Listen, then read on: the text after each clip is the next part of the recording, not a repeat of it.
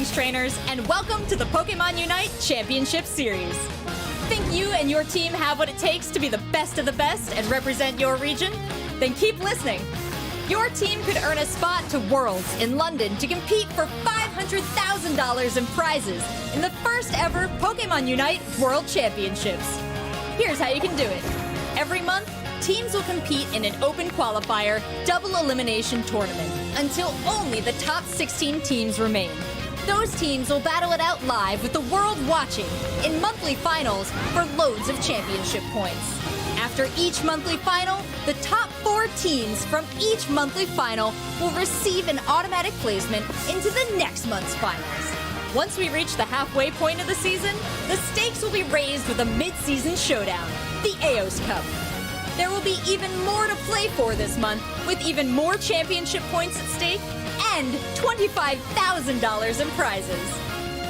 At the end of the season, players will be able to compete for a spot in the regional finals. 24 teams will earn a spot in this coveted tournament. 12 of those teams will be by last chance qualifier event. 8 teams with the most championship points, and the top 4 placing teams from the previous month's final. The top placing teams from this tournament will earn their share of $50,000 in prizes and a spot in London to represent their region in the first ever Pokémon UNITE World Championships. The time has come to unite.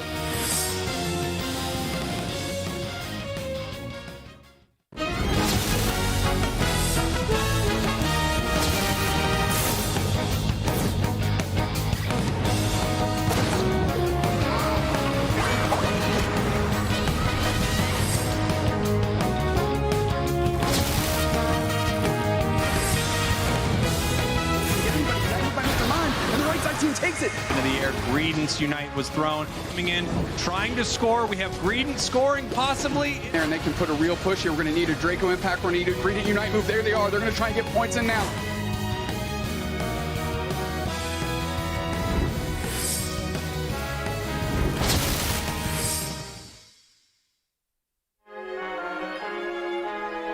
Hello everyone and welcome to the Pokemon UNITE Championship Series. Today we are kicking off the March finals. Teams from the EU are going to be competing to see who is the very best team, like no team ever was. We have such an amazing event lined up for you. First off, hi, I am Jake, aka Spraggles, your resident content cowboy here. Yeehaw! And I have an amazing team of casters alongside me. Joining me is my casting partner today, the incredible Sierra Dawn. Hi, Sierra. Hello, I am so thrilled to be here. I'm honored to be joining you three for the March finals. February was absolutely amazing to watch, and with new Pokemon in the game as well as teams just striving to be the very best, well, today is going to be an absolute treat. And my partner from last month, now paired up with Doobs, the incredible Jeff Hoagland. Hi, Jeff. Hi, Spraggles. Excited to be back here for another March finals for the Pokemon UNITE Championship Series. We've got 2 new characters added to the roster this month, and I'm excited to see how both Hoopa and Duraludon are going to impact the teams today. Absolutely. Both of those Pokemon, I think, are going to make a huge difference, and we're going to see them a lot. And of course, no broadcast would be complete without the incredible Doob Snacks. Hey, Doob. Spraggles, I'm just so glad to be back, happy to be here, and of course to bring the world the Aeos Island flavor of March Madness. Can't wait to get it underway. While I'm disappointed you didn't mention that it's going to be a slobber knocker, I am so happy to see you, my friend. Doob, tell us a little bit about what we're going to see and who is qualified for this month's finals already.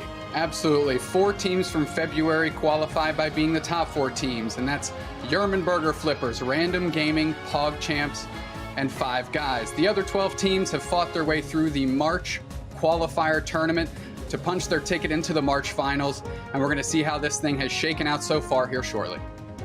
One really interesting thing that we're going to see is the top 4 teams from last month are the top 4 teams from this month. Now, last month in the February finals, we saw Random Gaming come back with just such an incredible series against Burger Flippers. Jeff, you and I got to sit down and watch that match together, and wow, what a series. I don't think we could have asked for a better first grand finals for the Pokemon UNITE Championship Series. We watched Random Gaming go from being down a game while they were coming up from the lower bracket to changing to this incredible Crustle pick kind of out of left field and utilizing this typically not very popular Pokemon to great effect with the rest of their team composition. Yeah, it was such an incredible series to watch. Random Gaming coming from the losers bracket, actually beaten by Yerman earlier in that tournament. They needed to win 2 series against Yerman Burger Flippers. Losing their first match, it looked like all hope was lost, but I think this is going to be even better than the movie Miracle. They came back somehow and won the entire series against Yerman Burger Flippers, beating them twice to become the February finals champion. It was quite a series. Yeah, I think this really shows just the incredible depth of team building that goes into a game like Pokemon Unite. Taking a character like Crustle, that's something that you not frequently see in competitive play, and slotting it in with the right strategy can make anything work if you set up right for it. Absolutely. And there are a few new Pokemon joining us right now that I think are going to change things a lot. I don't know if we'll still see Crustle, but boy, I would love to. Jeff, tell us a little bit about it. So we're kicking off with a demo video here of Hoopa, who is one of the new powerful supporters being added to the Pokemon Unite roster. Hoopa really opened up the format a good deal. Before Hoopa, we saw Eldegoss as kind of a must pick as a supporter for a lot of these team compositions, and Hoopa has opened up that slot a good bit by providing support with its trick move, like we see highlighted here, that not only provides a shield and increased movement speed to the teammate that you utilize it on, but also allows you to take a little bit more aggressive role with your support by doubling up your attack speed. You can't underestimate how Hoopa's moving across the map too and what it unlocks there with its other 2 skills, the Shadow Ball and the Hyperspace Hold. Jeff, how is that going to come into play today if that's the route that the players choose to build their Hoopa? Yeah, Hyperspace Hole in particular is one that provides an incredible amount of team dynamic. Not only does it allow you to send your teammates back to base inside of a team fight to heal them completely, but it can be utilized to jump your team across the map between your points. Speaking of jumping around the map here, we see Hoopa deploy its Unite, which has fundamentally changed the way teams are required to think about positioning inside of combat. We saw the almost entire team pop out of that hyperspace hole there, allowing them to warp to wherever Hoopa has united, meaning just a single Hoopa can position itself in a key spot while the rest of the team is off collecting those wild Pokemon for valuable experience and still show up on time. Now, Hoopa's not the only Pokemon that's kind of changing everything in this competitive scene. Sierra, tell us about Duraludon. It's definitely not the only Pokemon, that's for sure. Sure, Hoopa brings some really interesting gameplay mechanics, but Duraludon is bringing the pain. This Pokemon is an absolute unit and looking to put on that pressure, be dealing some great amount of damage, and a Unite move paired with this Buddy Barrier that, well, it can definitely change the tide in these team fights. Look at it out already on the island. This thing is a tower, and I mean, it hits like one absolutely insane. And this Unite move that it has, Revolving Ruin, it spins a beam of light around it in a circle, and if it hits an opposing Pokemon, it grants the user a shield, increases its attack, and how that can play around these objectives, Zapdos, this Dreadnought, is going to be insane, and I can't wait to see how these teams are going to implement it. Absolutely. I've never been more afraid of a refrigerator in my life, unless, well, I guess if we count when I was 5 years old, but it's irrelevant right now. Let's stop talking about how afraid I am of refrigerators and talk about Duraludon.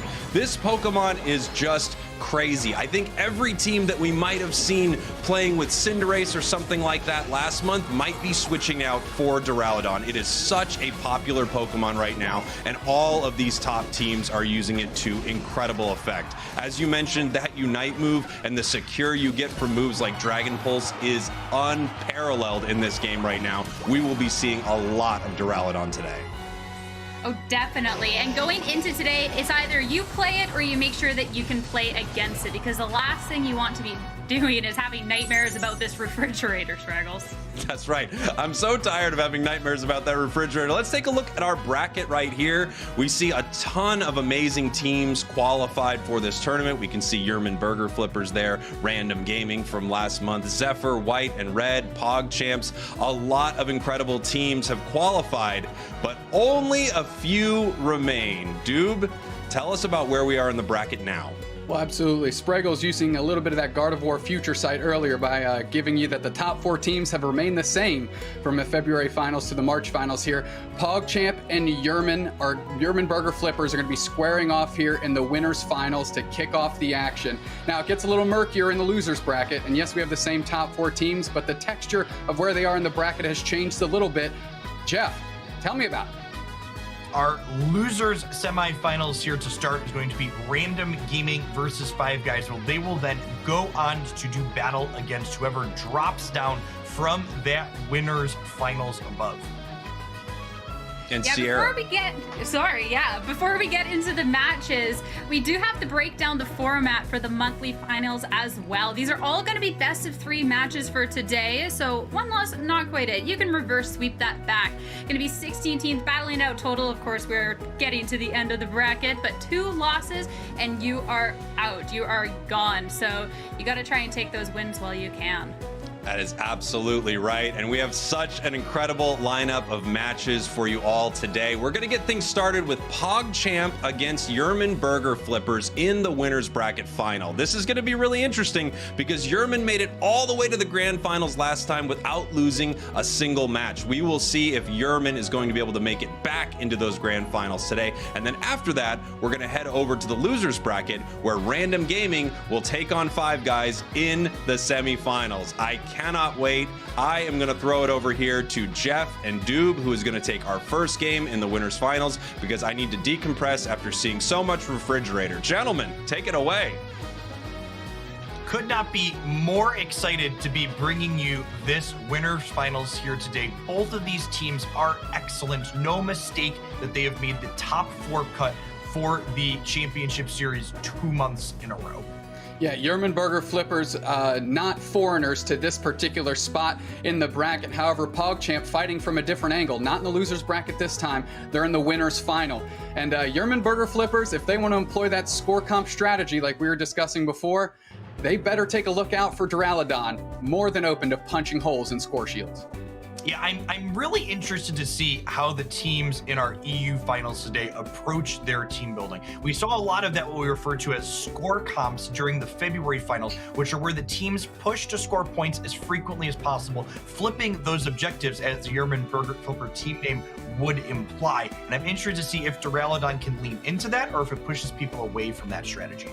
Yeah, absolutely. Blaine kind of anchoring that Yerman Burger Flipper team, but the player to watch for me is definitely Solary Yoshi for PogChamp. They're going to be in that central area, most likely picking up the refrigerator that has all the fear in the world on Spraggles here. We see Decidueye Cinderace. I know they were playing a little bit of Duraludon earlier today, but taking a look at that Decidueye, that is good, secure from a distance here. Jeff, talk to me a little bit about the skill set that comes with the Decidueye. Decidueye is actually one of the characters, while not new, that we saw get a power level increase in the most recent balance patch. That Spirit Shackle allows you to secure objectives and knockouts on the opposing team from an incredible distance. And the build that we see here on both Decidueye and Cinderace is very common for those center path carry Pokemon. You have Muscle Band and Scope Lens to pump out consistent amounts of damage, and you have that Buddy Barrier to give you that key health boost. We're looking at these teams pick their players here, and I'm looking at both sides of the board, and it doesn't look like Yerman Burger Flippers are going for that score comp in this particular setup here. Now, I'm taking a look. We see Kivo, we see Urzaron on the Duraludon and Hoopa, those 2 new characters.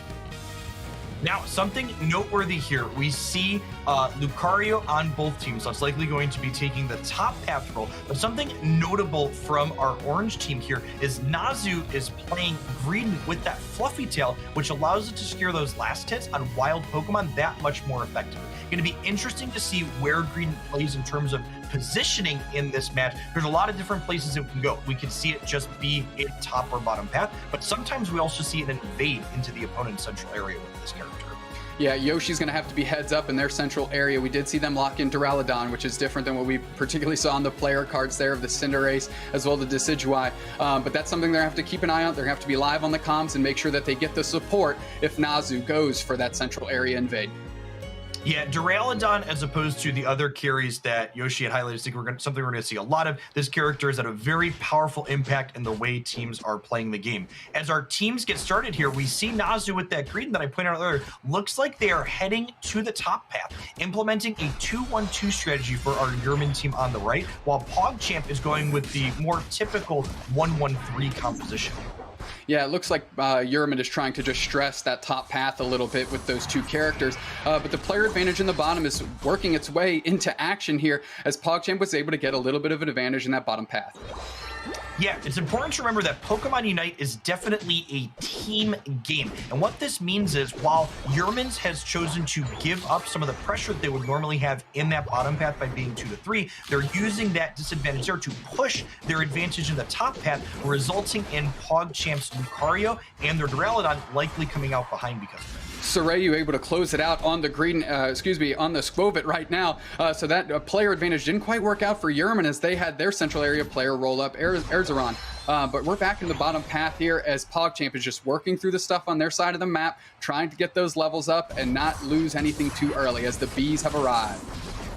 Yeah, and we see here, talking about where that Skwovet is going to be in terms of position. We see after it gets knocked out, it is heading directly into the central area for PogChamp, looking to perhaps pick up some knockouts. And something very interesting here from Yerman, it's not alone in that central area with Duraludon for Yerman joining them there, perhaps trying to get a knockout here on Yoshi. Yeah, Yoshi in a bad way. Here's the Fridge and the Squirrel team up for this the most. We'll call that the Ice Age setup, right? The refrigerator and the Squirrel, we getting it done over there in the opposing central area. Good look by Yerman and exactly the receipts they were trying to dish out. We see some of the power of that hyperspace hole on Hoopa there in the bottom path for Yerman. Both of their characters very low on HP, able to take that hyperspace hole back to their starting area, heal up, and then jump back right down to that bottom path to begin applying more pressure. Yeah, absolutely. PogChamp again staying a little bit reserved, trying to make sure they get all their stuff. As I'm just kind of keeping an eye out on the Skwovet as it's kind of going all over the map wherever it wants here. And now Yerman rolling down to that bottom path, maybe trying to get ready and get set up a little early for that Dreadnought. We see the payoff of what Yerman was trying to set off playing out a little bit early here with their Duraludon being level 7 a bit before Yoshi here as they get some knockouts in the top path, again pushing this 2-3 advantage against the more powerful characters in the PogChamp team. I mean, central path, Yoshi getting KO'd again, and that's exactly what Yerman wants to do. Keep them off their levels, keep them behind, and that's the way they're going to leverage an advantage here. As PogChamp is all over the bottom bees, no worries there because I still think this is working to Yerman's favor based on what they're trying to execute here. Yeah, and we see Yerman utilizing that hyperspace hole, connecting those outside goalposts to bring down their Duraludon and Lucario that are over-leveled at this point. That Duraludon notably has hit the very key level 9 breakpoint, which means it has its very powerful Unite move that we see pop off here, increasing its attack and allowing them to secure a bunch of knockouts and this first Dreadnought. Just getting some KOs and they're able to, oh wow, the Slowbro steals the Dreadnought for PogChamp. That's a great look there. And now, but doesn't matter, Yerman Burgerfurb is putting a pressure onto this bottom path. They're going to try and close out this goal zone despite losing the Dreadnought in a bizarre fashion. Great steal by PogChamp to kind of keep some parity going here and get some experience on their side. And Solary finally hitting level 9 and getting that Unite move for themselves as well. But the Express Lane Highway on the map has been clicked on by Yerman and they're moving to the top path. Yeah, and we see that even with PogChamp able to sneak out that very valuable last hit on the Dreadnought, Yerman able to keep parity, even be a little bit ahead on level still, thanks to the push they had in the top path to start here. Yeah, Nazu getting KO'd, and now the Rotom is kind of open, and PogChamp takes that one too. So now the objectives are rolling into the way of PogChamps. You love to see it. Now Yerman's stuffing their goals, and that's a Unite move, and we're seeing if they can convert on that, get some KO. There's one KO. Let's see if they is that a 2-drop? They're dropping 2 right now. That Duraludon, the Johnny Cash Pokemon, using that Ring of Fire, cranking up the heat, and taking the opposing team down, down, down. Jeff? Yeah, we see that outside goal getting broken, giving PogChamps that very valuable point lead to start here. We see Yerman now sweeping down to the bottom to perhaps make a push on this bottom goal zone to not only catch back up in points, but trying to secure the positional map advantage before this very important second Dreadnought is able to spawn here in 25 seconds. Yeah, that's going to be the ticket here, as Yerman's going to have to get down to this bottom path, and they're just circling around, maybe getting ready for that objective, as you mentioned. A little bit of action in the top goal zone as Crackies gets their points in, probably off the back of a score shield there, and now trying to work on a crab for themselves. This upcoming fight around the second Dreadnought is going to be one of the biggest explosions in the game, as this is the key point where we see all of these Unite moves start popping off with these incredible buddy barrier shields blocking out lots of damage from the opposing team here. Well, I saw back-to-back Duraludon Unites, and then, of course, two Hoopa Unbounds are moving across the map, and they're chucking haymakers into each other. Yerman Burger Flipper's getting the worst of it. They had 2 players down, and now Slowbro playing forward here, and they're going to go back, and they end up getting the Dreadnought themselves. PogChamp getting their 3rd objective of the game here, despite being behind on levels a little bit for most of the time. And they're pressuring this bottom goal zone here. 4 points left on it. They're going to be able to get a good overdunk if they can clear out the trash, which is the Yerman Burger Flippers. KO streak of 2 for the Duraludon Pokemon. KO streak of 3, you can't stop it. The fridge fear is real down here on Aeos Island. Yeah, we see PogChamp turning that little bit of behind early into an incredible advantage off that first Dreadnought steal. It allowed them to keep parity in terms of levels, which allowed them to then win a team fight at the first Rotom, which then set them up to push off at that second Dreadnought in the way that we just saw there. The Duraludon for PogChamp's already level 14 with still 3.5 minutes left in the game. Those last 2 levels are such an incredible stat advantage in Pokemon Unite. Yeah, having 2 levels on their counterpart is not good news if you're Yerman Burger Flippers, and they have to get creative on how they're going to make up that gap here. We see Yerman Burger Flippers, they're kind of saying to their side of the map, don't want to overcommit and maybe feed anymore into this PogChamp squad that's getting over-leveled and very strong very quickly. And Yerman Burger Flipper is going to, oh, look at this, PogChamp moving in as a unit as they're trying to take down the road, and the Unite moves come out, and now they're putting the pressure on. Yerman Burger Flippers starting to fall like dominoes in this upper path here. Finally, the whole team has to pull up, and just the KO streaks are raining in for the Duraludon again, and they're going to hit level 15 before this Zapdos, no doubt about it, as the Rotom, it does not make it in, but who cares? KO streak of 3 for the Duraludon. Yoshi was the player to watch, and Yoshi is cashing it in all over these Yerman Burger Flippers. Love the absolute fantastic positioning from PogChamp there. If we noted, we saw 3 of their members wait to get vision with that Rotom to see how the opposing team was positioned so they could attack in the most ideal way.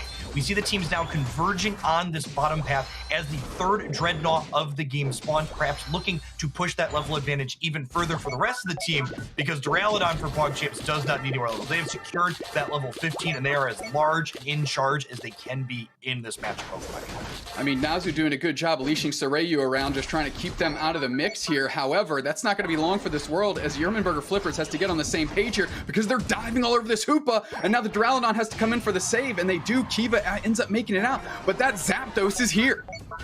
Yeah, the Zapdos is spawned, and notably, look at the positioning on the map here. Yermans are caught outside of the Zap Pit at the start here, and PogChamp is just going in on this objective, pulling them into a team fight that they cannot win, as 3 members of Yerman go down very quickly. Hoopa Unbound is certainly getting shackled now, because Yerman Burger Flippers is not converting on that. Now it's just up to them to finish the job. PogChamp does. They seal it up. They unlock those goal zones, and now you know what it is. It's Hundo Burger time. It's double bucket time. It's straight ducats, and PogChamp has the opportunity to just sway this lead before they can even get some points in, Jeff. Yerman Burger Flipper says, I'm done here. Wash our hands of this one. Game 1 did not go the way we wanted.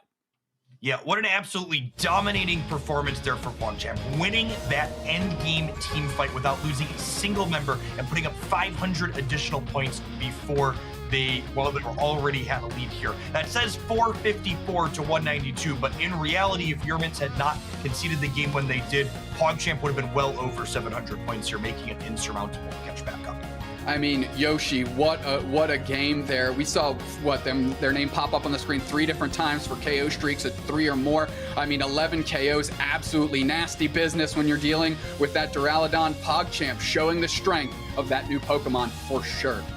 Yeah, I mean, the 11 knockouts there, along with 8 additional assists for Yoshi, really highlighting how they were able to get to level 15 as quickly as they were. More knockouts than the entire opposing team. And oh, boy, golly, over 100,000 damage in a competitive match of Pokemon Unite, dude.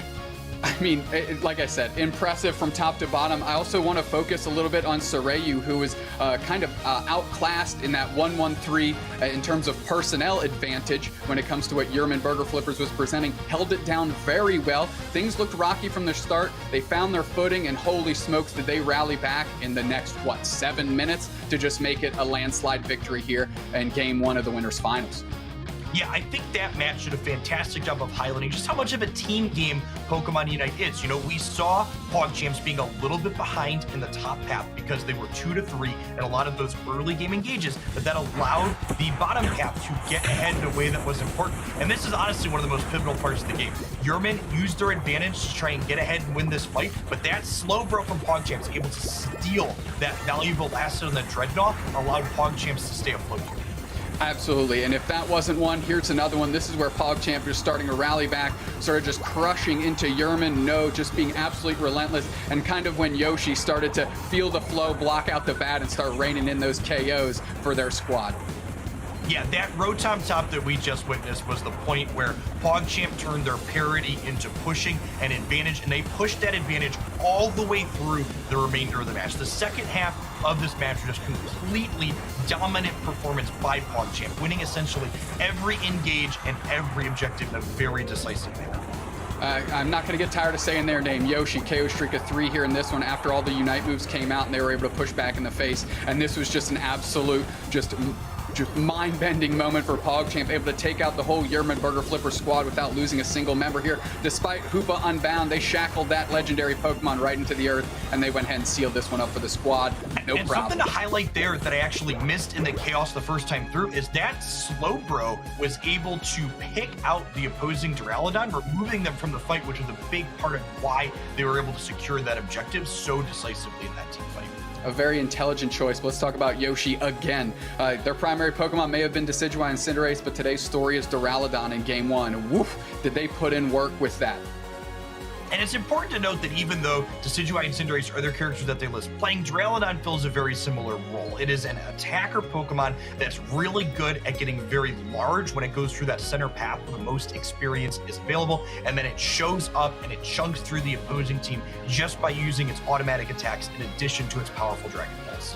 Yeah, range is the story of the 2 Pokemon on the screen, and of course the one we saw Yoshi employ in that particular game. A lot of good work, obviously powerful Pokemon playing at a distance, and of course the ones you'll see in that central area. And exactly the type of player you want to anchor that spot is a player like Yoshi. 11 KOs, 104, 1,000 damage. I don't think you could write it up better if you're the player themselves. Yeah, I think if you ask Yoshi, what are you looking to do going into a match at Pokemon Unite, they could point to this game and be like, that is all of the things I am interested in doing in a competitive match at Pokemon Unite.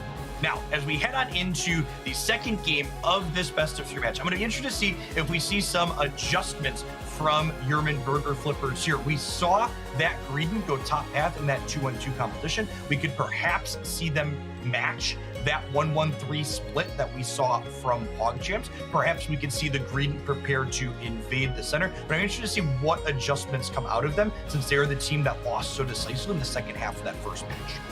Well, if there's anything we know about Yerman Burger Flippers, the easiest name to say in the game is that they have a lot of tools in the tool belt. And if there's one team that can switch it up, and it's not random gaming, it's certainly Yerman Burger Flippers. So I'd like to see them reach into the tool belt, maybe come off of Greedent, or at least employ a more meticulous strategy onto the Greedent, and maybe focus more on building their team to, leverage that advantage of what the Greedent brings to the table.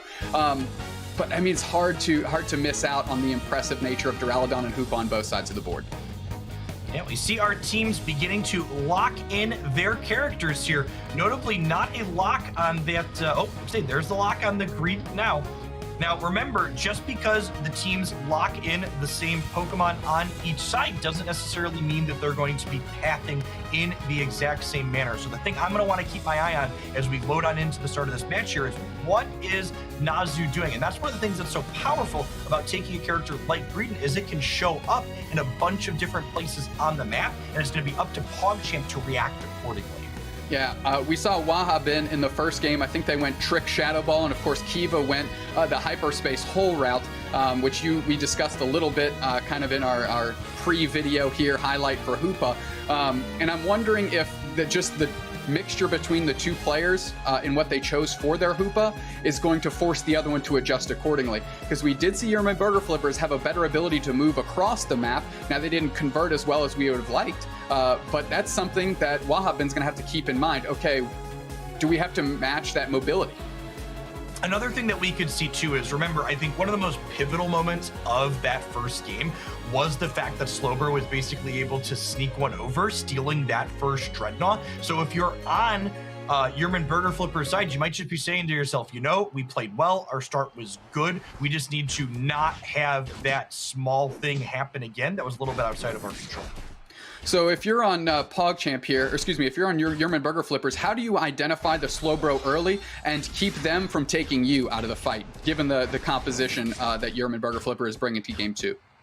Yeah, I think the key to securing objectives in spots like that is really that Dragon Pulse on the Duraludon here. And we see Nazu doing what I mentioned to start here, changing up their positioning, going after these buff Pokemon in the central area as opposed to going to the top path. And it steals that when they're out from under Yoshi. That's exactly what Nazu's looking. If they can get one, great. If they can get 2 Pokemon from that central area, even better. And now Yerman already having a little bit stronger of presence in this early game as we saw than in game 1. Yeah, we see that full heal there for Seryu on PogChamp, getting them out of that tight position, denying that push from the opposing Lucario that would have knocked it out, pushing it back into Yerman's Duraludon. Something I want to note, Yerman Burger Flippers did a good job limiting Yoshi early. However, they kind of dropped the ball a little bit later on in the game as Yoshi was able to outlevel everyone on their squad. And I want to see that happen again, except this time, don't drop the ball, convert on it. Blaine getting pushed a little bit by Vieto San, and now they are forced to retreat here in the face of the bottom path, and Nazu gets their Greedent off the back of a score. Yeah, and we see this kind of trade-off here that Yerman executed in the first game, also coming to fruition here again. Look at all of the characters on PogChamp's side. Their Blissey is their first level 5 dupe. Their support character is not where you want your highest level to be in a game of Pokemon Unite. Absolutely not. And PogChamp having to force 2 players in to take care of that Greedent is not good news for them either, as Kiva and Blaine are just doing well, sticking to their side of the board. We just saw the Duraludon up top of your screen there peel the corner, trying to get back into their central area to get their levels up on the wild Pokemon. And look at how far Kiva's playing up, just trying to get vision on this PogChamp team, not interested in engaging, just trying to get a little bit of an idea of where they're at. Great surf by Vieto San. I know it didn't really convert to anything, but that looked real good. Yeah, we see Greedent doing what it does best in being squirrely around the map. One of the strengths of this character is it's so mobile, it can cross the map and be in a spot where you don't expect it to be. We didn't see Greedent play bottom path at all in that first game, and now it's here in the second game, again, forcing PogChamp to be reactive to the positioning where it takes with a huge knockout for Yerman on top, taking down that center path Duraludon. Let's take a look at the levels, and it looks like they're all in the favor of Yerman Burger Flippers here across the board, and that's exactly where they want to be, as Nines is working on Soreyu. Soreyu getting pushed back, jumping into the Duraludon, Urzaron, and Urzaron going to try and finish off Soreyu, as now they're just tag teaming them, and 9 finally closes the door on their opposing Lucario. Great look in the top lane for Yerman Burger Flippers.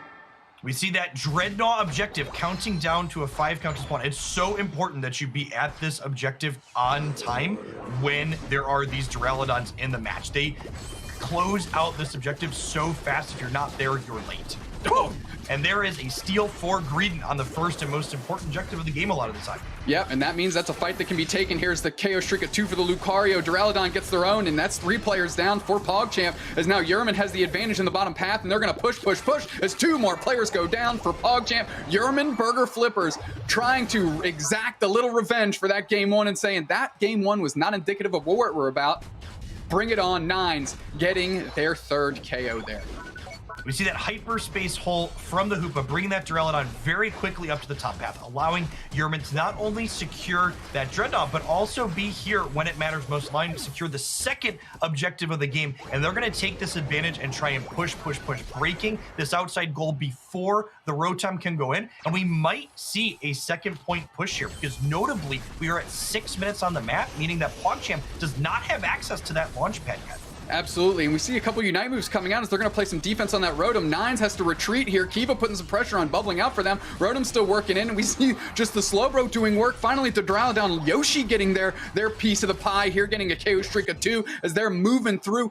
Good defense from PogChamp here to recover as they were put on the back foot, but something you want to note, Nazu was all over in that central area while that team was focused on that Rotom push.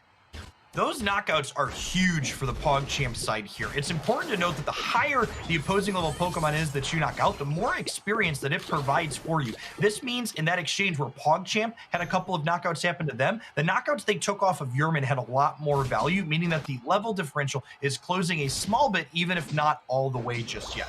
Well, you got to start somewhere, Jeff, if that's for certain. And that next point of inflection here in this match is going to be that Dreadnought. Look at Yerman posturing around, getting ready to set the scene here for this team fight. And Hyperspace Hole comes out by Kiva, and that's a Unite move. That's another Unite move coming out by the Duraludon. And now it's just an absolute melee down here. First player down's on Yerman Burger Flippers, but the push is on 2 players down for Yerman, 1 for PogChamp as they're working through each other. KO streak of 2 for Yoshi because they're feeling it now.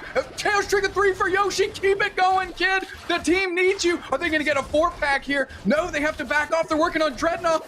Oh, Squirrel takes a KO on Lucario and takes the Dreadnought here. Great work by Nazu. Yeah, Nazu really showing there just the slipperiness of Greedent's character, able to dance in around and all around that objective, staying alive while the Dragon Pulse put it down to a spot, but not quite knocking it out, and allowing that Belch to knock that Dreadnought out, securing experience for Yerman in a team fight that they had otherwise lost. Blaine, the soul of this Yerman Burger Flippers squad, was on Wigglytuff in the February finals, picking up A9. That's Ninetales here in this one and doing great work in that bottom path, showing their flexibility across characters. Yeah, we see Yerman again leveraging that hyperspace hole for the incredible amount of positioning across the map that it provides, getting their entire squad from the bottom path up to the top to secure that Rotom. We see what we frequently see happen with these Rotoms in the mid game, where they are not pushing with this objective. They are simply using it as map pressure to keep members of PogChamp busy, while Yerman is able to spread out and clear all those valuable wild Pokemon off the map, gaining those ever important levels. They can be bigger at that endgame team engagement. Something that can't be understated here, if we saw how close Nines was sticking to that PogChamp and that Rotom to help increase the vision that was providing to really get an understanding of where everyone was on the map. Oh, they're jumping all over this poor Blissey that's stuck in the middle of nowhere. Urzaron and Kiba pushing as Cracky's going to go down here. Firm retreat by the chunky Pokemon makes it out, but a good look and well sussed out to put the pressure on by Yerman Burger Flippers. Solary and Nines going after it. Nines get the better of that one as they're out just the same level as that central area Pokemon for PogChamp. Yeah, incredible pop-off there for Yerman's Lucario in the top path, nearing level 14 already with 3 minutes left almost. Definitely looking to be level 15 for that end game engagement if possible, as they get the forward positioning at this third and final Dreadnought of this second game. Yeah, Yerman with good positioning. They're already chipping into Dreadnought. They're just trying to protect it. There's 2 minutes and 30-ish seconds on the clock, which means they're going to seal this up, push their experience advantage, use those shields, and try and carry that straight into Zapdos, where Nines is already trying to get there to get some vision on the opposing squad. PogChamp susses it out, chips him out, and we've got a couple minutes till Zapdos. Couple seconds. What am I talking about, Jeff? Big difference here between the first game and this one. Yoshi is not level 15 going into this engagement. The big thing I'm going to want to look for that we saw swing the fight in PogChamp's favor in that first game is the Slowbro for PogChamp going to be able to pick out Duraludon, or is it going to position itself more securely? And they are late to the party on Yerman's side. PogChamp is taking this objective. They took that objective, but they're going for that back cap action. Duraludon going to try and get some points in here. Is it going to be a Duraludunking? Of course not. Duraludon goes with the granny shot, gets the Hundo Burger in, but we got the push the other way by PogChamp, as all the goal zones are unlocked, and they have tons of Aeos energy to get in there here. 100, 200. Yerman better stop the flow here because there's a lot of points and opportunity. There's another one, 534. Yerman's lost the lead here with 1:28 as the Unite moves are coming out, and they're trying to play defense, but it might be a tad bit late because all those points have already gone in. The goal zones have restored. You now have to score the hard way here, and Yerman has just a small gap to make up here. I think the important thing to note is that Zapdos was basically uncontested from Yerman's side. They just ran across the map and went to dunk. So we might still see Unite moves out of Yerman's team, allowing them a big push at the end here. The score timer is about to tick to 1 minute, letting Yermans know that they need to push here. And the knockout on the Greedent when you know that you need to push is not what you want to see on Yerman's side. Yeah, that Greedent did not have full pockets, but it did have that score shield. But you saw PogChamps rain down off that springboard and be able to break that score shield up just in time to keep them from scoring. And I think that's kind of what Yerman was banking on for their score. But now PogChamp is pushing into this bottom path with that far goal zone, and they got players all over it. And they'll be able to get more points in here. They're going to get a big over dunk as the 100 goes in. 666. That is the Satan's number for Yerman Burger Flippers. You hate to see that, as that number is climbing. 802 to 581. You perfectly executed push at the end here for PogChamp. Something that's superb that I would really like to point out from them is you'll note when they scored their 500 points post Zapdos, they explicitly left that outside bottom point up on the map, knowing that if these 500 points weren't going to be enough, that outside point provides less healing, making it easier to put more points in the future. It seemed like this was all Yerman Burger Flippers all the time, and it just got eked out by their strategy of giving up Zapdos, Jeff. They're probably going to have to go back to the drawing board and review that one. Look at those score totals on the side of PogChamps. Yeah, I think if you're on Yerman's side of the match there, you really have to wonder, was our call in the end game there correct? The levels were at parity, or I think even favored Yerman a little bit after they secured all three of those Dreadnoughts. They had the third Dreadnought shield. Was it correct to give up the Zapdos in that position? Is something that they're definitely going to have to be reflective of. That's without a doubt. We're taking a look here, and you can see the points just going up at that Zapdos mark. Those easy points raining in, PogChamp converting hard, and then you mentioned that meticulous push into that outer goal zone. Looked great. Great decision here. Yerman's going to be chewing on this one for at least a month, that's for sure. Now remember, this was our winners final, so perhaps Yerman going to be dropping down into that losers bracket, but they're down, but not out, Dupe Snacks. If they have a successful run, they could re-challenge PogChamp in the grand final and perhaps make slightly different decisions on where they push and when.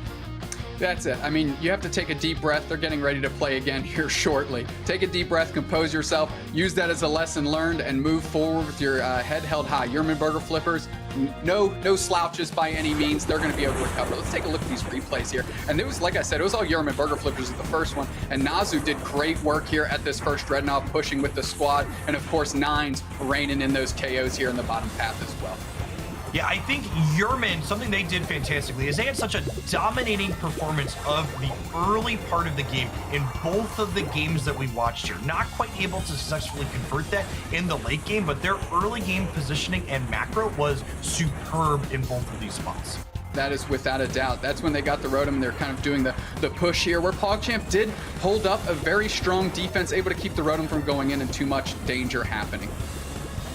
Yeah, we see this fight here was a pretty key inflection point as well. PogChamp showed up. They had more Unite moves available to them, and they win this team fight pretty decisively. The problem is they did not win the team fight enough to take out Nazu with its slippery Greedent Squirrel, who is able to secure this objective after surviving thanks to its Unite move. I mean, absolute Unite move belching all over the place. And this is where PogChamp just flooded all over Zapdos, contested by just the Greedent, maybe putting pin in that prayer there. They get KO'd, and now just all the points rain in. And this is that outer goal zone push that you mentioned that really put it over the top.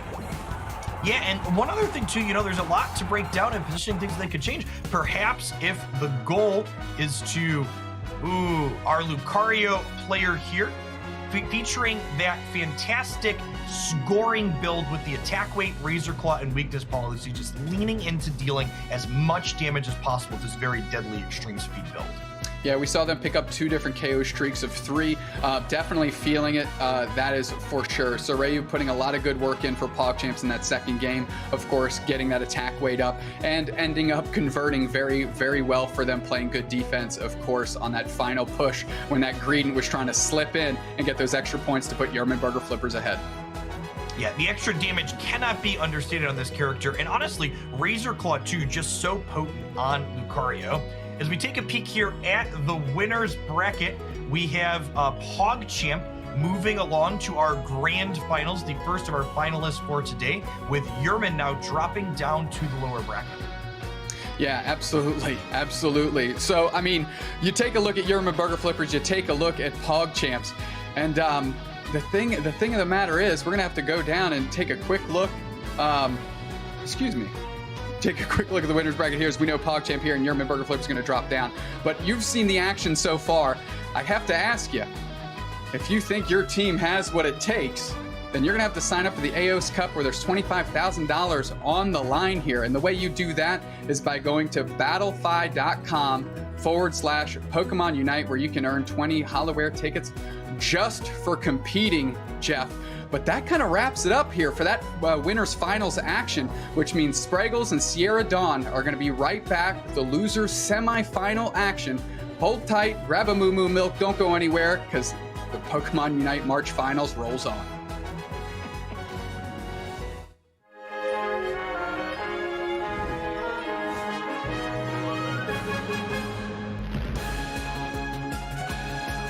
Look at that barrier! Look at that barrier maneuver! What do we call this? The Hundo Burgers. There they go.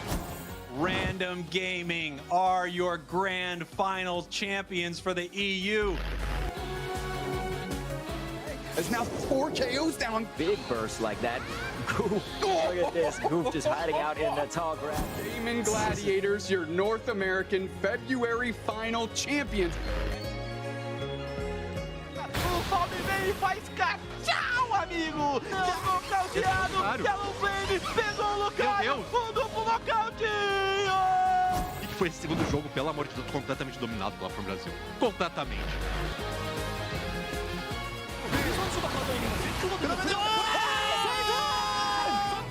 안으로 들어왔어요! 썬더버스트!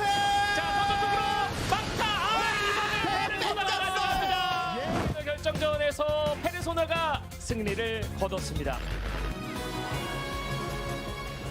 入り乱れるレジェンドピットでの戦いになりますが、このままそれともキングオンとここでシエロが流れを作ってますね。試合勝利となります。先ほどのリセット前からの流れそのまま。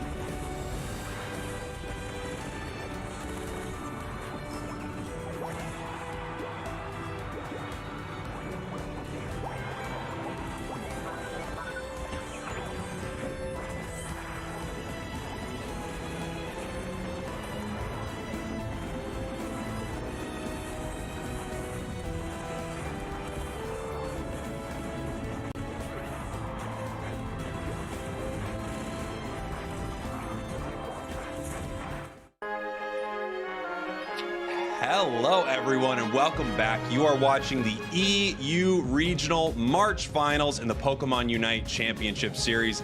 And what an amazing first series we just saw between PogChamps and Yerman Burger Flippers. PogChamp is now going to be heading into the Grand Finals, but right now we are going to be watching the Losers Semi-Finals. Let's take a look at our updated match schedule right now. We just saw that PogChamp game, so they won over Yerman 2-0, which is incredible. PogChamp has been playing so amazing today, and the match that Sierra and I are going to be bringing you is between Random Gaming and Five Guys. Whoever wins that match will go up against Yerman Burger Flippers.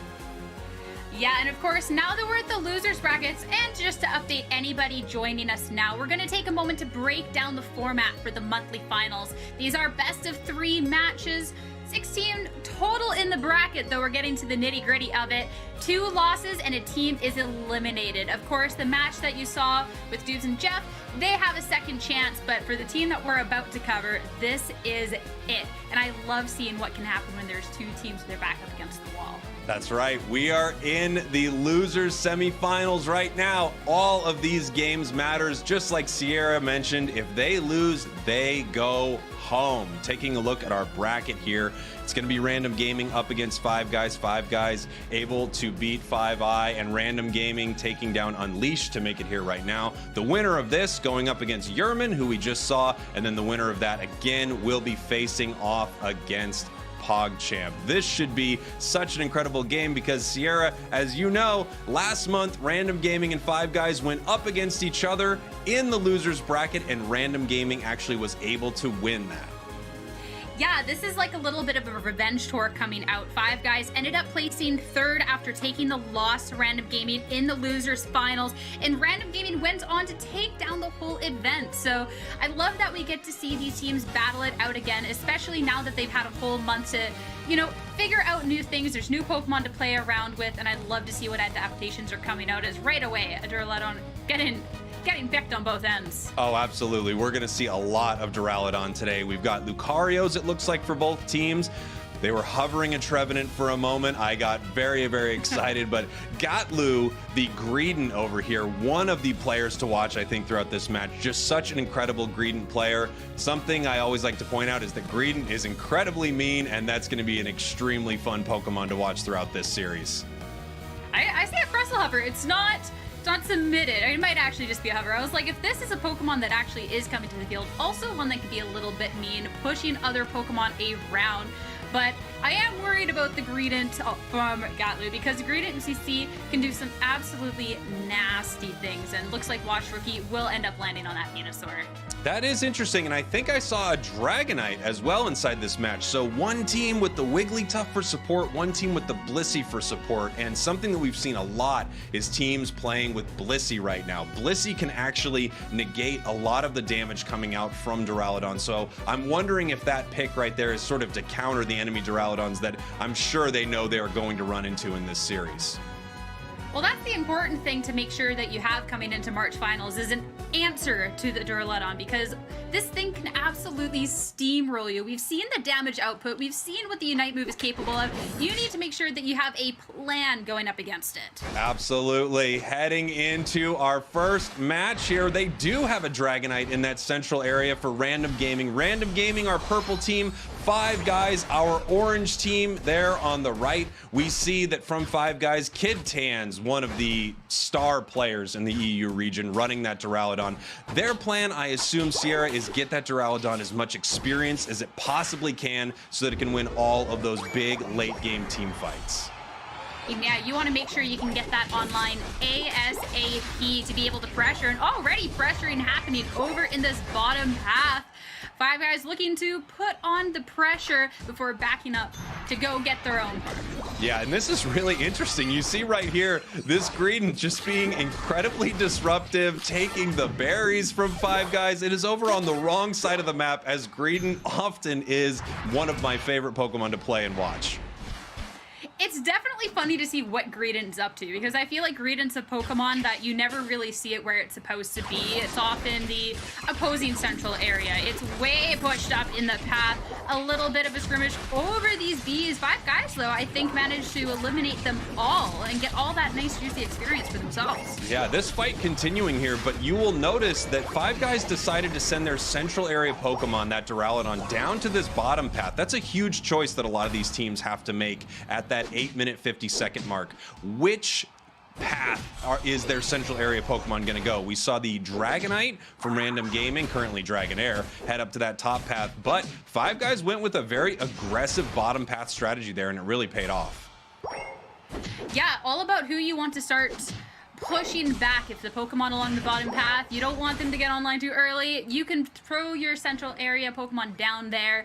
Looking at this, though, there's going to be the Squirtle, and now Greedent yet again being where it shouldn't be long, and Random Gaming being able to push around this Lucario on the top path a little bit. Yeah, we have a lot of really interesting movement happening from these Pokemon. You know, Hoopa is making its way to the top path to deal with this Greedent, and yeah, just as you mentioned, this Greedent always somewhere you don't expect. That's one of the most exciting things about watching a Pokemon like this. And now we have a little bit of a skirmish breaking out in both paths. Yeah, both teams really looking to apply this pressure, but they keep pushing towards the goal, keep being pushed back. Each team nicely checking the other, which is really, really nice. There's some teams that sometimes are a little bit more passive. Some like to really test the waters, test their opponents, and we can see the first match. These teams are really putting the pressure and testing each other out. And something that you're going to want to notice here for everyone watching at home, we have a level 7 Ivysaur down here in the bottom path. That is huge. If Ivysaur can get level 7, they're in a great position for this fight because they have their Petal Dance Giga Drain build ready to go. This looks like 5 guys is in great position to take this Dreadnought right here. Almost going down already, and here comes the Secure by Duraludon. Yeah, they were in such a nice spot from the beginning. Random Gaming didn't really seem like they could get an angle in and just a little bit of burst damage. That's all it's going to take. Such a nice objective to be able to get your hands on first and being able to break open that first goal as well. Get some points on the second. 5 guys, you know that they appreciate grabbing that one, and they're feeling even confidence enough to keep pushing towards this bottom back goal. Yeah, what an incredible amount of scoring there for 5 guys. But you'll notice Greedent stayed in the top path that entire time. They are now taking Rotom. They're going to end up breaking that top goal. So Random Gaming just had a completely different strategy here. They said, we're not going to engage for this Dreadnought fight. We are going to be pushing at this top path, and it looks like it's working. Very, very close for both teams, but 5 guys able to stop that Rotom before it goes into their secondary goal. One thing with the fact that they have to sit there and stop the Rotom is that's taken away some of the pressure from other parts of the island here. You're committing somebody from 5 guys to have to sit along that top path, try and bring this Rotom down. But Random Gaming not really applying any much pressure. It's just a little, you know, you take an objective, we'll take one, and here we go. Though it looks like a rotation up to the top path, and something nasty could break out here as already these teams, this Venusaur is having to run away, and it doesn't quite make it. It does not quite get away from that mean Greedent. And yes, some really interesting fights breaking out across the map. You'll notice if you look at our mini map, there isn't a lot of experience to be gained throughout the map because these teams are doing an amazing job of clearing all of it. Big score coming down here for 5 guys. And now we have a 1-point difference between these two teams because of that Greedent, who is always somewhere you don't expect. It's like a game of Where's Waldo with this Pokemon. That it's a close battle alert flying on the screen. Yeah, it sure was. 1 point away from 1 point. Now Random Gaming's gonna able to put a little bit more in. And just in time now, I feel like these Dreadnoughts from here on out could really start to differentiate these teams. Big Unite moves coming out from both ends. All of these Pokemon looking to get involved, and it's going to be a Duraludon being able to not only secure this objective, but grab a nice couple of KOs along with it. 5 guys in nice form with those objectives. Yeah, we saw that amazing Unite move from Hoopa there, just able to bring all of 5 guys down to this fight.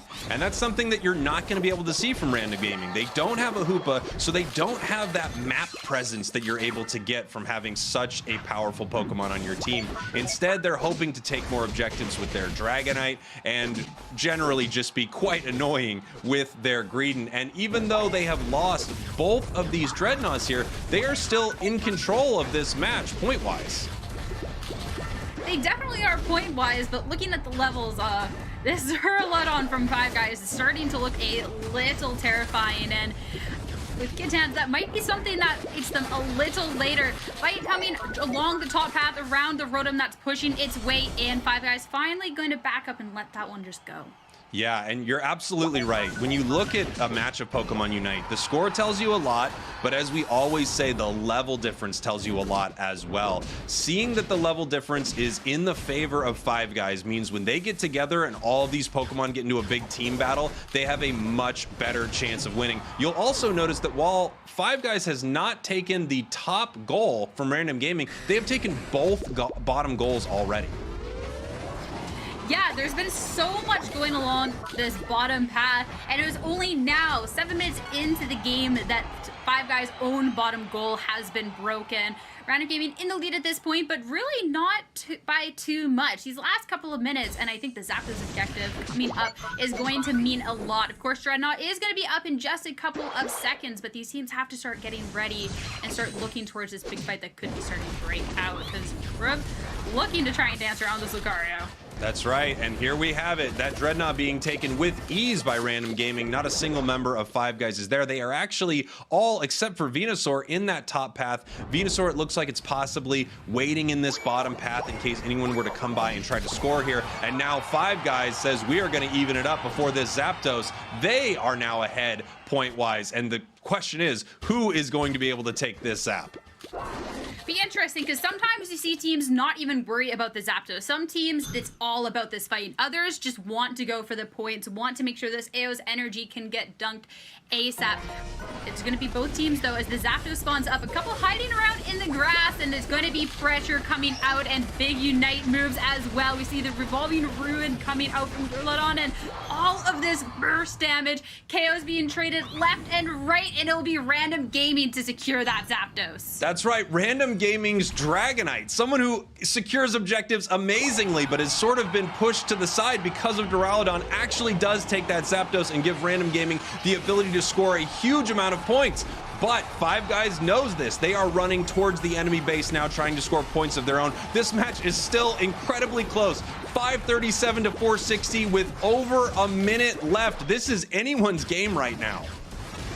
It really is. It's going to be all about who comes out on top in the team fight, because if Five Guys can keep pushing forward to get a bit more in, you know that they could still bring themselves back. Less than 100 points in between them versus Random Gaming with the lead. Now, all they have to do is defend and secure and make sure that nobody from Five Guys even gets that opportunity.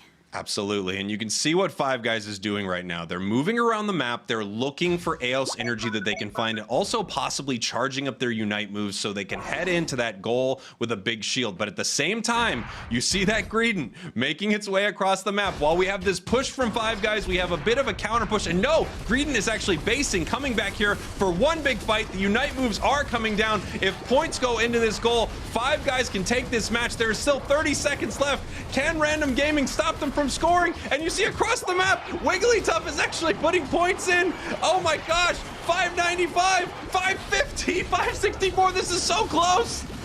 This is so close, and just 10 seconds left. Now, of course, the score is going to disappear, and as KO's ringing across the map, it's all going to be if Random Gaming has done enough, or if Five Guys just managed to get back in there. Oh my gosh, this might be the closest point thing we're gonna see today. Wow, I mean, what an incredibly close game. I'm not positive who actually came out on top there. Just barely. Random Gaming, 595 to 566.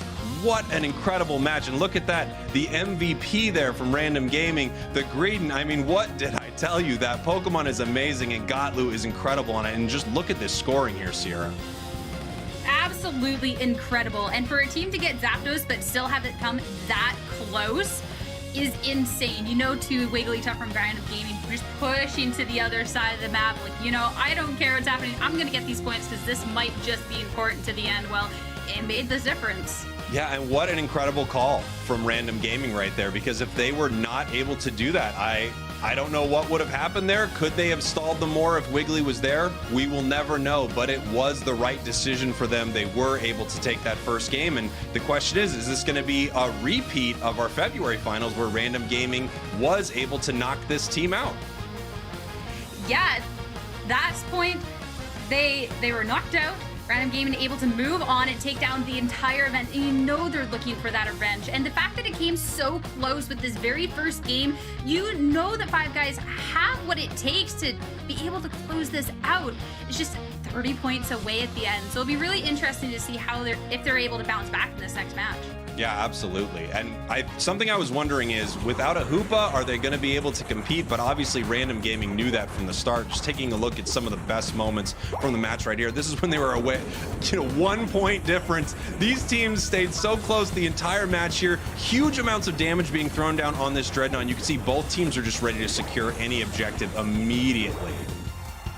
Yeah, the team fights that were breaking out around, the revolving ruin, and as well for the side of Five Guys with the Hoopa that they had, these rings unbound, just incredible. They were pushing towards these team fights, and they consistently tested the waters with each other too. We saw along both paths the amount of pressure they were putting on, trying to make sure the other team didn't get the start that they wanted, while also setting themselves up for an advantageous position going forward. And now here we have this amazing Zapdos fight. So much damage coming down on Zapdos there, but it was able to get secured by that Dragonite. Again, used to be the star Pokemon for securing objectives, and it still is able to give Random Gaming that amazing Zapdos lead right there. And then no matter what Five Guys tried to do, Random Gaming was here to stop them. They almost got this match back under control, but they were not able to. What an incredible match there. And of course, our MVP, Gotlu, playing Greedent. Yeah, we've seen Greedent do insane things in the past, and it doesn't look like today is going to be any different. And just Greedent, I mean, it's a greedy squirrel running around the map everywhere it shouldn't be, and just grabbing these points, being such a tanky Pokemon that can't be taken down. There's no wonder that Gatlu with that Greedent's going to be MVP today. Absolutely. And you can see the item choice. It has that score shield, so it's able to really score at will. A buddy barrier that it can use with its Unite move to really pair that together. And then, of course, that attack weight. Playing this Pokemon in the top path, really playing Greedent anywhere, you are going to score a ton. So this just makes Greedent stronger and stronger and stronger throughout that match. This is absolutely one of the players to watch throughout this entire series, and it warms my heart that they are playing one of my favorite Pokemon in the game, Greedent. It has just been incredible.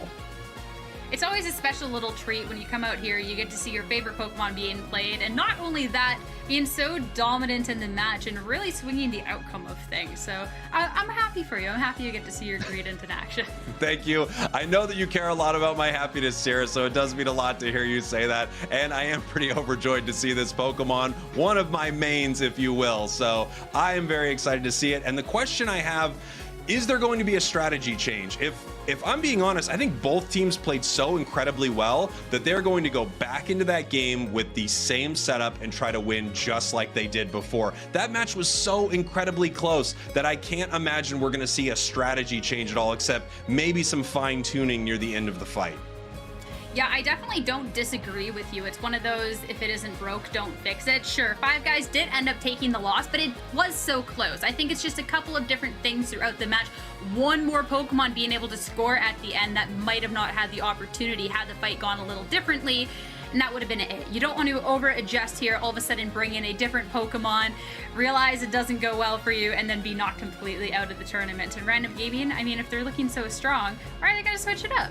Absolutely. I mean, and the other thing to notice, when you have a team without a Hoopa, I wonder if they want to switch that up. Now that they have sort of the match advantage and they are able to lose a match, do they want to put Hoopa into this? Do they want to try a different strategy here? Because when I'm watching Random Gaming play, I think, oh, the strategy that they could put forward, bringing a Hoopa onto their roster would be quite amazing. However, that Dragonite obviously was one of the difference makers in that match.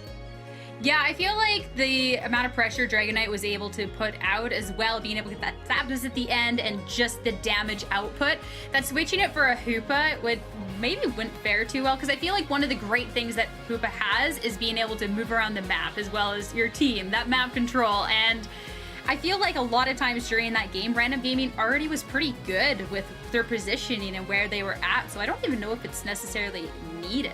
Yeah, it seems like Random Gaming was playing a style of Pokemon Unite from before Hoopa, where they were just so aggressive, moving towards all their goals. It didn't matter that they didn't have that map presence. They weren't able to teleport around the map like that. They were still pushing towards all of those objectives. And just like we saw earlier, while the fight was happening at that first Dreadnought, we had Greedent all the way in the top path. Like I said, it's a game of where's Waldo, where is Greedent throughout these matches? And the answer is doing incredible work everywhere.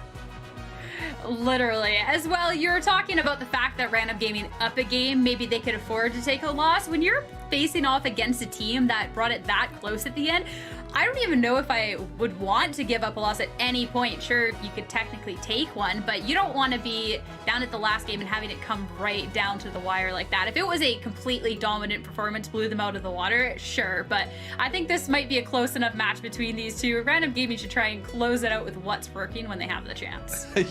You're making an incredible point, Sierra, because what I pitched as a strategy possibly was, hey, what if we lose one?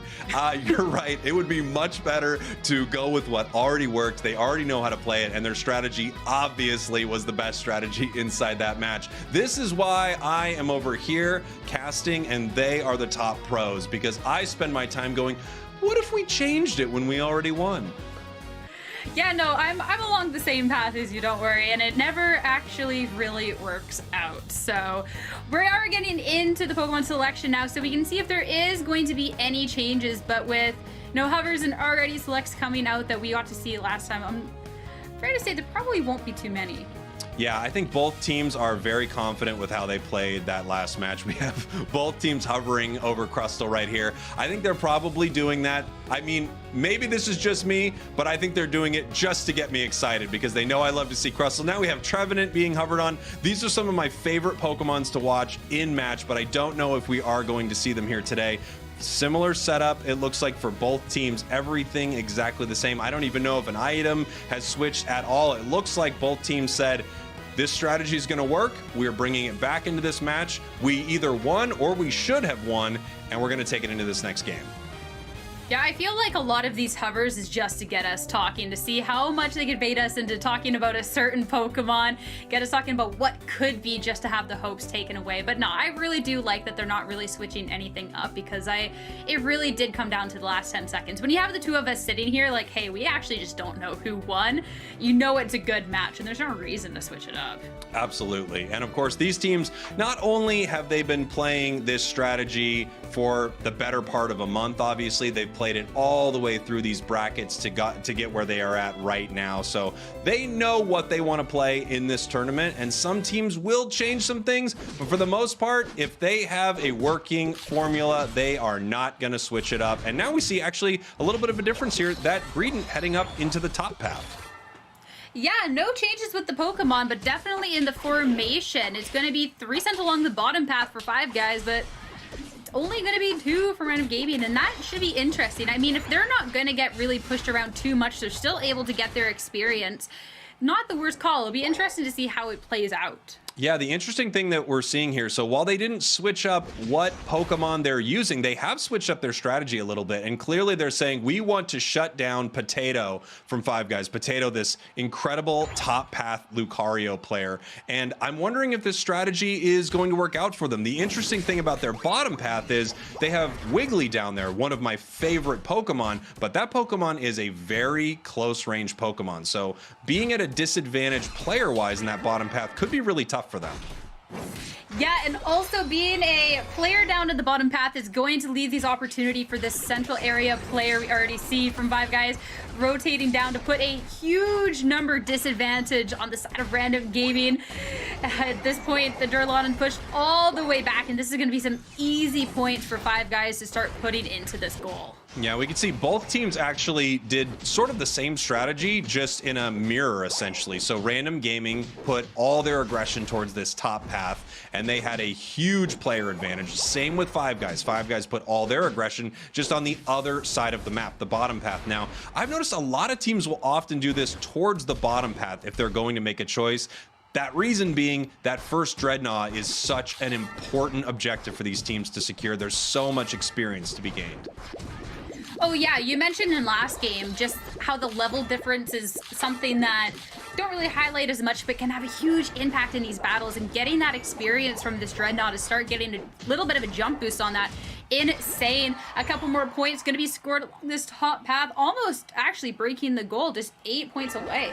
Yeah, I mean, as we said earlier, as I keep mentioning, the green everywhere at once. It was in the enemy central area. It was able to take their blue buff right there. So just an incredibly difficult Pokemon to deal with. And like you said, they're about to break that top path goal right now. I wonder if the strategy from Random Gaming is an even more aggressive top path push.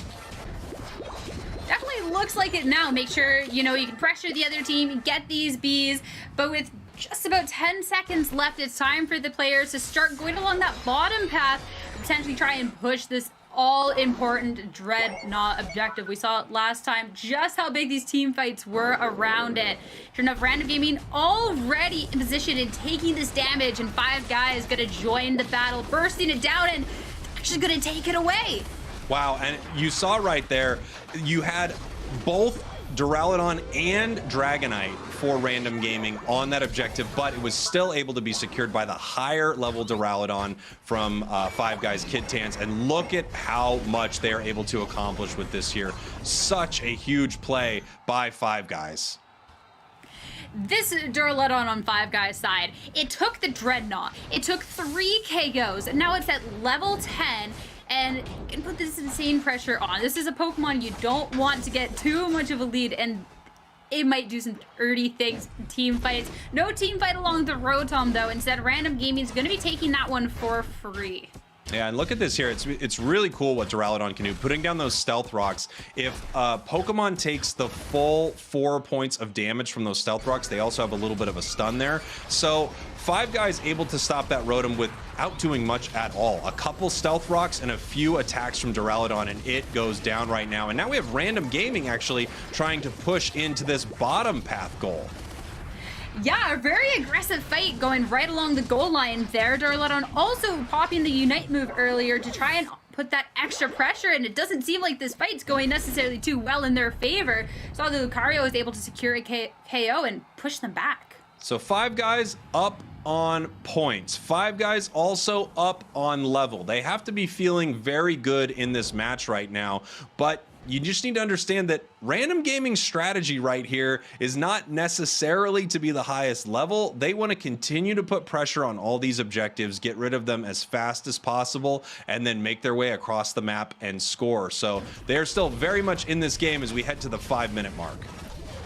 Oh, for sure. And as Random Gaming tries to push forward towards this Dreadnought that's about to appear up, we can see Five Guys already waiting in the grass, already waiting to try and take it out. As the fight's going to be pushing a little further back. It's going to be the Hoopa Rings Unbound to bring everybody to the battle. But Random Gaming, it's going to be the Dragonite to grab that in the end. But Five Guys, they're chasing back. The first KO is going to go in their way with that Venusaur. They're not looking to put up the pressure there whatsoever, though. They might get punished a little bit as this Duraludon, whoa, it is striking back. KO streak of 2, but it's not the only one. Wow, look at this. These two Duraludons go back and forth. Who can get a higher KO streak? And such an interesting fight there in the bottom path. We did have that amazing Hoopa Unite move bringing all of Five Guys down. But like you said, Dragonite just with that Hyper Beam securing objectives. Random Gaming is playing a different strategy from Five Guys. That much is clear. Sometimes you see two teams play in a very similar fashion,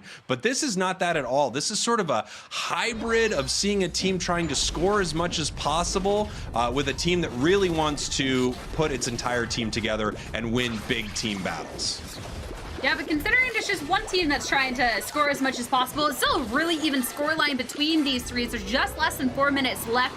As this Rotom tries to push in as well, there's going to be all this pressure here. Dragonite taking a lot of damage for backing up that little bit. Five Guys are responding on the goal, and Potato is going to take that lead pad as well and has to push his Greedent all the way back. Oh, wow. And you have to assume that, I mean, Random Gaming, that was a heartbreaking moment right there because they were so close to a massive score. Although they're still able to put in a ton of points here in this bottom path with that Dragonite Unite move, something that we've seen used a ton when Dragonite was one of the most popular Pokemon in the game, is that Unite move from Dragonite, landing onto a goal and getting a big score because that Score Shield and Buddy Barrier work so well together.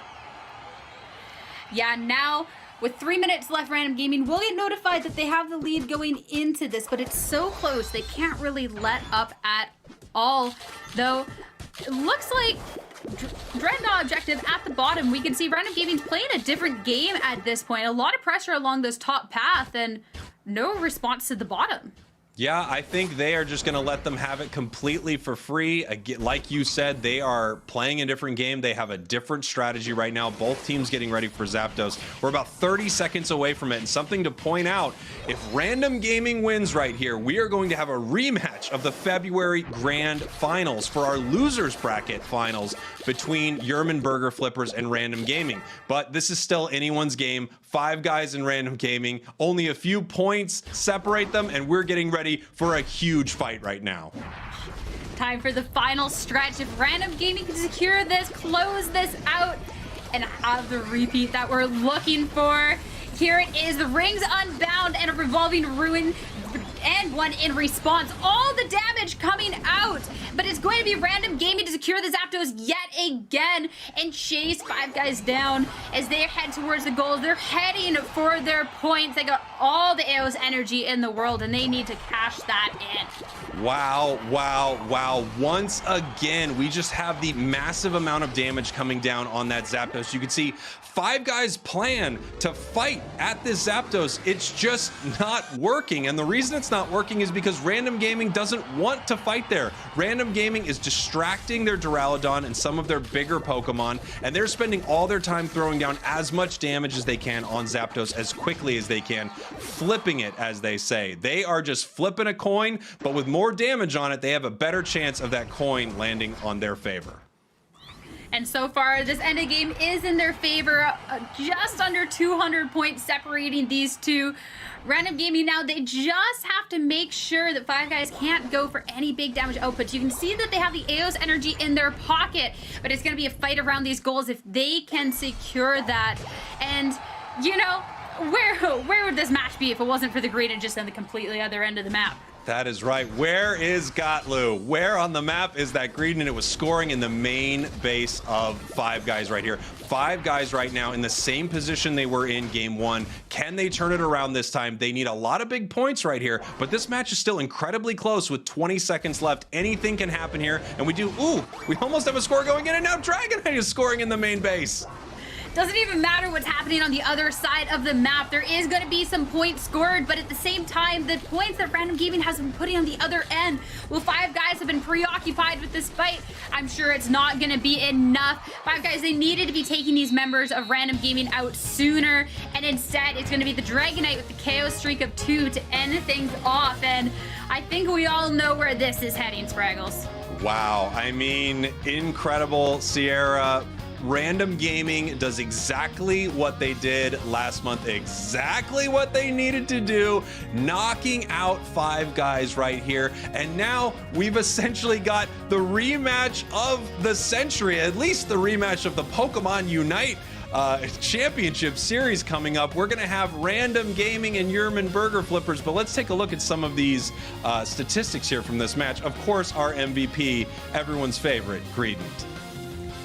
I mean, Greedent just doing those Greedent things, but you can't dismiss it at all because, you know, getting those points in, being a constant nuisance is just one of the ways that Random Gaming was consistently being able to push Five Guys around and ultimately helping them secure their victory. And if you take a look at the damage here, there's a lot more from Five Guys. As we were saying earlier, Five Guys really wanted to be in there fighting with Random Gaming, and Random Gaming said, no, we want to be spending all of our time scoring right now. So the damage actually on the side of Five Guys, but that wasn't what won them the match. What Random Gaming did was they scored and scored and scored and took that Zapdos. Yeah, I mean, sure, some teams decide that Zapdos maybe not worth their time, we want to go for something else, but there is a reason that it's so strong. There is a reason that there is these huge team fights around it. Random Gaming being able to secure it twice, get the points they need off of that, then head back to the other side of the map. I mean, that's all they need to be securing the victory. And Five Guys, it was a valiant effort, but they're going to be knocked out of this competition just like how they were in the February finals by Random Gaming. Yeah, I mean, such an incredible rematch again between these two teams. Taking a look at some of our big moments here, and you can just see, look at the amount of damage being put down on all of these objectives here. It's just crazy fast how fast Dreadnought and Zapdos is being taken by these teams. Yeah, and one thing for certain from both of these teams was the Duraludons. We saw constant KO streaks coming out from both of them, and you got to see whenever there was an objective coming around, or even when they wanted to see some pressure, as you can see this replay here, it's these Unite moves, and being able to just earn anyone coming in, get all of this damage output. It's been such a great showing so far today, and you know it's only going to get better. And here's that moment from a little earlier, that incredible Hoopa Unite move that let the entire team reposition for this fight. But there we have Dragonite with the Hyper Beam secure. It's just that last hit, that's all that matters. And Dragonite, well, it is a pesky one, that is for sure. And speaking of pesky little Pokemon, see that Greedent running around unstoppable, just putting that constant pressure on. And here it is, final Zapdos matches. All the Unite moves are popped. Surely there was that Rings Unbound brought out. The team was brought to the Zapdos fight, but it was a little too late. Yeah, and you can see Five Guys really keeping in line with Random Gaming score-wise throughout it. Of course, I'm very curious to see what would have happened if that Zapdos would have went the other way for either of our matches here. But something I love is, even while Five Guys is trying to claw their way back into this match, trying to score, we still have members of Random Gaming. We have the Greedent, we have the Dragonite. They are continuing to score. And of course, everyone's favorite, Gotlu, playing Greedent, is the MVP of not only this match, but this entire series between these two teams. Yeah, back-to-back MVPs. You got to be feeling good about that one, and it is deserved as well. Gotlu, definitely someone to be worried about and watching for going further on in this competition. The other teams, they got to watch their backs. Absolutely. They have to watch their backs, and then they have to watch their top path and their center area and their bottom path. And then over on the other side, just what I'm saying, Sierra, is Greedent is everywhere. Greedent is all of us. They have to watch the entire map for it. And for a team not running Hoopa, shockingly enough, Random Gaming is playing so incredibly well. Yeah, well, it goes back to that, playing how it was before Hoopa came out, making sure you're still positioned well when the objectives come up. Make sure that you have to manually go there, but it is still very possible. And if you're comfortable with that style of playing, then you are just A-OK. Looking at our bracket, though, of course, Random Gaming is going to be moving on into the losers finals. Yeah, Random Gaming, Yerman Burger Flippers, the rematch of the century. And then whoever wins that gets to go up against PogChamp. But for a lot of people, I mean, this next match might be one of the biggest of this entire tournament. These are the two teams that made it to the grand finals last time. And of course, there's nothing better than them facing off right now. It is just going to be incredibly exciting. It really will be, but anyone else who wants to play some exciting Pokemon Unite gameplay, you can do so. Registration is now open for the Aeos Cup qualifier, so if you're interested, you can head over to Battlefy to sign up. You can compete to earn up to 20 HoloWare tickets, and with some of the HoloWare in the game, I mean, that is a treat. That's a steal. Definitely sign up. Such incredible HoloWare in this game. I have many tier lists focused on it, but we don't need to get into it right now. Coming up, we've got that rematch of the grand finals. Random Gaming will take on Yerman Burger Flippers. Find out who will make it back to the grand finals when we come back with Jeff and Doob. Thank you all for watching, and we'll see you with more exciting action very, very soon.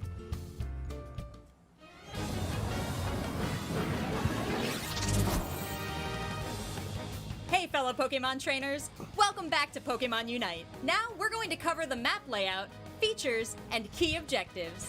Remote Stadium, the crown jewel of Aeos Island. There can be a lot to take in here for a new trainer, so let's go over key areas, mechanics, and objectives to get the most out of your game.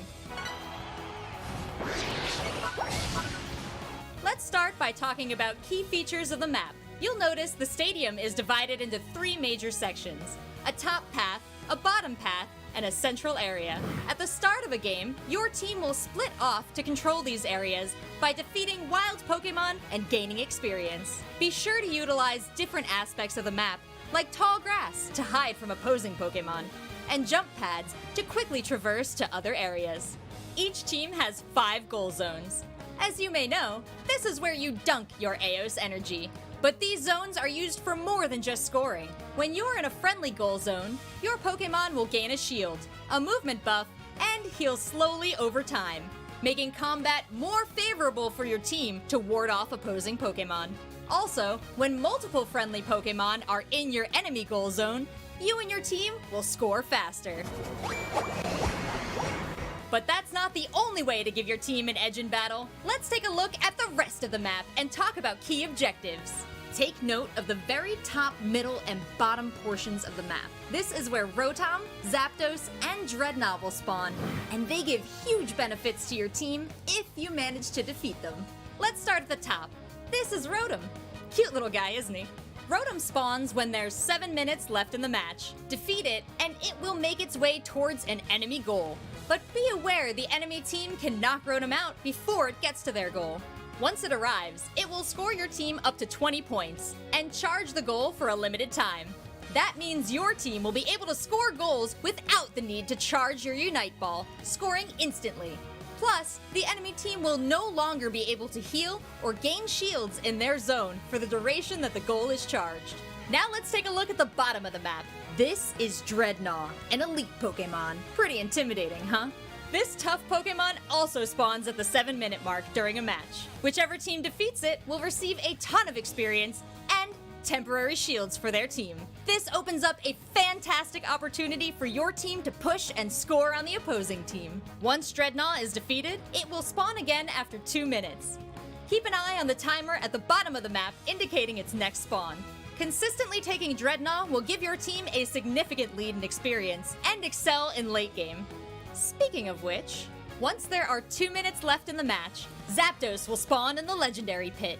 This is often the climax of a match. Taking Zapdos will grant the player that knocked it out 30 Aeos energy, and 15 Aeos energy will be distributed to each teammate still left in the fight. Plus, all enemy goals will become charged for 30 seconds. Goal! That's all you need to know for the basics about the map and key objectives. See you next time!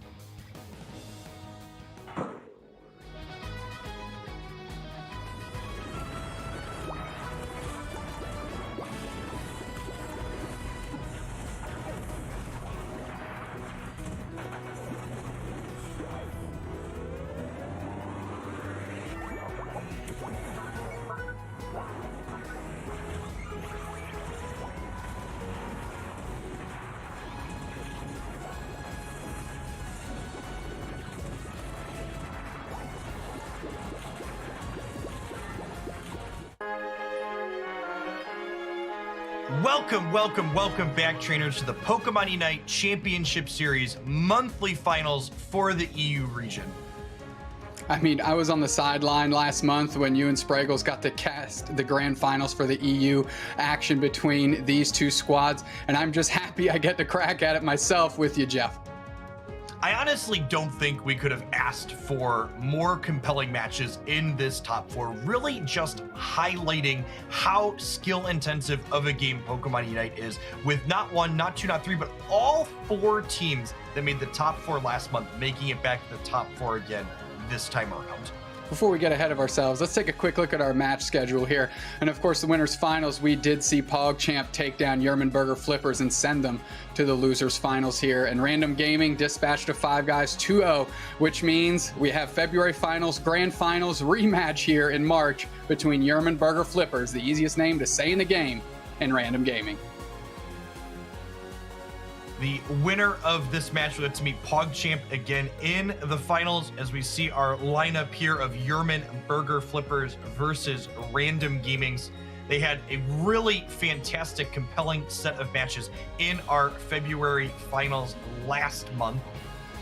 I mean, these two teams should know each other very well here. But let's go to some highlights of the grand finals from last month, because these two teams got a lot of bites out of each other here. And finally, again, as you mentioned, Random Gaming ended up being our champions, and Yerman Burger Flipper's not going to take it easy. As we see these highlights roll through of these kind of unique score compositions, you know, the Crustal coming out of nowhere here, just to shake it up and try to give their squad a chance, and end up paying dividends for Random Gaming.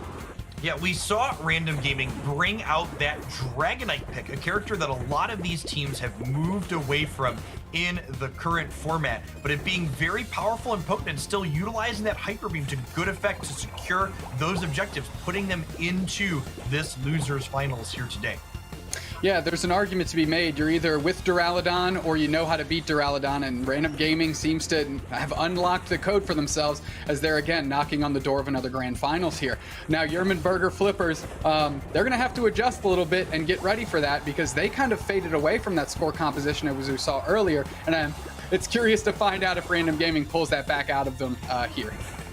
Yeah, I'm going to be interested to see how Yerman Burger Flippers specifically react to playing against Random Gaming here in this matchup. Something we notably saw from Yerman in last month's finals was that they stayed pretty rigid, set on their strategy, even when the pick of Crustal started pushing them back off of it in that grand final. So I'm interested to see if they change things up today and perhaps react to what Random Gaming is bringing to the table a little bit more. For sure. Well, unfortunately for Yerman Burger Flippers, they're not going to have the litmus test of 2 matches in a row if that's what they need to sort that puzzle out. This is a one and done scenario. So you got to win here to punch your ticket to the grand finals. One of these teams is going home, and that's just the fact of the matter here. As we're seeing again these teams line up, and it looks like we're going with a little bit more of a classic setup here, maybe not leaning into the score compositions too early. Yeah, we see that Crustal pick getting floated over again and again here, perhaps thinking they want to lean into this scoring composition. Going to be interested to see if that is still successful in the face of not only Duraludon, but also this Alolan Ninetales that recently got a buff in the most recent patch as well. I think, to be quite honest, I think Random Gaming is just trying to strike the fear into Yerman Burger Flippers, give them a little bit nightmares from February with that Crustal pick as Achroma flops back onto Wigglytuff and locks that thing in. So I think we're going to just have a more traditional setup, more of a let's take the team fights type approach here, rather than the score composition that we saw these two scrap against each other last month. Yeah, one of the big differences that stands out to me in the compositions between these two teams is we see that our orange side is choosing not to bring Hoopa to the table. This means, as far as positioning around these objectives go, they're going to have to be a lot more proactive about getting their entire team into place in advance, instead of just their one key character that can bring everybody else along. Yep, something to look out for, but certainly not something they haven't seen all day today, as Hoopa has definitely been a presence across the board for all of these teams. We're taking a quick look here. Geese rolling through, getting a little bit of this APOM action before they, before they jump into that central area, but we've got that Dragonite Adesu that's going to be in there for Random Gaming. You know, we see very different character splits between the two teams here. We see Yerman's Squavit invading the central area of Random Gaming, while Random Gaming sends not just Lucario, but also their Duraludon top path to push on this solo Lucario that Yerman has presented there. Yeah, they're going to be able to stem out the Lucario here a little bit for Yerman if they so choose. There's something to note is that Duraludon for Random Gaming going to rotate back into their central area once Adesu gets done? Or is this Squavit Nazu going to keep them from getting their levels, which means that the Dragonite's going to have to circle back again? And we're going to have to keep an eye on that, because Nazu doing some good work level 3 in the face of that level 4 Dratini. Well, it's worth noting there, you see both of those orange and blue buffs floating along the bottom of that Dratini there. Nazu failing to secure the ever-critical last hits on either of Random Gaming's important buff Pokemon. Now the bottom path, we've got some action around those bees here as Gatlu is still level 3, and they're going to try and level up as Urzaron and Kiva are on the chase. Roll out Wigglytuff, catches the Duraludon, then clips the whole squad coming back through. Talking about a bowling ball clipping all the pins, and yeah, they caught a receipt for that, but that was a good looking play. We see Duraludon here going to push off not one, but 2 opposing Pokemon with the knockout from that Dragon Pulse. They're just incredibly powerful against low HP opposing Pokemon. Gatlu unsuccessfully, the Yerman's squad unsuccessfully with trying to invade there and being knocked out for it. Yeah, 3 versus 1, a little bit much for the Squovit Squirrel there as Random Gaming is back to their action. Nine's going to get some points up top. Redmaw going to try and stem that. Darts in, darts out. A little bit of a punch to the grill there for Triple Nines as they're slowly making it back to their own spot here. And those points are going to go in for Random Gaming. Players on both sides of the team running all around the map here. A little bit difficult to parse in the traditional sense which path is specifically ahead or behind. But if we look at the levels here, Yerman is a little bit ahead on some of the metrics, but not all of them. Still incredibly close game as we head to the ever-important second bees that are the next point of contention in our match. That Greedon scrambling around all over Urzaron there, trying to get some damage in. Not worse for wear is the purple team Yermans as they're down on their base. And look at that rollout. Wigglytuff, Akroma just getting all over the map as Geese and Akroma are trying to hold it down in the face of 3 players. They're pushing Blaine on the verge. They get KO'd by the Duraludon, and now the Lucario's trying to work its way in. They're in and out, no problem, as the defense for Random Gaming is holding up tight. That goal zone is still standing. Great look here as Dreadnought has arrived. We see Yerman utilize that hyperspace hole from Hoopa to try and get down to the bottom path and advance, but they're unable to push that advantage. Random Gaming getting positioning around this Dreadnought, but that close combat by the Lucario, no, it is the right side team that secures the objective. The shields just got deleted instantaneously. Too much damage sitting on Random Gaming as Urzaron unable to take a KO Shrika 2. They're pushing back into the face of the team that got the Dreadnought, but here comes Geese getting KOs of themselves as they eat it off the back of the Duraludon, and now Redmaw's getting worked through by the Random Gaming Duraludon, but it's a KO Shrika 4 back the other way. This sentient refrigerator, whatever you want to call it, piece of machinery, the tower, doing work down here in the bottom lane, getting 4 KOs, chalk him up for another one here, as it is just in the face of this Random Gaming squad. Huge knockout for the Dragonite here on Random Gaming side, able to knock out that Duraludon that is an entire level above it here. Can it get yet another with the Hyper Beam? And there is a Unite move, and we see another one go down. Can we get a third? We're working on it, and you find it. That's a Hyper Beam straight to the back, ripping through that Lucario, sending them packing for sure. And now Random Gaming in the face of this Hoopa and this Ninetales. This A9 as Akroma gets caught a little bit. They're getting chased, but let's see if they're going to be able to stick around. A good rollout, clips a bunch of players, knocks them up. And there we go. The Green's in the mix, and the Green gets a KO on the A9, and now they're working back through on the Rotom. What a teamwork play between Gatlu and Akroma as they're able to seal up the Rotom as well. And now they're putting the pressure on Hoopa. Good night, sir, as they are sent back to their spawn point. Now Nazu's trying to stem the bleeding as they have to fight off their Unite move and try and get in the face of Redmaw, keep these points from going in. Here comes Blaine, fruitless as they sit in this goal zone, and the Rotom's just on the verge of finding its way in. Yerman Burger Flippers coming in with the defense, able to pick up a KO on that Greedon for sure. And now they're working through Rotom, and their defensive stand works. While Random Gaming was pushing that Rotom successfully in the top, we saw they were also busy in that bottom path, knocking out that ever-important outside goal for Yerman, giving Random Gaming an incredible positional advantage for this second Dreadnought here. We see not only Dragonite, but also Duraludon here, able to get ready to secure this objective as it gets melted. But Hoopa bringing in some friends, and the objective is just deleted instantaneously there by our Random Gaming team on the right side. Oh, here we go. Lucario takes out the Dragonite. Now again, Yerman's moving through. That's a Unite move by Geese to try and protect that goal zone. They're able to keep the pressure on, take out the Lucario themselves. Working through, that's KO Shrika 2 on the opposing Duraludon. And now Geese is feeling it moving forward here as the points are going in for Random Gaming in the top goal zone. Great work, good split effort here, and get a little bit of defense, best side of offense, and it's just looking good in the top half for Random Gaming as they're up by about 85 points. It feels like Random Gaming has been actually everywhere on this map at any given point. They're securing Rotom at the top while simultaneously breaking a gold bottom. They're securing a Dreadnought in the bottom while they're successfully pushing the second gold top. They are currently up on levels. They're currently up by almost 100 points. This is definitely Random Gaming's game to lose as we head on in towards this final stretch. Unite move by the Greedent comes in, and they're working with Nines. Nines is trying to push back Geese, so Geese can't play defense. They close out the goal zone, and here we go. We're belching now. Duraludon goes down to Lucario combination. Akroma's in the mix, and they're getting outpaced here. Is the Greedent going to go for the score? They do. Now Lucario's forced on getting in. There's the Chroma circles in to the goal zone to get a little bit of HP. Roll out Wigglytuff, not going to get it right now. As the Chroma's finally forced to retreat, jumps back into the mix. Nines, Nazu, get in there. Can they close this thing out? They're buying time, and is the support going to show up for Yerman? It's not, as they keep pushing, and Akroma standing tall in the face of all these Pokemon. Are you kidding me?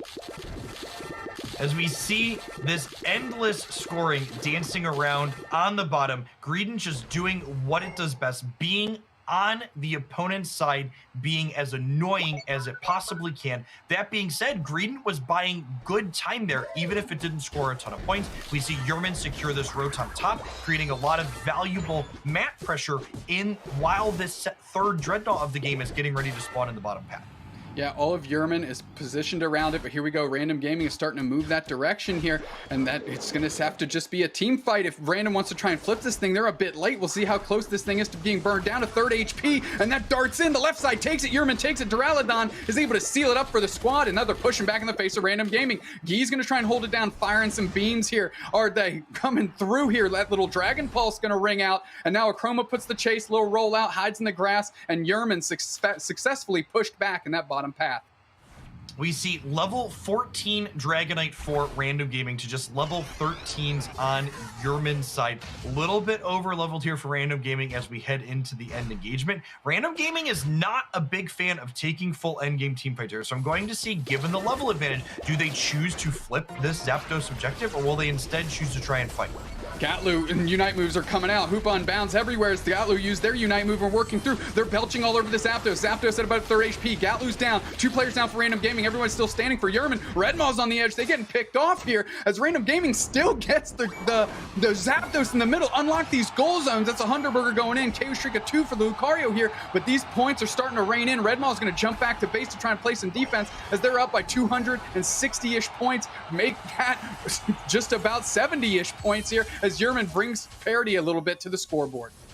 Yeah, we see Random Gaming choose to go with their typical strategy of working to secure that objective. That is why they had that Hyper Beam Dragonite, but it was important to note they kind of lost the fight that was occurring while that objective was being secured. Only 3 of them making it out post Zapdos, and only 2 of those 3 being able to get those dunks in. A less than 100-point differential here means that Yerman only needs to put together a push that makes a single 50-point dunk while we are in double time. The 2 characters I'm watching is the Dragonite and the Greedent here for Random Gaming, as they both carry score shields. Now, so does the Greedent for Yerman Burger Flippers. So those are the characters you got to be looking out for here, these Pokemon, as they're going to make the final throws of this match very interesting. Yeah, and we see here pretty typical positioning for Random Gaming the way they like to play. They're saying, okay, I'm not going to defend against your scores. I probably can't do that. Instead, we're going to send our people to go over and cap. And actually, it looks like they were, in fact, able to defend successfully there, pushing off that Greedent in the center. And they get yet another score in up top with that Dragonite, increasing their lead to over 100 points. So we're going to see this first game go over to Random Gaming here. Hoopa unbound, and we see the Unite move by the Dragonite jumping into that middle zone here as that retreat is by Nazu, and they're going to try and score here with the Duraludon just chipping in, keeping them from scoring. Good round of defense by Random Gaming here, and I think they just won themselves a game 1 in the losers finals. We see Random Gaming taking that first match down here as the scores total up 576 to 413, taking that advantage and pushing it again. Like I mentioned when we were heading in here, I'm going to be interested to see if we see Yerman change things up on their side. Their Duraludon was unable to push out the consistent aggressive scoring from this, and the Dragonite looking quite fantastic there from Random Gaming, being able to secure those important objectives on more than one occasion. I mean, you mentioned it before, Random Gaming, and you have to give all the credit in the world to Aeos here because they're able to just smite down these objective Pokemon and really just turn the tides in their favor with such a low level of player commitment on the side of Random Gaming. Has not only been their strategy, but that's a lot of pressure to put on one player, and they've converted for them over and over again. Yeah, one thing that's really important to note is we notice those little circle pulses that appear around the wild Pokemon and enemies as Duraludon is hitting them, and those are actually shared on wild Pokemon between the two characters, meaning your Duraludon can clear theirs off before the objective is ready to be secured, leaving your Dragonite a window to secure that objective with Hyper Beam like you would expect it to. Absolutely. If we could jump to some highlights of this particular game here as these players are going through. Now, I mentioned Aeos. They smited so many of these finals. And literally, I say it, and there it is on the screen, right? Aeos just doing work. But this Hoopa Unbound was there to give some receipts back to Random Gaming as they're working through. And what a good push on this bottom goal zone here as Random Gaming tries to stem the tides. And Geese feeling the flow and pushing back the other way. Yeah, and this engagement here, where Nazu and the Lucario here were both on this bottom go zone, just basically buying time while Yerman was able to secure that objective. That's the power of Green as a Pokemon in these matches. It's not just what it's able to accomplish, but more specifically what it prevents the other team from accomplishing while it's positioning where it is. Yeah, this is just when Yerman just took down that Dreadnought, able to get some good advantage here, but of course it all led to the Zapdos, where there you just have Aeos just hanging out, Hyper Beam, nailed it for the squad there, Random Gaming, able to open up the floodgates, rein in those points. Of course, they kept it close, but were able to play that strong defense on the back end and seal this thing up for themselves. But still at 1:35 on the clock, Yerman had the opportunity. Yeah, we saw a really good attempt at a push there on both sides, honestly. And Aeos here they were our Dragonite player in this game, moving outside of their range of primary Pokemon a little bit to great effect in that match. Definitely the reason why their team was able to secure those objectives and ultimately the game there. Yeah, when you're a player as strong as Aeos and you've mastered so many different Pokemon, it makes yourself a dangerous individual when you go into these matches because nobody really knows what to expect out of you and your opposing squad. So Random Gaming certainly happy they have them on their team here. Yes, they went outside of Venusaur. Yes, they went outside of Sylveon, but that Dragonite looked real clean, Jeff. Yeah, Dragonite, one of those characters, a good example of just because a character gets nerfed a little bit doesn't mean that it's going to be removed from the competitive format. Leveraging that character to great effect for the exact intention that it was created for, with that powerful beam to finish off those objectives. And they showed that over and over again in spades, not only on Zapdos, not only on Dreadnought, even maybe caught a Rotom in there, but these players are jumping back in. We've got these team loadouts starting to select here, and Aeos jumping right back on that Dragonite like we were just talking about. Yeah, won't be surprised to see the exact same loadout from Random Gaming. They seem to have their strategy solidly underneath them. Score shields on 4 of their characters, then just playing Duraludon because Duraludon is Duraludon in this current format. It is very powerful regardless of the situation. Urzaron, I don't know if you noticed, there was a quick tick, but they switched one of their items to the score shield here, and you're seeing every character is carrying one aside from Kiva. And that's something I want everybody at home to note, and for you and I to take inventory of, Jeff, going into this second game here. Yeah, important thing to adjust. There's not just adjustments in your overall lineup, but you can adjust the way your held items allowed your character to play the game. Score shields allowing those end game pushes to be a lot more possible. You have 5 characters pile on to a point. All of your characters score more quickly if your entire team is there. And with score shields combined with buddy barriers, you can get points in while you are being attacked in key spots. Yeah, they're going to be pushing the goal zones and using that Hoopa, probably hyperspace hole, to kind of get the quick advantage on certain sides of the map here. And that's what I'm looking for. How will this Yerman Burger Flippers team move across this map to hopefully bring parity in this match and win themselves here game 2 to force this thing to a game 3? Okay, we see our Squavit for Yerman luring that central path invade again. It was a little bit less than successful in the first game. We also see Random Gaming changing up here a little bit. Remember, in the first game, they sent their Duraludon top path, this time sending their Lucario solo and choosing to be 2 to 3 in the bottom path. Absolutely, Nazu putting the pressure on early here, and the points already going in for Random Gaming. They're pushing the goal zones here. Gatlu, that Squovit, so durable here. Oh, Chroma hits a Wigglytuff right now, and that rollout is already starting. Look how far up Gatlu is up the path here, forcing the Duraludon to come in and Blaine to work through and finally get that KO on the pesky squirrel. Yeah, Squovit going down to the knockout, but more importantly, it brought that Duraludon from Yerman to that bottom path and out of that central area before it could even complete knocking out all those wild Pokemon. Again, effectively buying time, which is what we see Greedent's doing quite consistently.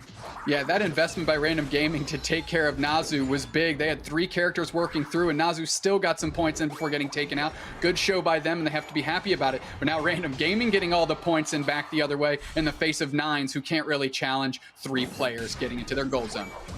Now, one thing that I'm interested to see how it plays out here, because Duraludon was chosen to send to the bottom path by Random Gaming this time through, their bottom path is the one currently lacking a little bit of experience. Still not even quite ticking 5 yet for Random Gaming, so missing that powerful Dragon Pulse ability until just now. Yeah, just now picked it up, and I'm still keeping an eye on Gatlu as they're rolling into the top path here, using that little springboard into the center, and we're going to get some of the fish in the middle. Blaine working back, though, and this Ninetales hasn't been quite a factor that we would have liked to seen with their freezing abilities here, but I'm sure it's going to come into play as Blaine, again, is the soul of this Yerman Burger Flipper squad.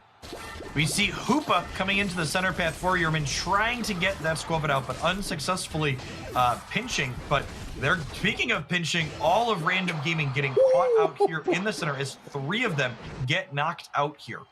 Great adjustment, and Random Gaming caught flat-footed here as Yerman is really feeling it. Great comms there to get everybody together and rein into some of the tougher to knock out Pokemon, such as that Wigglytuff and that Greedent here doing good work. Now, Yerman doesn't want to over-push here. They don't want to stay there welcome. I'm glad they're retreating because that would have ended up in a bad news bear situation for them. You see those bees coming up here, providing a key amount of experience for the team. Yerman basically saying, it's okay, we're giving up our top path here for a few points so that way we can get the positional advantage for this Dreadnought, because the first Dreadnought is an important source of experience to get our team ahead in the early parts of this match. Well, Dreadnoughts here and Yerman Burger Flippers have arrived first, and they're working through, and they're prioritizing that Duraludon Geese. Geese gets works through, they get KO'd by the Ninetales. We're moving through here, and now Dreadnought's getting just shredded, and the Duraludon on Yerman Burger Flippers takes it. Now Chroma's on the verge. They get knocked out by the Hyperspace Hole. That defensive Hyperspace Hole comes through with a little bit of offense and gets that KO, and Random Gaming just falling victim back and forth after losing the Dreadnought. Yeah, we see excellent micro positioning from Yerman's side of the gaming there. They prioritize knocking out the opposing Duraludon, so that way only their character with the powerful Dragon Pulse to secure was left when that Dreadnought got low, allowing them to easily take that objective in the face of Random Gaming's remaining characters there. Chroma doing great work playing bumper bowling there with themselves, using that rollout and chipping up the squad as Random Gaming pulled up for the support here. And now they're going to try and play defense on this goal zone. They're doing pretty good, getting some KOs, make that 2 as all of Random Gaming's across this goal zone, and defense stand works out. Double KO for Gatlu. You got to feel it. But it all started off with the Chroma the Wigglytuff. Yes, they got KO'd, but that was a good rollout there to buy some time.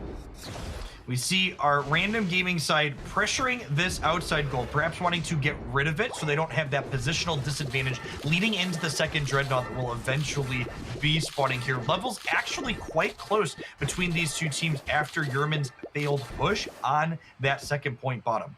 Yeah, Desu getting chased a little bit. They're forced to retreat, use a little bit of a Dragon Dance to buy some space, and they're going to try to get into their lane to slow down 9s. Here comes a Chroma, and now they're pushing the bottom goal zone here as Yerman tries to play defense, and Gatlu flies into that center area, that opposing center area here. Kiva and Blaine going to suss out what's going on in this bottom path, see if there's an opportunity to score, as bang!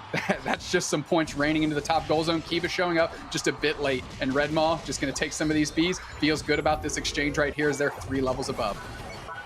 Very aggressive positioning from Yerman here, eliminating the entirety of the speed zone from Random Gaming as this second Dreadnought is coming up. I wonder, will we even see Random Gaming try to contest this objective? It looks like they are coming down, but it's going to take them an extra long time to get there without that speed flux zone to hurry them along.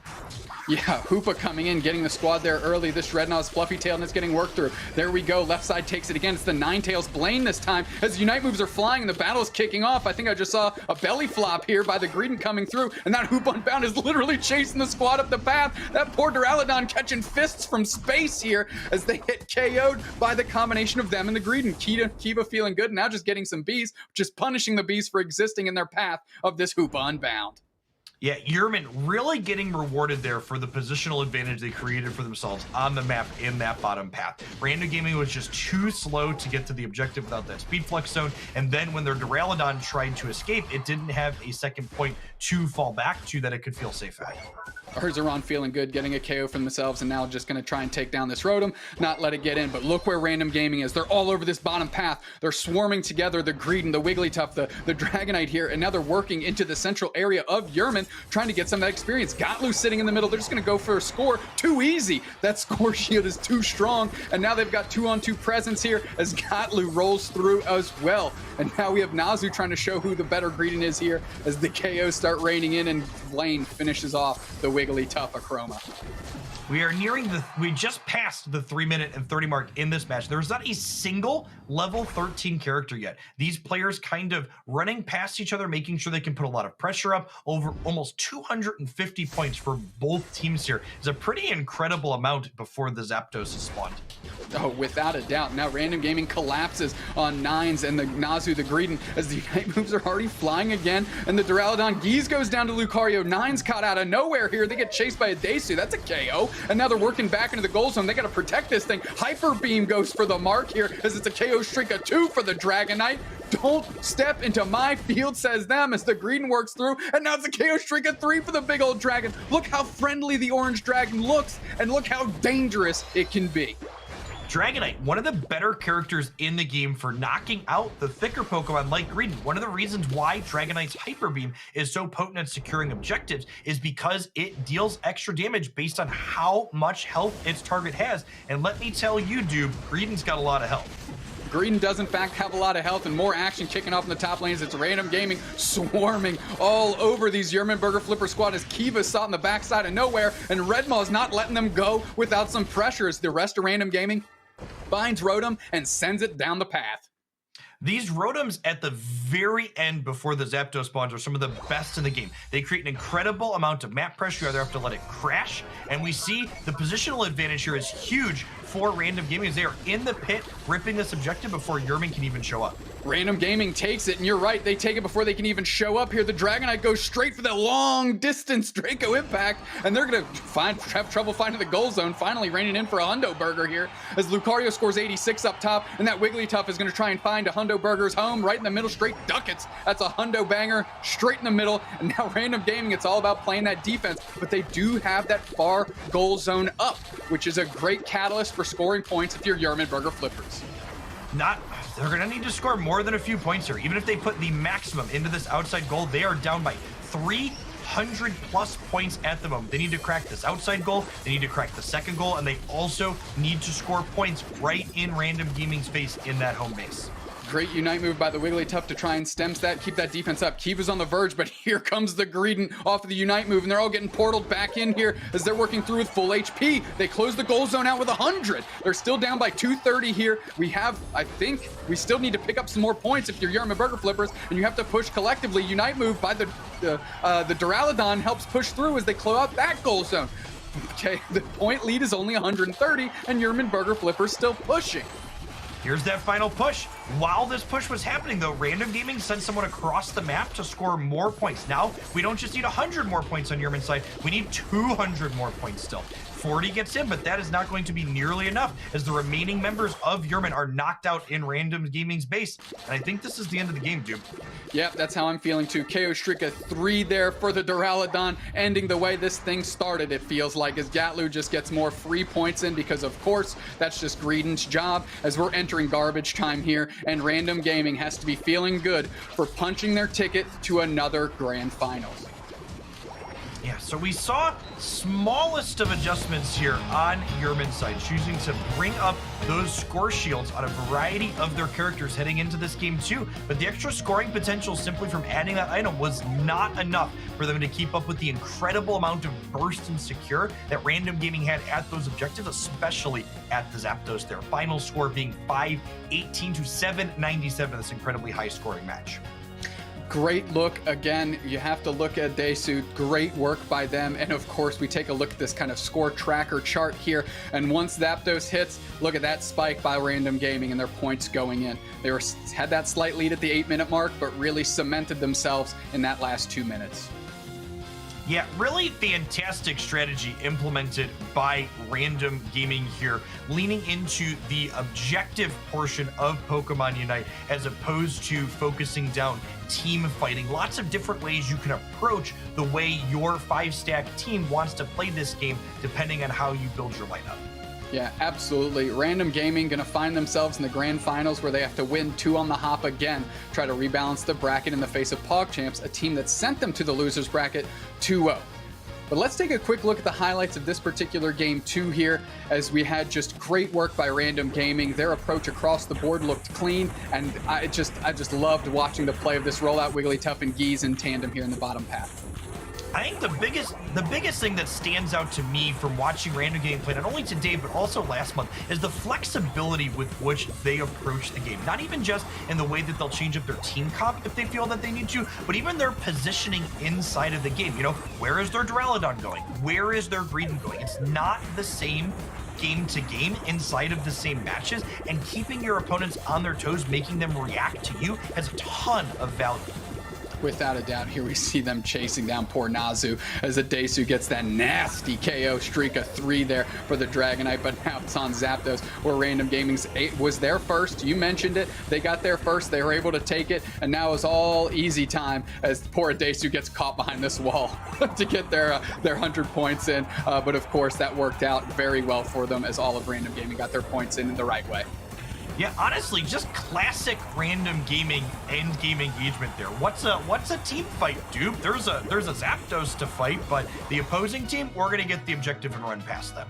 Yeah, Daesu getting the highlight again here. KO streak of 3, we just saw it all over the map. You know, great in points, great presence on the map, and that hyper beam just punching a hole through the dreams of this Yermanberger Flipper squad and their grand finals hopes.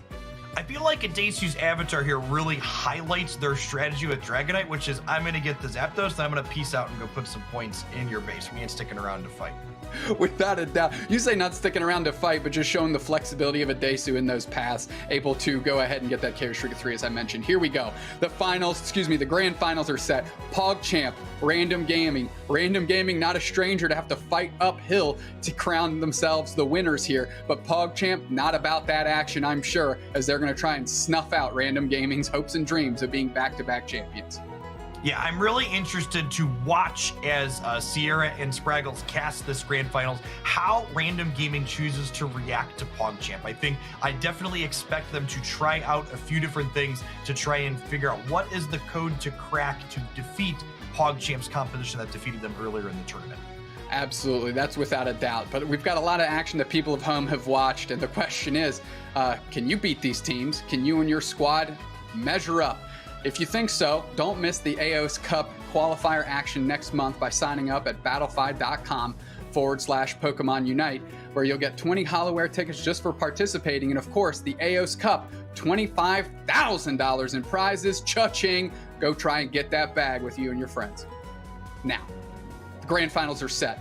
Jeff and I have to get on ice here because the action is heating up, but Spraggles and Sierra Dawn are going to be back to bring that to you. So just sit down, get a little hydrated, and get ready for these EU Grand Finals here in the March Finals of the Pokemon UNITE Championship Series. We'll be right back.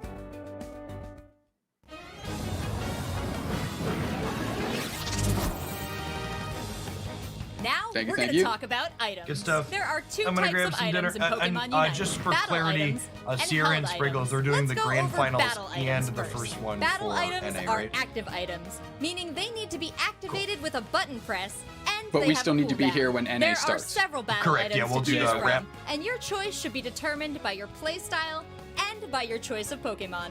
You won't start with many, but as you level up, you'll unlock more and more. Let's cover a few you'll probably see quite a bit throughout the series. One of the most common items you'll see in the current meta is the eject button. This item is simple. It teleports your Pokemon a short distance, and while the effect is simple, the applications for it are vast. You can use it to escape an opponent, rush a goal to get a quick score, or even teleport through walls. It's useful for nearly every Pokémon in many situations. Slow Smoke is becoming a staple in the current meta as well. After a significant upgrade slowing down normal attacks of Pokémon, in addition to slowing down their movement speed, it's finding a lot more use to deal with popular physical attackers like Sarina, Lucario, and Dragonite. There are also items that can boost stats in a pinch. X-Attack is an excellent choice for offensive Pokémon, giving a big boost in attack and special attack. This is a great option for Pokémon focused on offensive objectives and who plan on being in battle a lot. That's just a few of the battle items that you can use in-game. Be sure to check out more for yourself and try them out. Now let's talk about held items. These are items you can give your Pokémon that grant passive effects. There are a ton of held items, so we won't cover them all here, but we do want to give you some tips. You can equip 3 held items to a Pokémon, and you'll want to make sure that you're using items that will benefit a specific Pokémon. For example, Pokémon that deal physical damage use their attack stat, so you'll want to equip an item like Muscle Band that will boost your attack. Pokémon that use special attack would benefit most from a held item that increases their special attack, like Wise Glasses. In addition to passive stat boosts, there are also held items that activate with certain triggers. Buddy Barrier is a perfect example of this. When a Pokémon holding this item uses their Unite move, the user and the ally Pokémon with the least amount of health both gain a shield to help them last during major team fights. When a whole team has this item equipped, it can really help everyone from getting knocked out. There are also items that have stacking effects. For example, attack weight will increase your attack each time you score a goal. The effect will become more and more powerful each time you score a goal up to a certain amount. So try and score early and often with items like these to get the maximum effect throughout the battle. Held items are extremely important to giving your Pokémon an edge in battle. So be sure to always take some time to equip your favorite, most optimal items for each of your Pokémon and for your team. All held items can be upgraded using item enhancers that you earn throughout your time on Aeos Island. That's all from us on items. Enjoy the show.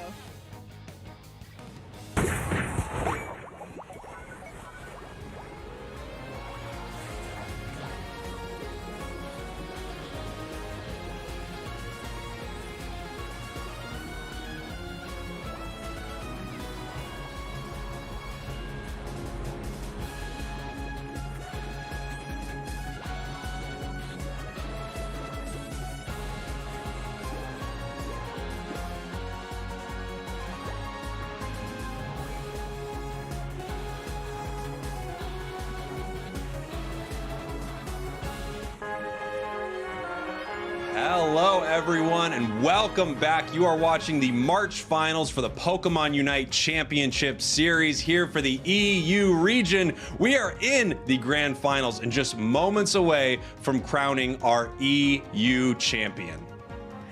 Yeah, it's been an exciting journey to this point, and for the Grand Finals, it is going to be PogChamp taking on Random Gaming. PogChamp so far has had a flawless run through this tournament, but Random Gaming, we know what they've done in the past, we know what they can do, so this one's going to be an interesting shakeup.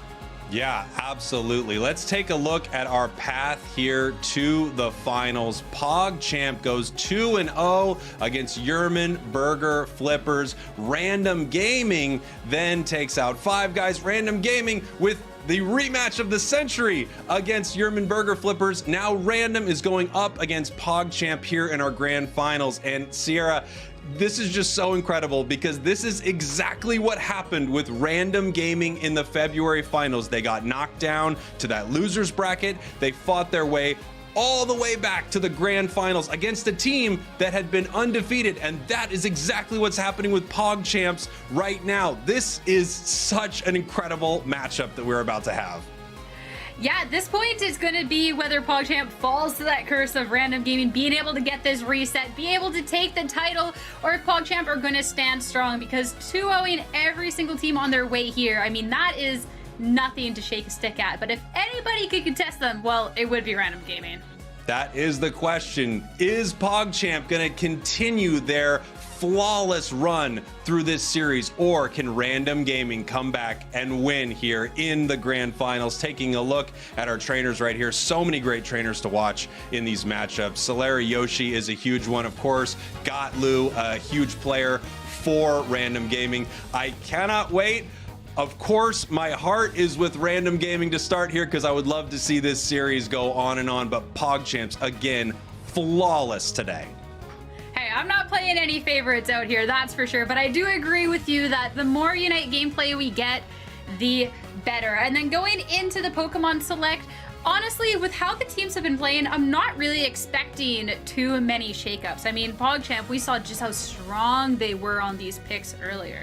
Yeah, I think both teams know their strategy. They know how to play it well. This Dragonite performing extremely well for Random Gaming here. And then PogChamp, again, when you have a flawless run, you're not changing anything up. We've got Yoshi as that incredible Duraludon in the central area, the Lucario there in the top path, and of course, both supports there in that bottom path, Hoopa and Blissey. And as we talked about earlier, Blissey is a real amazing counter to enemy Duraludons. Yeah, for sure. And with how Duraludon's been running through teams today, it's great to see that there is a counter out there for it. And maybe part of the reason that there has been so much success on the side of PogChamp as well. Yeah, and PogChamp is ready right now to take home this grand finals win. They only need to win 2 matches in this series. If they do that, they knock out Random Gaming and they are our March finals champion. Random Gaming would actually have to beat PogChamps not once, but in 2 series of games. Oh, but they could do it though. We all saw how it went down in February, but I don't know, they have their work cut out for them for sure. PogChamp has been a hot team today, and with 2 super strong Pokemon on their side, that Hoopa Duraludon combination, I'd be surprised to see this go any other way. Whereas right out of the beginning, the Greedent or the Squovet at this point, just doing those things, just going to pressure on early and hopefully not getting punished as we see everyone joining this fight. Yeah, and as you can see here, actually, they are chasing down this Jigglypuff right now. They are not letting it get away. They slap it in the back, and that is enough for that KO there in the bottom path. And interestingly enough, Sierra, we are seeing that in the top path, actually, Random Gaming is running 2 Pokemon, and in the bottom path, only 2 as well. So you do have a distinct advantage player-wise in that bottom path. They have more Pokemon to fight the enemy. Yeah, for sure. And if you can get a nice little KO with that, well, then that's certainly a fantastic advantage too. But it also means the experience being a little split up. But speaking of experience, perfect time for the bees to be a period. And I don't know, it was a little bit of a fight over that, but I think PogChamp might have had the better end of it. I think so as well. It looks like PogChamp was able to secure a little bit more of that than Random Gaming. The Greedent right here putting on its cowboy hat and running behind enemy lines. Go, go, go. Ooh. And you just can't seem to stop it. Oh no, actually caught here by the PogChamp's Duraludon, but not able to take it down. That's a slippery little squirrel, and at this point too, look at PogChamp. No matter where this Greedent is going, it ran right into the Duraludon, managed to get away, going back to the Slowbro, but in the end, manages to sneak away, and it's gonna go all the way along to that top path to try and score some points. I gotta tell you, Sierra, I never know where this Greedent is going to pop up, but here it is in this top path, and now they are fighting this Lucario. There are 3 members of Random Gaming chasing it down here. Lucario needs to run. However, Yoshi coming up the Duraludon from PogChamp, getting ready to fight back, and this goal is broken so early. This is so bad for PogChamp. 1 going down, but the Lucario able to secure that fight, and now we have Greedent scoring again. Oh, that was so bad for PogChamp. That was their little safety net during that fight. Random Gaming just being able to apply that pressure and keep on pushing forward as well. Though this Greedent, you can't keep getting away with this guy. There is no way. Finally gonna be taken down. And at this point, Lucario for Random Gaming has to be backing up. Yeah, absolutely. I mean, at some point, they have to be able to punish that Greedent, and that is what happened there. But you can look at the points here, 62 to 135 with the top goal already broken. Random Gaming really putting the pressure to PogChamp here. Oh, and they have to. If you want to be resetting this bracket, moving on, you got to. And here it is. PogChamp is going to be pressing back. We've seen this Dragonite steal so many many objectives and not going to get the chance to. Is going to be taken out before PogChamp even attempt to take the Dreadnought, and they're going to be able to secure it safely after that. Pushing on to the goal. This Jigglypuff has to be, Wigglytuff has to be running away. Yeah, this Wigglytuff is running scared. There are 5 members of PogChamp here. They're using Unite moves. They're doing everything they can to continue securing points here. A big KO right there. And we're seeing the difference between these two teams. We have a very team battle heavy team here from PogChamps, while at the same time, Random Gaming actually secured the Rotom in the top path with Lucario, and they're continuing to score up there. Even though it looks like PogChamps is dominating right now, the points are almost identical for these two teams.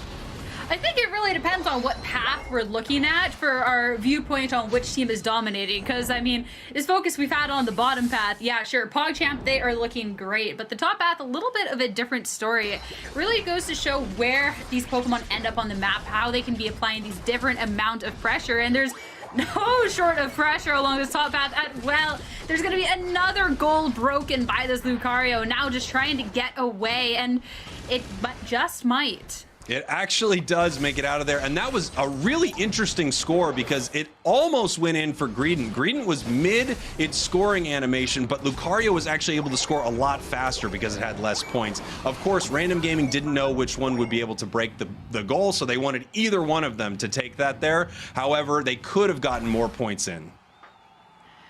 Yeah, and we've seen just how important that little bit of points is. So we'll see at the end if it ends up making a difference. At this point, with a 60-point lead for Random Gaming, they're looking pretty okay with this. And now it's just getting the last bit of wild Pokemon on the map before this Dreadnought reappears at the bottom. PogChamp last time did such a great job preparing for it. But Random Gaming seemed to have the upper hand, at least for the moment, as they're already down on this bottom path waiting. And they're going to be already popping a Unite move to try and burst this down as fast as possible for PogChamp can even respawn and they will grab it.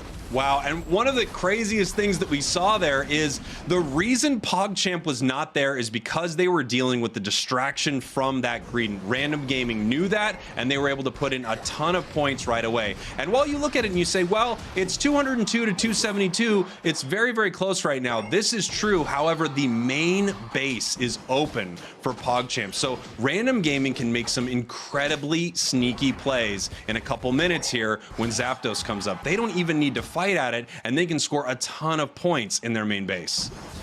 Really, that KO streak of 2 coming out from the Duraludon. Just that little extra pressure, PogChamp, which they need. Look at this, Rotom pushing in on top, as you said. This base is already exposed.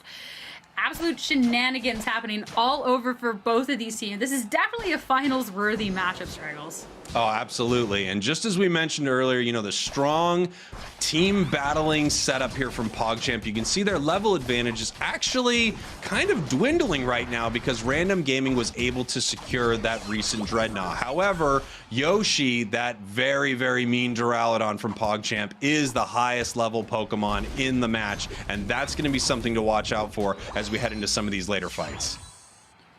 Oh, for sure, especially with the Unite moves that can come out. And PogChamp, they have the support to be able to back up that sneaky tower. Sneaky Korean. Look at this Korean Sierra.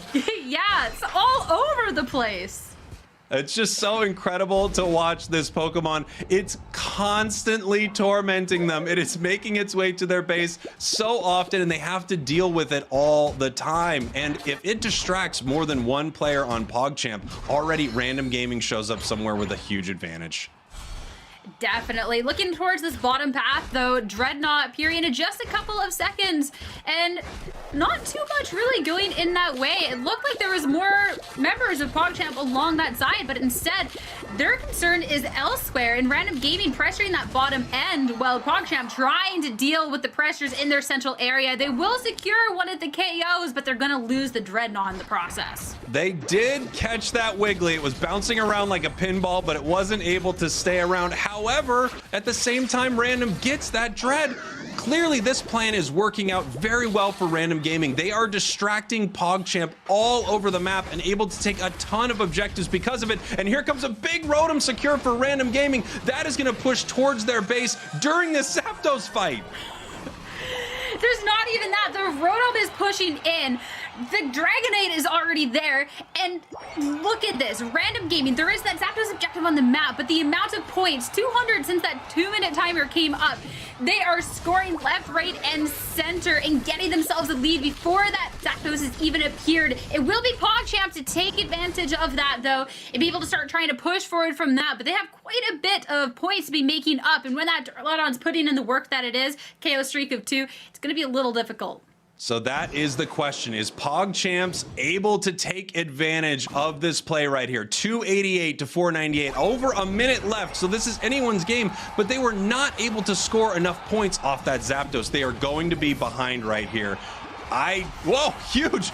Oh my goodness, the Lucario actually makes it and it scores 488 to 498. These teams are 10 points apart. And in a minute here, they're both about to find that out. As we can see, it's a close battle pops up. That means, Sierra, neither team knows who is ahead right here. And how would they? It is so close. And I love too that they specifically left that one goal at the top, Random Gaming, open. So the two different places Random Gaming have to be defending while trying to put their own points in. So they're able to secure at least 80 more, getting that lead, but still 40 seconds for PogChamp to try and make something happen. And with all the points in their pocket, if they're able to get another KO, this Dragonite looking real low, they might just be able to make something happen, though they're taking a lot of damage in return from this Duraludon. I mean, look at this here. We have so much Aeos energy on the side of PogChamps right here. They just need to win one big fight and they can get back in this game. However, they're not sure how far behind they are, and now that huge score right there puts them up. They actually were able to score with not one but two Pokemon in that last goal. I think they were able to pull out a win right here. Let's take a look. We have more points going in both goals. Sierra, I don't know who's up, but I think PogChamp just stole that. I don't know. I'm sitting here, edge of my seat, and PogChamp right at the end, managing to grab the first match, and wow, that came right down to the wire. I mean, what an incredible match right there. So many points going in. The pivotal moment in that match were those final two scores from PogChamp. It wasn't just one score to break the goal. It was one score that didn't have enough points to actually break the goal, and then the next one with that huge overcap. And we're actually going to be seeing in a moment here the MVP being a Blissey, which you have to love to see. Blissey getting the MVP in a match, and just look at all that scoring, the match going back and forth there at the end. I also just want to highlight the fact that the Slowbro went in and scored specifically on the base and left that goal open, that top goal open for Random Gaming, because that was, I feel like, an MVP worthy play right there, because that's where PogChamp was able to get all their points at the end. A fight right at the base, it's very tricky. That's a dangerous one to be taking, one that you might not be finding yourself taking advantage of, but just splitting that up, being able to have that option for all the points, I'm sure that was able to help them secure this win. Yeah, absolutely. I mean, that was such a smart decision there by PogChamps. They recognized they had enough time to make it down there, and this would give them 2 goals to score on at the end of the match, which is extremely valuable, just being able to split up Random Gaming in that moment. And you saw it worked incredibly well. An incredible first match there by PogChamp. And right now, if they win one more, they are our Grand Finals champions. Let's take a look at some of these big moments throughout this match. Man, it was great moments coming out from both teams. We saw Random Gaming putting a lot of pressure along both of these paths, but PogChamp being able to respond in turn 2. One thing is the Hoopa that we've talked about so much. Didn't see it do as much impact, but instead PogChamp just taking this by pure will.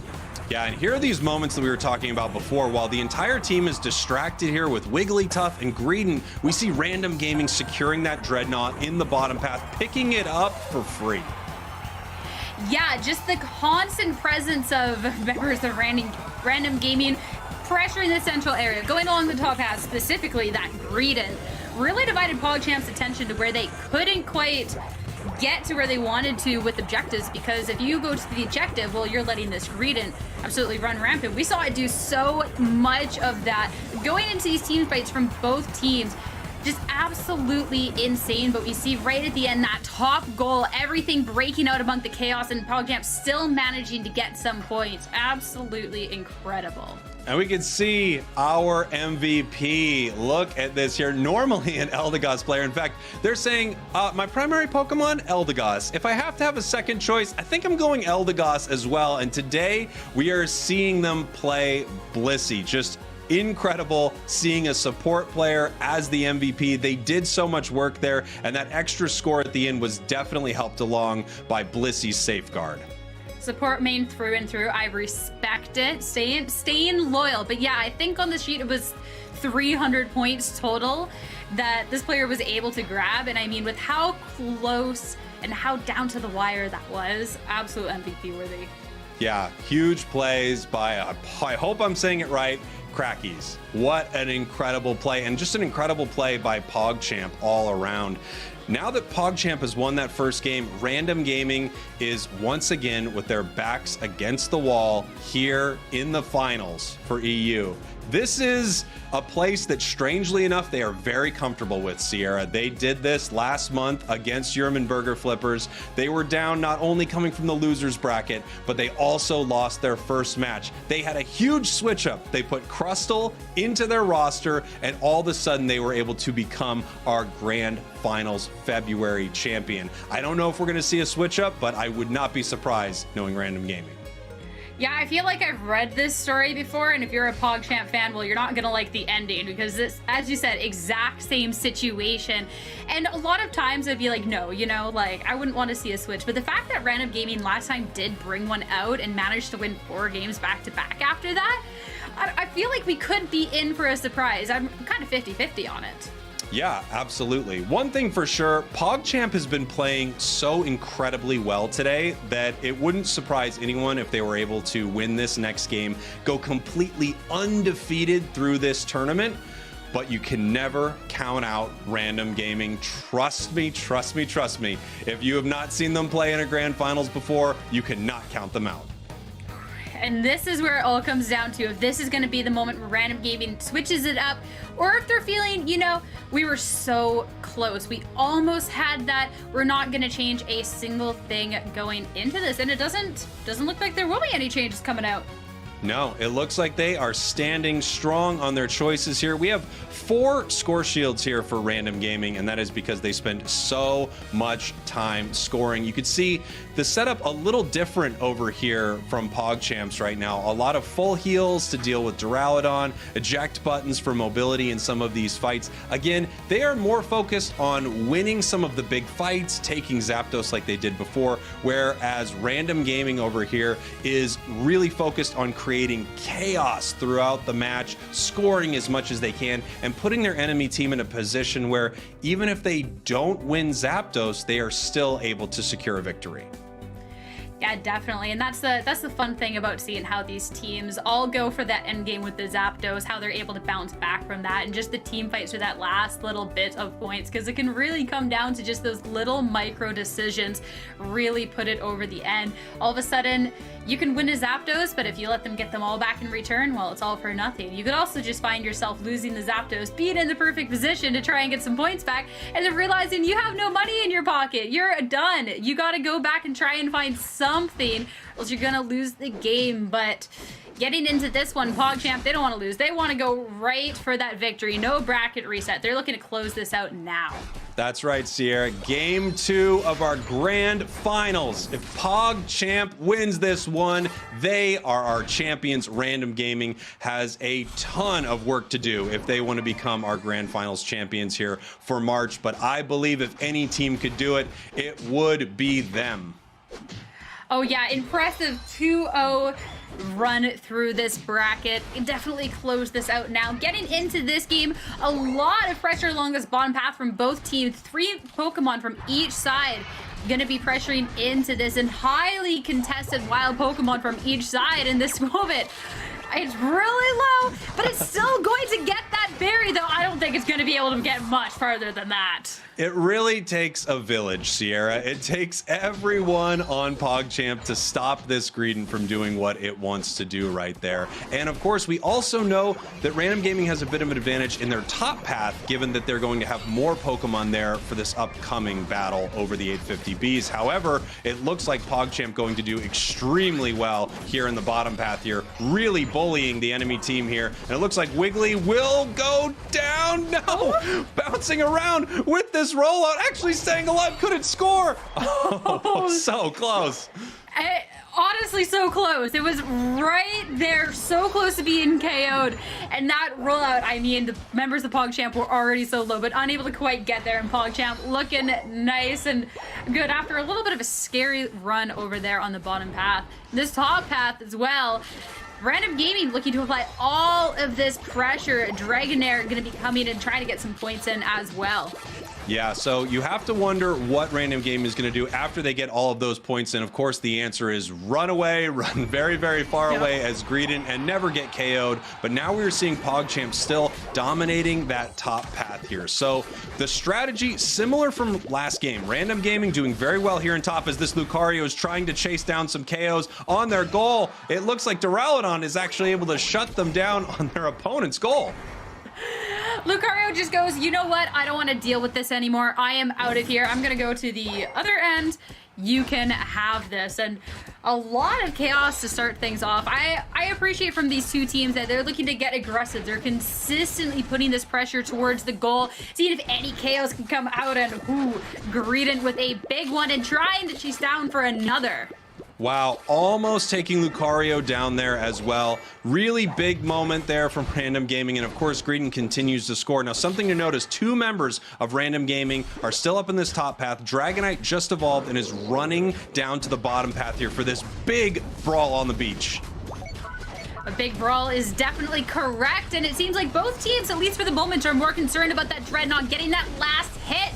Though it is going to be going in this side of Random Gaming, and past that, they're going to be able to get the KOs to match Duraludon and Lucario, both getting one under their belts, and Lucario not looking to slow up at all. And this is going to be a little bit of a team wipe coming out, and they're going to be able to get the experience and the points.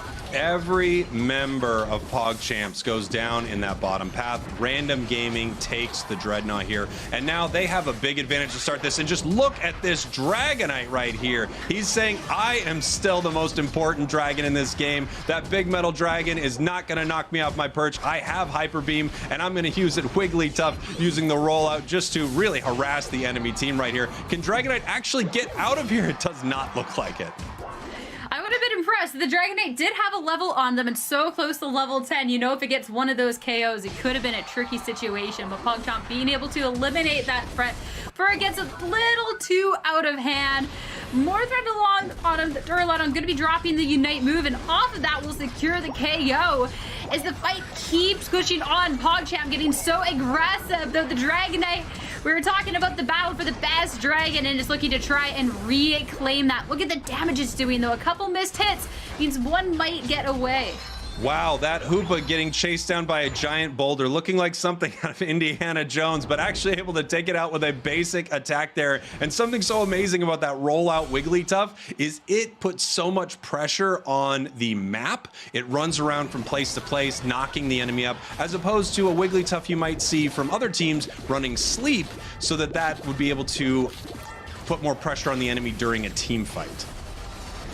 Yeah, the rolling, you definitely have to be careful in some of those little corners. Looking at this, though, you got to be careful all around the map. Random Gaming, they got the first goal, and they're putting all that pressure forward. But you can see the jump now that the launch pad is active. Try and join the fight, and they're going to be able to deal massive damage. Redmaw taken out by the opposing Lucario. Though, this Dragonite, not looking the greatest, will be able to escape, but you can see there is someone on their tail. Right here, it looks like they're going to be able to, yes, to secure this Dreadnought pretty easily here. And again, what Random Gaming is doing is distracting PogChamp so incredibly well. PogChamp is having to move around the map and basically deal with what Random Gaming is doing, scoring a ton. And it doesn't look like Random Gaming is too concerned when their Pokemon get KO'd because they've already put all their Aeos energy in the goal.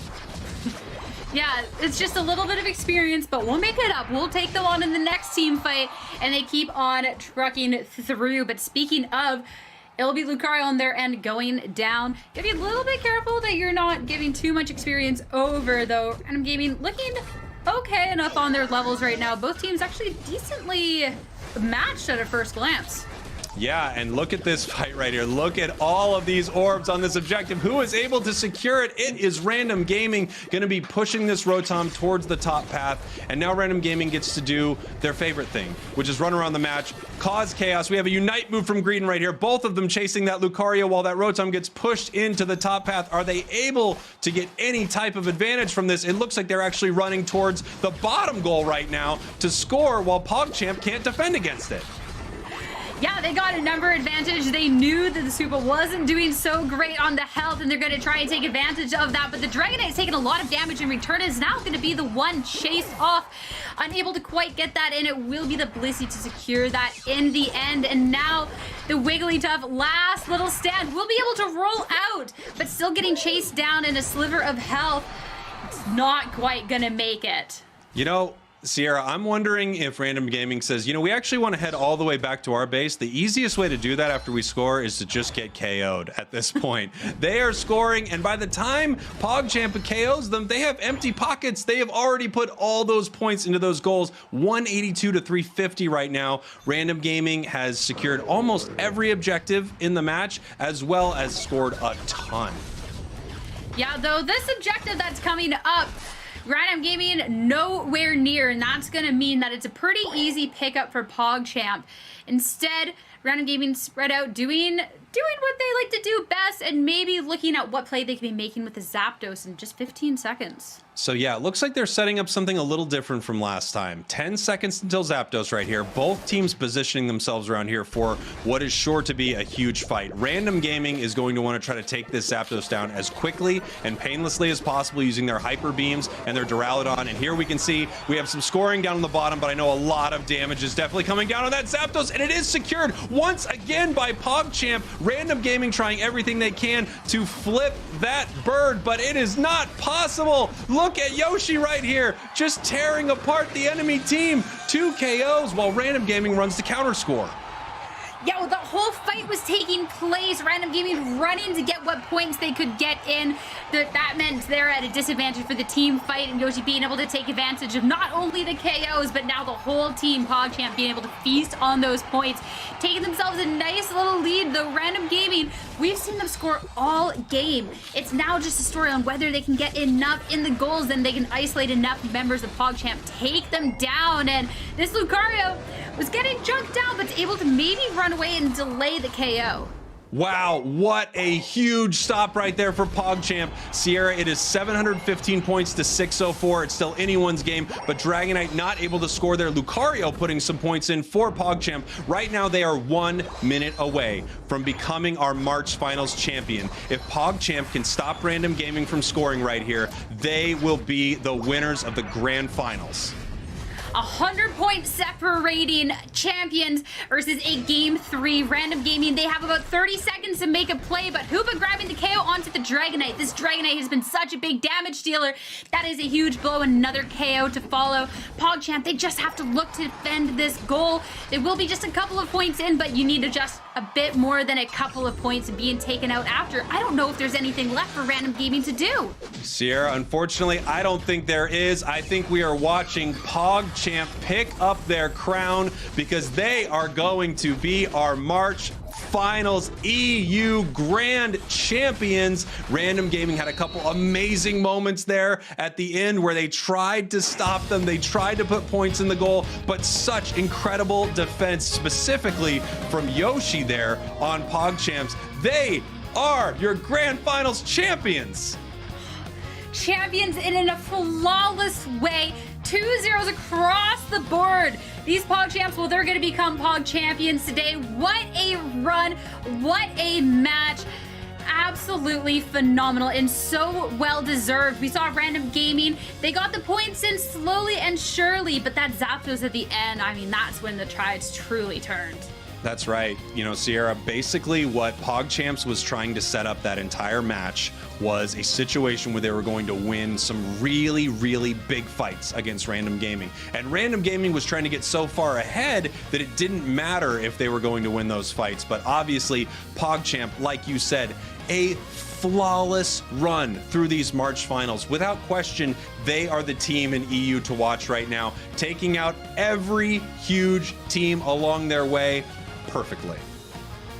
Absolutely. And the fact that in EU we've seen the same 4 teams make it to the top 20, I think just speaks a lot to the strength of these trainers, as well that there was a fight in the first time. Of course, Random Gaming took it down last time, but PogChamp, these new Pokemon and putting in that work to come out on top, and you love to see the growth. Absolutely. And like you said, without question, we have 4 teams in EU right now that are the best of the best. And we are going to watch 2 of them right here in our highlights. PogChamp, Random Gaming in this last match. I mean, look at what Random Gaming is able to do the entire match. Score repeatedly at will, distract the entire enemy team from PogChamp. Yeah, no matter where you looked, there was somebody from Random Gaming there in your face, scoring some points, saying, I don't care what you're going to do. I'm going to sit here. I'm getting my points. There's nothing you can do to stop me. And sure, during this, they were able to do just that. A lot of points, just a couple of little 8-point dumps here and there. But in the end, not quite enough, as you know, just how far ahead you can get with that Zapdos. And seeing Yoshi, someone who we've already highlighted a few times, be able to take key KOs at the end, there's nothing Random Gaming can do to fight back. No, there really wasn't. They tried their best, and we had some amazing close calls right here at the end. But after PogChamp puts in all of these points, once they secure Zapdos, the match was very much in their hands.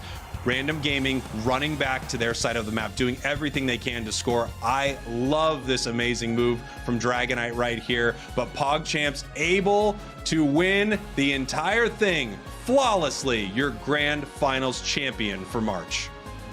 And if this is how things are shaking up for March, I cannot wait to see these teams compete next time, because you know that they're all rising to new strengths, to new heights. And it's just, they're swapping over the titles, you know? Last time Random Gaming taken PogChamp, this is your time, and I can't wait to see who wears the crown next time, because this talent here is insane. Yeah, PogChamp's just such an incredible job, again, as you see from this bracket. 2-0 every single match they were able to win. Clearly, what PogChamps is doing right now is winning. PogChamps, your EU March Finals champions here. We're going to take a look at the MVP of our match here in just a moment. Wahabin, who for this match was playing Hoopa, a Pokemon that we talked about earlier. We said, what's it going to be, Duraludon or Hoopa? Which one is going to be the one that makes the difference? And in this match right here, we saw such incredible performance by their support Hoopa. Oh, definitely. I feel like it's easy to get a little bit starstruck by the Duraludon because it's so in your face with what it's doing, but the support that this Hoopa could be bringing out, definitely putting in the work, and being able to see these new Pokemon come out here and make such an impact, being able to get that MVP is splendid. Now, Sierra, I want to bring in our other casters. I want to get their thoughts on what they saw today, because this was just such an incredible series, and we all got to see these teams perform extremely well. Hello, gentlemen. Jeff, what do you think of those grand finals? Such a fantastic show from both of these teams involved. The big thing that stands out in my mind comparing this run to what we saw last month is just how different the strategies were that were implemented from these final teams. From all of the scoring comps we saw last month to the more traditional 1-1-3 that we saw implemented today. I'm really excited to see how competitive Unite continues to develop as we add more characters to the roster. And Dubes, my man, what do you think? I mean, it was a show. Hoopa and Duraludon definitely stamping themselves as key components of these squads moving forward, and almost strong enough in and of themselves to push out these scoring compositions we saw out of the EU February finals that seemed to be such a strong strategy just last month. Now, I want to get everyone's thoughts on the tournament that we've seen overall today. But first, Dube, why don't you tell us a little bit about what's coming up very, very soon? Content Cowboy, I'm your Huckleberry. So let's talk about this Aeos Cup next month here. Of course, your top 4 teams from the March finals have already punched their ticket for the Aeos Cup, which means the rest of these teams are going to have to join the field at large. Aeos Cup, worth mentioning, has a purse of $25,000 $1,000. And that's nothing to scoff at here if you're one of these teams trying to make a name for yourselves. So if you think you and your squad has what it takes to match up and get your name on this board right here, join over at battlefy.com/Pokemon Unite and get into that action. 20 Hollowware tickets as well for you if you do that. We're seeing the price breakdown here, $10,000 for the squad that finishes first, and that's a chunk of change that I wouldn't mind having in my pockets, that's for sure. Absolutely. And before we leave, I just want everyone to give some final thoughts of what we've seen today. Sierra, it was quite a treat co-casting with you. Obviously, we're going to North America right after this, but give me your thoughts on EU and what we've seen so far. I'm just really excited to see these 4 teams in the future battle it out because they've already made their mark on the EU Pokemon Unite scene. And I'm excited to see, once we head over to the NA bracket as well, how they're going to be implementing these 2 new Pokemon, because we've seen them make an absolute splash here the first half of our broadcast. And if that's what they're capable of doing, then wow, I can't wait to see what these players have up their sleeves. Absolutely. Jeff, what are you most excited for coming up here in North America? I'm hoping we see more of, like we saw with Random Gaming here, bringing back characters like Dragonite that people thought were a little bit pushed out, but can still be successful in the right team composition with the right macro and positioning. And Doob, of course, I want to hear what you think, my man. I think Duraludon is going to keep Durala doing work out here in North America, and just like it did in the EU finals there. So these 2 new Pokemon, like I said, making an impact, and I'm going to see that train keep rolling forward here as we just cross the pond into North America.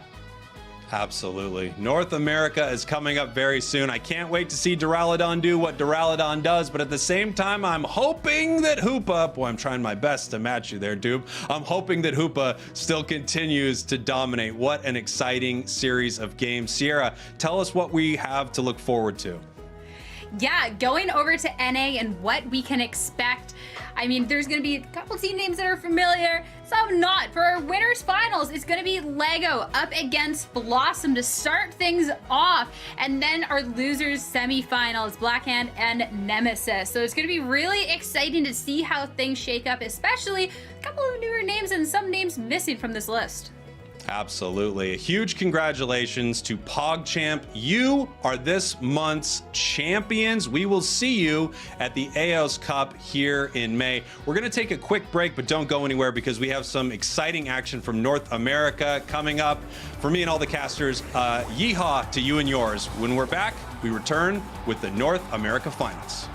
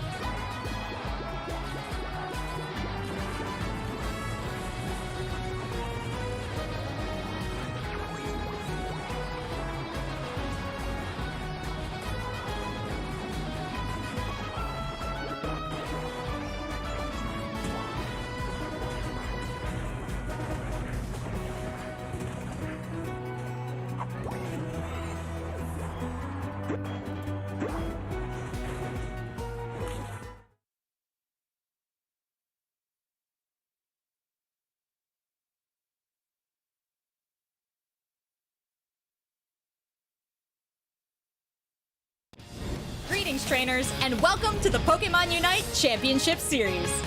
Think you and your team have what it takes to be the best of the best and represent your region? Then keep listening. Your team could earn a spot to Worlds in London to compete for $500,000 in prizes in the first ever Pokémon UNITE World Championships. Here's how you can do it. Every month, teams will compete in an open qualifier double elimination tournament until only the top 16 teams remain. Those teams will battle it out live with the world watching in monthly finals for loads of championship points. After each monthly final, the top 4 teams from each monthly final will receive an automatic placement into the next month's finals. Once we reach the halfway point of the season, the stakes will be raised with a mid-season showdown, the Aeos Cup. There will be even more to play for this month, with even more championship points at stake and $25,000 in prizes. At the end of the season, players will be able to compete for a spot in the regional finals. 24 teams will earn a spot in this coveted tournament. 12 of those teams will be by last chance qualifier event. 8 teams with the most championship points, and the top 4 placing teams from the previous month's final. The top placing teams from this tournament will earn their share of $50,000 in prizes and a spot in London to represent their region in the first ever Pokémon UNITE World Championships. The time has come to unite.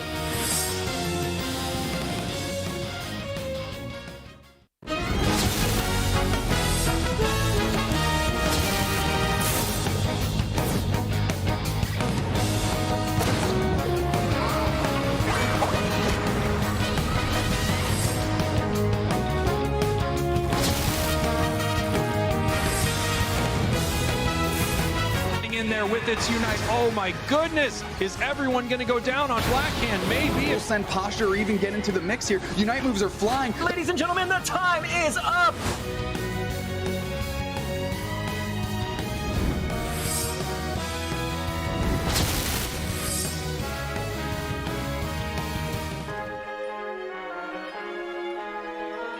Hello, everyone, and welcome to the Pokemon Championship Series March Finals. Get ready to watch the best teams from North America duke it out to see who will be the very best like no one ever was. Hello, I am Spraggles, aka Jake, your resident content cowboy here. Yee-haw, and I am joined by such an amazing team of casters today for these North American Finals. I want to introduce you all to my co-casting partner, Sierra Dawn. Hi, Sierra. Hello. Honestly, everything has been such a blast so far. I'm so happy to be casting with you. I'm so pumped that we got to see some fantastic games today, and it's nowhere near done. We still have the whole NA champion to title, and I can't wait to see who's going to emerge victorious. And to start our pair off on our second casting team, the man, the myth, the legend, Jeff Hoagland. Hi, Jeff.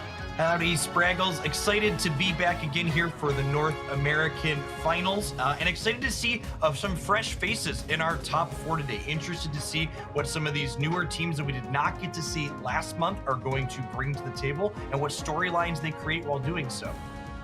Yeah, it's going to be really incredible, and we have some very exciting things already. But before we get to it, an absolute Donnybrook of a caster, Doob Snacks. Hi, Doob. Well, you said Donnybrook. It's going to be an absolute Donnybrook out here on Aeos Island between these squads and the NA March Finals here. I can't wait for the action to get underway, so I'm not going to put any more words into it. Spraggles, bring us into that action. Yeah, Sierra, tell us a little bit about the teams that have qualified already for these March Finals. Yeah, looking at the teams that have qualified, as Jeff said, there is some fresh faces in this and also some names that we know. Doobs, I'd love if you could talk to us a bit more about what we see as well. Absolutely. We have Gaming Gladiators, Blackhand, Gengar's Goons, and the last team, of course, is escaping me here, but they've all punched their ticket from the February finals. Now we're going to have to look at the rest of the qualified teams that fought their way through the qualifier. There's 12 of them, and 3 of those fresh faces have made their way into the March finals here, into the top 4, and are going to contend with Blackhand so we can crown ourselves a new champion. Now let's talk a little bit about what happened in the North America region's February finals. Jeff, it was Gaming Gladiators versus Full Send. Yeah, as we And it was an incredible series between these two. I mean, I did not get to cast it, of course, and neither did you, Jeff. It was Dubes who was on this match, but Game and Gladiators absolutely dominated this series. It was a very decisive 2-0 victory for them as we saw this series develop. Yeah, and just it was so incredible watching the precision of a team like Game and Gladiators, which makes some information we have coming up so incredibly interesting, very different from what happened in EU. We have a whole different group of teams competing for the March finals here, and we also have some really exciting stuff in the game. New Pokemon that are really changing up probably why these teams are where they are. Jeff, of course, Hoopa is really changing what we are seeing inside Pokemon Unite. Tell us a little bit about how this new supporter is just completely changing team strategies. Yeah, Hoopa has made these teams really rethink how they approach positioning in this game. Hoopa being an incredible support that really opened up a role that was previously thought of as occupied only by Eldegoss. Its trick providing these critical shields and speed increase and additional damage by doubling up your attacks here, along with the Phantom Force allowing you to jump around the map and provide additional mobility for your team. Another great thing to partner up with that trick is Shadow Ball, of course, and as well as the warp that the Hoopa carries with it, not only just in its Unite move, but its regular ability. Jeff, how is that going to come into play today? Hyperspace Hole, if the team chooses to utilize, allows your team to jump around the map at an incredible rate, linking those outside goal points together. But Hoopa's Unite is really the thing that ties the kit together, shifting from a supporting role to this aggressive attacker and transporting your entire team from wherever they are on the map to you. This allows your team to be doing things like securing valuable wild Pokemon around the outside of the map while they can still be showing up on time to the ever important objectives in the game. It's not the only new Pokemon that's really changing things up on Aeos Island. Of course, I'm talking about Duraludon, the giant metal dragon, the scariest metal dragon, maybe the only metal dragon I know of. Sierra, tell us a little bit about how this Pokemon is changing everything.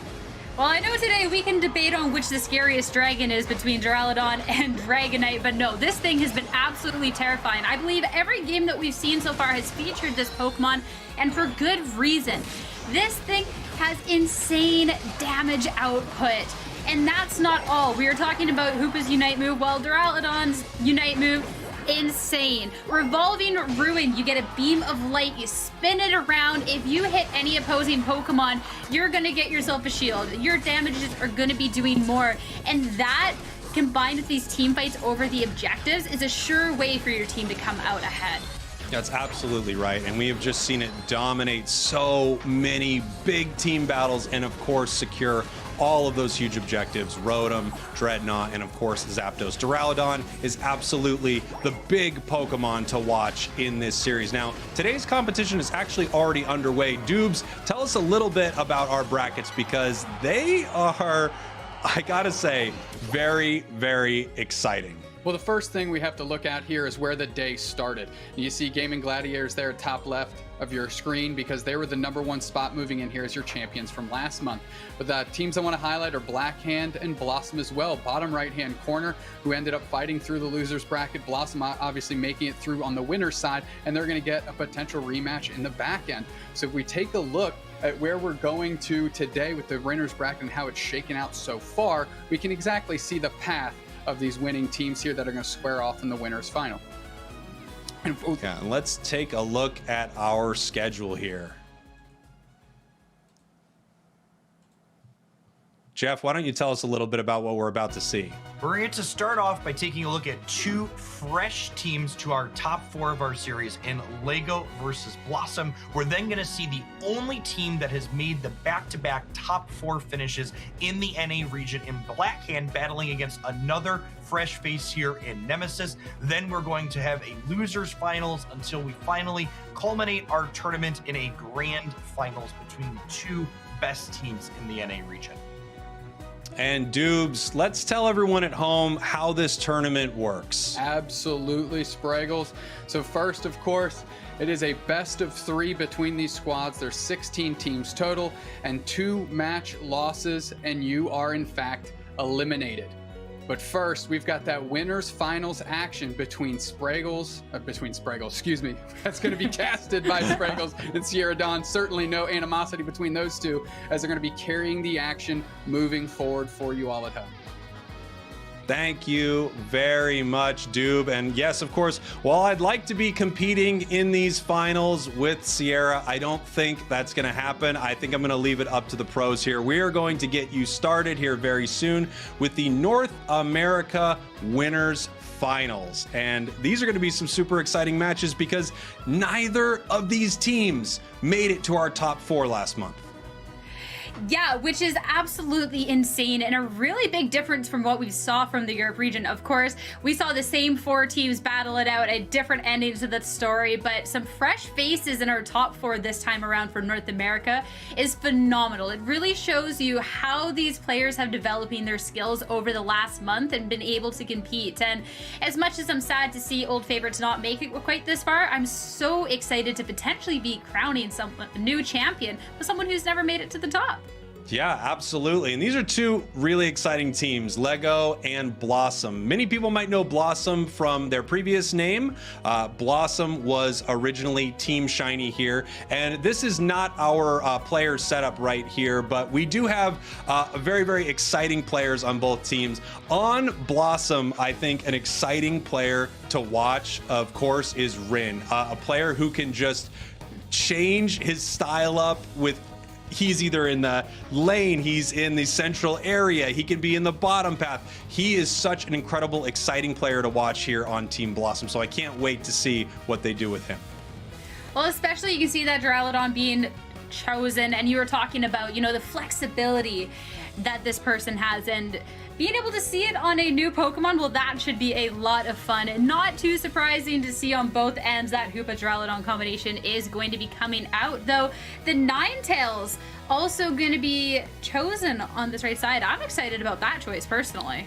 Me too. We've got Ninetales on both teams, Duraludon on both teams, Hoopa, Blissey. Interestingly enough, Lucario, a Pokemon that we see on almost every competitive team, does not make it onto LEGO's roster. I can't wait to see how they end up structuring their team here. It's going to be really exciting to see which Pokemon go to which paths, because honestly, right now, I'm not sure. Are we seeing Duraludon in that top path? Are they going with a more typical 2 Pokemon top, 2 Pokemon bottom strategy? I can't wait to see it.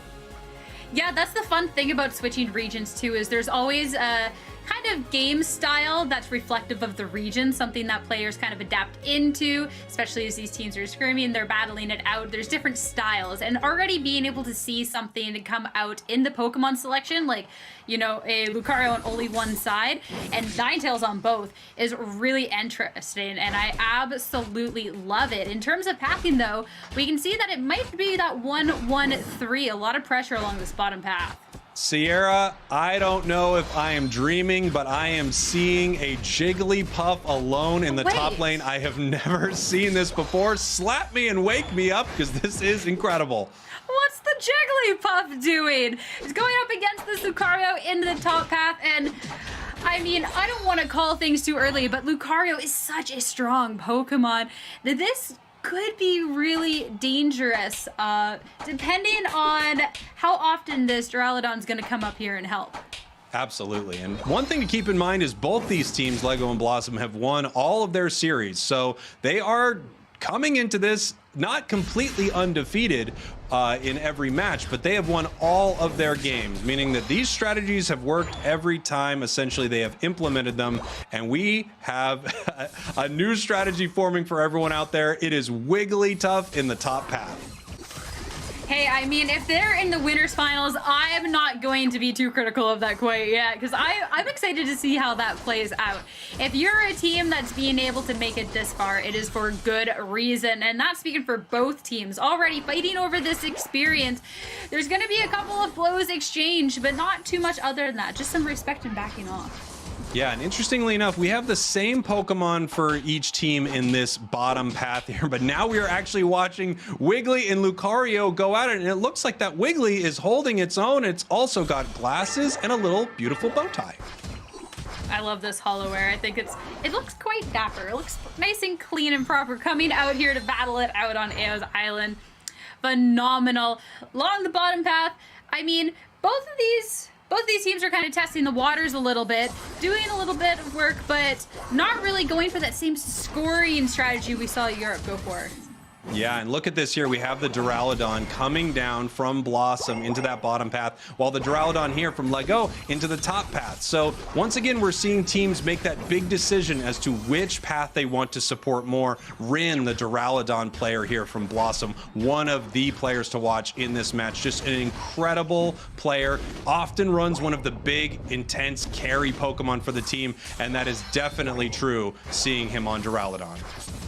Good. Now, all the pressure along this bottom path as this Duraludon is going to be joining the fight down here, and the bees has gone as fast as they appeared. 15 seconds until Dreadnought is up, and Lego taking a lot of damage. That is going to definitely hinder them trying to compete in this upcoming objective fight. Yeah, even though Blossom was down a Pokemon, they were still able to perform incredibly well there. But now we have everyone coming to this bottom path. We have a Unite move from Duraludon right here. And the name of the game is Secure This Dreadnought, which the Lucario from Blossom able to do, and then clean up this whole fight. Give him a broom. He's sweeping up the entire enemy team. Absolutely fantastic coming out from Blossom. It's going to be trades all around, though, but Blossom definitely taking the upper hand, taking the objective. That is a good day out on the island. The KO streak of 3 for this Lucario. That's awesome. Lego now going to be trying to pressure this bottom path now that they want to try and make a little bit of that momentum up. And as Unite moves come out, they're unable to quite secure any of these KOs. Yeah, this looks like an incredible fight here for Blossom. They were being pushed back by Lego, but after that Blissey came in with that Unite move, it feels like it gave them the courage to turn that fight right around, jump back in, and score against Lego. Right now, Blossom feels like they are in command of these big team battles. Definitely a little bit of better positioning, as well as just being able to already apply pressure to Lego right before is definitely helped them out. What I think is interesting, the Rotom hasn't been contested, hasn't been touched. It's all about this bottom path and putting this pressure on. Lucario is going to take a lot of damage. He's actually going to be taken out as well from the Duraludon from Lego. Yeah, and here comes that Duraludon. It is scoring. Oh, and we see up in the top path, we have Rin taking this objective. Will it be able to out-secure it from Ninetales? No, it does not. Parasite here from Lego actually ended up stealing that Rotom. Gonna go down for it though, so that's just going to give the opportunity for the Rotom just to get bursted down. Not too much danger. It's just going to be a little bit of a thorn in your side. Well, damage can be applied elsewhere. We see this Blissey being able to push along the top half, but now 10 seconds until the Dreadnought appears. It's time to start rotating back along the bottom, and that's going to be the Rings Unbound to allow Blossom the upper hand of being able to get down here for this fight. You can see both teams having similar strategies here. Hoopa, bring us in, create those portals. It is time to fight. But it looks like once again, Blossom, a full team wipe, just taking care of every single member on Lego. Is it the Lucario once again? He has 2 KOs. Where's this man's broom? Absolutely insane. Duraludon with the 3, and then Lucario taking the last 2 KOs, but a fantastic team effort and objective yet again in their favor. It's such an important one to be gaining that momentum, and with the team wipe coming off of that, Lucario being able to rotate up, get the bees. Blossom, they're looking kind of clean.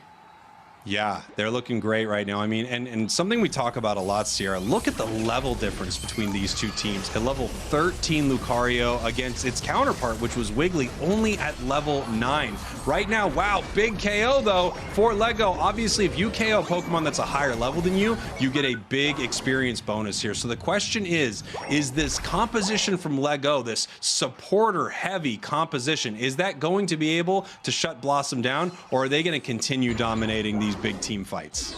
I mean, it was able to shut them down at least then, and you're exactly right. That experience they're able to gain from being able to grab the upper hand. Blossom has to be careful of that, because that's where they have that little bit of a lead right now. They got the point lead, they have a level lead, but they don't want to be giving that over into the other team. Though now that Rotom's appeared, just hiding in the grass, waiting to see if anyone from Lego might step a little too far forward. Yeah, and this is a really interesting play. You do see a lot of the top teams make this. They're waiting to attack that Rotom because they want it walking towards the enemy base at a more advantageous time for them. Closer to when Zapdos spawns or closer to when Dreadnought spawns is so much better for Blossom here. If they can hold that Rotom for just a little bit, now they are going to secure it so that it is walking again while the enemy team needs to be worrying about it and Dreadnought. Yeah, the Dreadnought up in 5 seconds. At this point, you just let the Rotom go in, or no, you have to keep somebody back, and that's going to be one person down in the fight. Lego, though, they're going to be putting this damage out, and they're going to try and burst it down. Ninetales is going to push forward, try and get involved, though, but it's not going to quite be enough. Duraludon is going to be able to get the KO, but Blossom's Duraludon be able to chase and get one down in return, and it's not going to end there.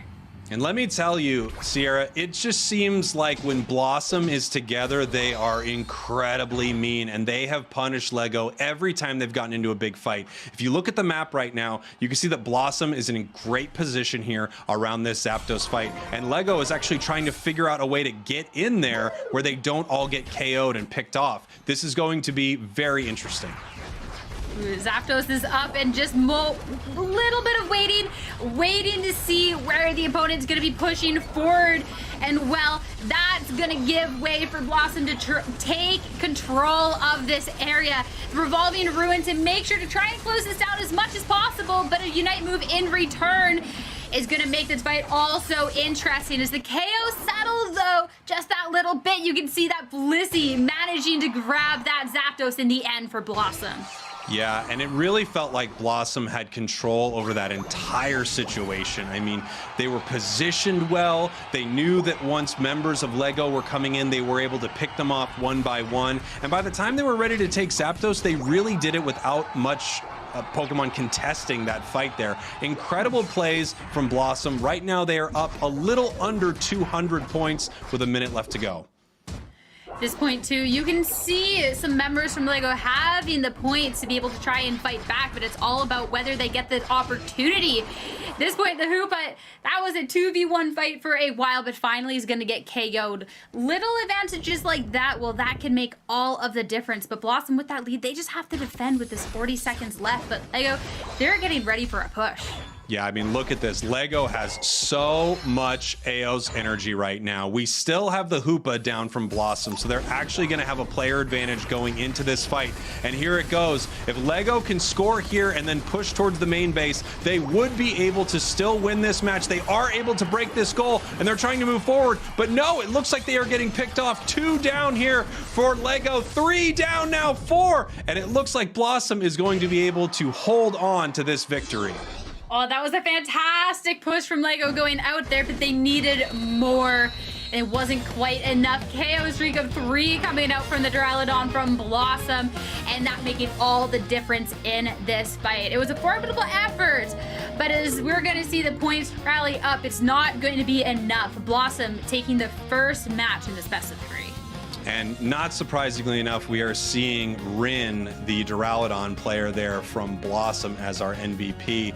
Just such an incredibly dominant player. But you could say that about just about anyone on Blossom in that match. It felt like that they had Lego in the palm of their hand for most of that, especially some of those ending moments. Oh, for sure. Especially the very final ending moment, being able to secure those 3 KOs. Things can change so quickly in Pokemon Unite. It is so fast, and making sure that Lego couldn't push on any further, absolutely massive in securing their win.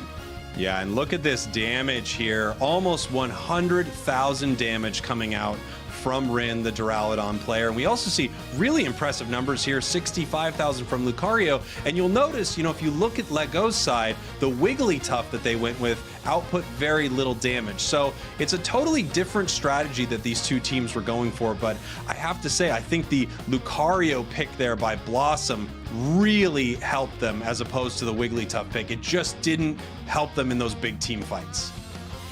Yeah, as strong as supports can be, you got to make sure you have that damage output in Lucario. Well, that is a fantastic way. We saw there was a couple of team fights where Duraludon was able to get the first 3 KOs and Lucario to finish up with the final 2 after all that damage had been done. And I mean, those team wipes are huge. You get the experience, you get that momentum, and it's all about now how you're going to be able to respond to Blossom. That is the question, right? We're going to see some big moments from that last match, and I think a lot of what we're going to see, obviously, is going to be Blossom just dominating in these big team battles. When they were together, they were unstoppable throughout this match here, winning that first Dreadnought and scoring big in the bottom path. Yeah, and something that they had on their side for Blossom a lot of the time, those Dreadnoughts giving them such great experience leads, getting them level leads, that made it that they were already playing so well in these team fights, but also it was even more difficult to go up against this pure strength coming out. And LEGO, they did fight back. We can see that secure there, but the turns, Blossom being able to pressure afterwards was just a little bit too much. And this is just that beautiful ending moment there from Blossom. They were able to take Zapdos almost at a leisurely pace after they were able to take out all the members of LEGO. A valiant push here in the bottom path, but they were not able to get enough points in. Once this goal is broken, they need to make their way to the main base. They were not able to do that, getting cleaned up by this massive Metal Dragon Duraludon, level 15. And here we have our MVP player, Rin, from Blossom. The primary Pokemon, Arena, the Greninja. Swap this over to Duraludon, because that was some fantastic gameplay that we saw coming out. Yeah, I mean, I've seen this player play just about everything. I've seen an amazing Charizard, Greninja, of course, Arena, as they are mentioning. These are some of their favorite picks, but I agree with you, Sierra. I wonder if their primary Pokemon is about to change over to Duraludon. Yeah, honestly, I'm excited to see how Rin's going to be playing in this next game. And honestly, with how strong this team's been able to play, they can go all of the way, because we've been talking at length today about these new Pokemon emerging in Unite and just how strong they're able to be. And I feel like the teams that have been most effectively being able to use them are the teams that we're seeing stand above the rest.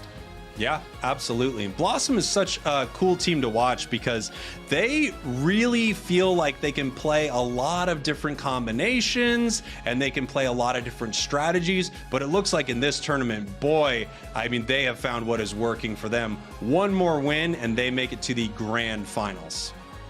Yeah, though, going into this next one, well, of course, we haven't really seen teams adjust too much, but in terms of like a play style, what do you really want to see LEGO change up in this next game to try and bring this into a game 3?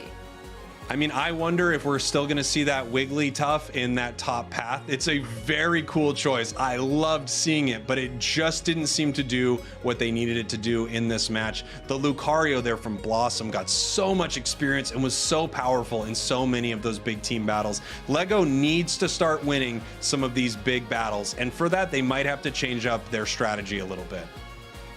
Yeah, I definitely don't disagree with that, because in the early games, I mean, this little pink ball wasn't really pushed around too much in the top lane, but once it got into the later parts of the game, it just wasn't really impactful in the way that this Lucario from Blossom was. So I definitely don't disagree with you there. I think too, just making sure Blossom can't get the upper hand and this leveling just throughout the game. Yeah, I'm wondering if the strategy from LEGO, if I were to guess, it is a full-on let's protect our Duraludon and make sure that it can survive anything. We've got the Wiggly there, the Hoopa, the Blissey. We've got everything to support it. Taking a look real quick at our bracket right here. Again, we talked about last month Game & Gladiators went completely undefeated, but they were actually taken down by LEGO, the team we're watching here in our finals, and Full Send taken down by Blossom. So a lot of these big teams that we expected to be here in the Final Four taken out by these two, LEGO and Blossom. And now here they are competing for their spot in the grand finals. I feel like that's really interesting and just a really good sign that the scene's evolving in a really good way, because when you go from one competition to the next, especially when a team like Game & Gladiators has been so dominant, it's always who can combat them, what do teams have to do to be able to come out on top. And of course, there's going to be a lot of people sad to see they're not going to be able to get that 2-time championships, but seeing that players are getting strong enough and being able to come out with the strategies to best them is fantastic for the competition. Yeah, it's really exciting, and it shows that not only is the game extremely competitive, but like you were mentioning, it evolves just like a Pokemon pretty quickly. All of a sudden, we have new Pokemon that join every month, and teams have to figure out how they're going to play within that, how they're going to react to that. Are they going to lean into the new Pokemon like we've seen some teams play, or are they going to try to pull out and use a strategy that worked a long time ago? It's really cool to see these teams change things up, and without question, North America got shaken up by these two new Pokemon. Oh, they definitely did. We even saw in the strategies that the last one with the Hoopa, the Rings Unbound, everybody going for the Dreadnought, and it just being a huge fight there, really taking advantage of the Unite move and just that teleportation around the map. Absolutely amazing. Getting into our Pokemon Select this time though, at a glance, there's actually not going to be any changes. That Wigglytuff is here to stay. No, I think they know that they've been running a great strategy throughout this tournament, and maybe there were some key moments they could improve on, but clearly they want to run this again. They know that they can win with this. The question is Blossom just going to have an amazing performance like they did last time? Right now, Blossom feels like the team to watch. Yeah, it'll be really cool to see what adjustments then. If LEGO was feeling good enough with this Wigglytuff, you know that maybe something went wrong, or that there has been a discussion. They know they're going to be able to bring it out here and have a different impact with it. And in these team fights, I feel like Wigglytuff is a Pokemon that can have that huge impact. It can really turn things with them. This thing just, even with that rollout that we've seen opted for in the past. So I'm intrigued by what LEGO could do here. I'm also very intrigued and so excited to see this Jigglypuff running up towards the top path once again. Are they able to change it up enough so that they can beat Blossom here? Or is Blossom's strategy going to send them right to the grand finals? We are about to find out in 10 short minutes. Well, right out of the gate, this thing is not scared whatsoever, pressuring right into this Lucario, and these little attacks is actually enough of an impact, but as Duraludon comes and rotates over from both ends, at this point, it's time to back up. Yeah, and we've got a different fight happening here. Last time we saw Blossom make their way to the bottom path for those 8 minutes 50 seconds Vespiquen Combies, but right now both Duraludons hanging out in the top path, and it looks like they're going to have an even fight in both paths. I mean, I like that response from LEGO too, because if you know that Duraludon from Blossom is going to be pressuring that upper path, you can't just let this Jigglypuff just get bullied up there. You need to be able to respond to it. It does mean the bees though in both paths going to be a little different fleshed up experience wise, but wow, a big play coming up from LEGO here as they just push on forward. Wigglytuff was so low and they didn't care. Well, obviously that is what they're looking for, that Wigglytuff running in with the sleep, and now we're here in our bottom path. We are watching this 3-on-3 as Ninetales from both teams pushes the enemy away. It's going to be really interesting to see. Now that we've seen that Wigglytuff and Duraludon combo, I wonder if we're seeing a different LEGO in this match, if they have a much better strategy. I mean, if we want to see LEGO just moving right through the winner's bracket onto those finals, we need to see a little bit of a different LEGO this time around. We need to see a little bit of a change. It's still going to be these Duraludons, just consistent pressure on in this top path. But, a lot of damage done on the Duraludon from LEGO's side, and that means that this Wigglytuff is going to fall soon after. That's right, and now we see Blossom answer right back. They said, no, we're still doing what we did before. We are taking down both of you here in this top path. We have the better strategy using this Lucario. I mean, that's just part of the thing. Lucario is just the damage output in comparison to Wigglytuff is just so much. LEGO, they're going to be making a push back along in this bottom path. The Duraludon here to fight with. It's just going to be a bit of pressure, but Blossom's going to back up from that, opting instead to try and take these bees from a distance. And now we can see here, we've got 4 members of LEGO in that bottom path. Wiggly, it looks like it's making its way down, or perhaps hiding in a bush, waiting to ambush that Lucario somewhere in the central area here. It does look like it wants to slow them down. That is their plan. And now we have a big battle breaking out here at Dreadnought. It looks like a ton of damage being thrown down, and there is Rin, that Duraludon player, pushing the entire enemy team back. It looks like once again, Blossom just with an amazing team battle. Of course, these team battles we saw in the first game were so strong and no difference. It's going to be a KO on base, and they're going to keep pushing forward from that. This is going to be a huge amount of points going in their way. They'll not be able to quite break it with Lego pushing back. They're just going to retreat. They won one fight. They don't need to try and push for the next. So here we have it. Once again, Lego a little down here. Blossom scored 134 points. They have the level advantage. They took the Dreadnought. We need to see how Lego is going to be able to respond to this. Lucario heading up to this top path. And it looks like everyone on Lego getting ready for a possible battle here for this Rotom. Here's a chance for Lego to try and take this objective fight. Try and push forward on this. Lucario from Blossom pushed all the way back, needing to get out there as to not get KO'd, and that's going to allow all these points to be going in the upper goal. Blossom, though, they're going to group up. They're going to retaliate and push back. They're going to try and get some Bs, but as Unite moves come out, once again, they have to retreat. Now, this is interesting here. They waited for a moment to decide if they were going to break that top path goal here, and now that they can easily secure Rotom, they've decided, yeah, we're going to get rid of that goal. We're going to let that Rotom walk in, and they're going to continue gathering experience on this map. All the meanwhile, this Duraludon from Blossom, still the highest level Pokemon in the match. It's definitely terrifying, that's for sure, and even more so as the Unite move is going to come out as Lego tries to pressure on into this team fight, taking so much damage. And sure enough, this Duraludon is going to be putting in work, in the Lucario that we know so much. It's going to be chasing it down the Blissey as well. 2v1, it's not going to go well whatsoever, and that's going to be a couple members from Lego falling in that Rotom push attempt. No one is safe on Lego when Blossom gets together. They are just incredible at fighting as a team. We have Dreadnought coming up here, and look at that. Hyperspace Hoopa bringing him in. Rings unbound. Here comes the Unite move and a quick secure actually from Lego. I wonder if they're going to be able to push this fight back. Oh, looks like they might try, though. KO going in way of Blossom is definitely going to put them at a disadvantage. And this Hoopa, it might be in its Unite form, but it's definitely taking all of the damage. Down lower, though, they're able to fire and take on 2 more KOs. Ninetales, absolute unit putting these work, and Blossom's able to push on forward and grab the goal. And what a moment there. It looked like they were just relaxing on the beach, and they go down once again. We are just seeing the team battle dominance from Blossom. Whether they win the objective or lose it, they are winning the fights. Yeah, these team fights have been absolutely insane, and with Rotom up in 20 seconds, you have to wonder, last time there was a team fight going in Lego's way, they're going to try and push that again, but it doesn't really seem from the map that they might want to. This might be free for Blossom.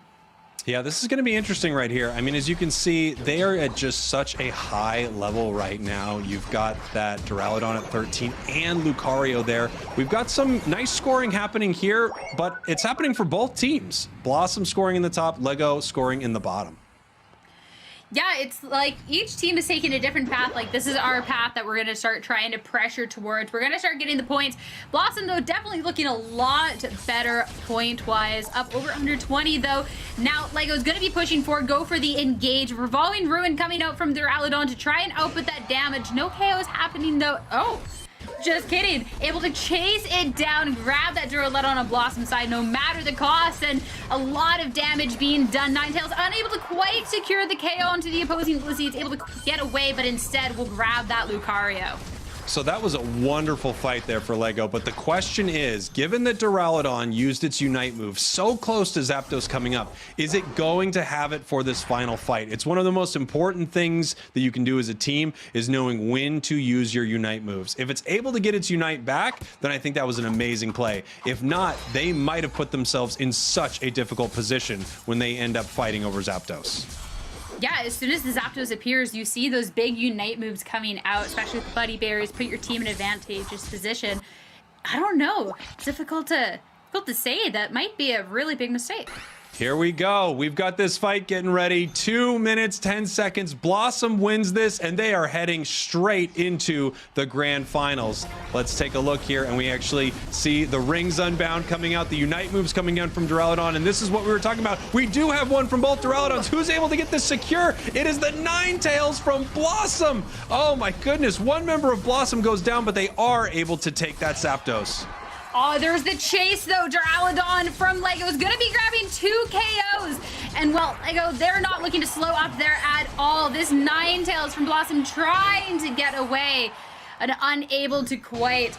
Some lot of Pokemon going down on Blossom's side. And now, despite the fact that Lego lost the Zapdos, it's whether they can try and push back and get those points. I mean, that is the real question, isn't it? We still have a minute left. They have a lot of Aeos energy. In some ways, they did great in that last fight, and they kind of won it to an extent because Blossom didn't get to score much. A lot of them were KO'd after that Zapdos. But the question is, can Lego now make their way in and fight against this Blossom team that has been so amazing in team battles and outscore them right now? They have a lot of points that they need to put into a goal. Well, they do, and we can see them starting to group up in this central area, less than a minute back. If there is a play to be made, well, they need to find the opening right about now. A Blizzy pushing by itself into the central area might just be that little handout they need, though it looks like it might actually just try and score on the other end. We can see the Aeos energy littered all around. So, well, Lego, while they're pushing around that bottom path, this is going to be a lot of points, even further Blossom's lead there. But as the action goes on, you know, Lego, they'll get their points of their own. They're putting out a lot of damage. Revolving Ruin, though, to try and push them back, and that's going to be 1 KO secured, 2 KO secured for Blossom. And at this point, I don't know if there's anything Lego can do with only 10 seconds left. No, I mean, they just take them down right there. I love that play by Blossom. They send Blissey all the way to the other side saying, we know you're coming to score here, but we are going to counter score right now. Such a great push from Lego, but it's not able to do more than break that bottom goal. Blossom heading into the grand finals. Dominant performances. They are playing so well today. Oh, for sure. The damage output that this team has to be able to get them to this point is insane. Rin, yet again with the MVP. I'm not surprised about that. I'm not really surprised to see any of the Duraludon players being able to grab that MVP for themselves today. But no, this was just... it was just the damage that they were able to do in comparison to Lego. I like the strategy of the Wigglytuff up the top path. It just wasn't enough for the team. And look at this here. I mean, a lot more KOs coming down on the side of Blossom. And once again, the damage there really going the way of Blossom. Look at Ninetales, by the way. Most damage in the match, out damaging everyone from both teams. Really cool to see. And once again, it looks like that Wigglytuff pick just not able to do what the Lucario could do for Blossom. See, I feel like the strategy of supporting the Duraludon is great, but the thing is there's more Pokemon in the game to worry about. There's the Lucario. Apparently Ninetales now you have to be terrified of, and I really don't blame them after that match. Ninetales from both sides absolutely popping off, but yeah, it just came down to Blossom being able to just take advantage in those team fights time and time again and be able to go right on to the grand finals. Yeah, I don't know if it was the Wigglytuff that made the difference. I don't know if it's just that Blossom battles so well as a team. But yes, a big win for them. They won both of their games here, and it felt like they were in control. Let's take a look at some of these big moments throughout. We have Lego right now scoring in this top path after they push them back. And once they were able to do that, they get an easy secure on this top Rotom. Say that Blossom was in control, but there was definitely moments where Lego, it looked like they were having some really good moments, being able to secure objectives, push forward with their own KOs, but ultimately also just coming down to Blossom and how strong they were. We can even see here Hoopa for Lego's side just going down after taking damage from 3 Pokemon, and even with the Zapdos, as soon as the fight came out, big Unite moves being popped, and Ninetales secure yet again. Blossom just, as the match went on, couldn't be stopped. Yeah, they really fought so well as a group. When all those Pokemon got together, they were able to beat the enemy team. I love what Lego did here, especially chasing down this Ninetales. They really fought back hard, but having both of those goals open, it meant that Blossom was able to fight back so much easier here. They had to break the bottom goal and then run into that central area, which was just a tall order, and they were not able to do it here. And here is our MVP once again.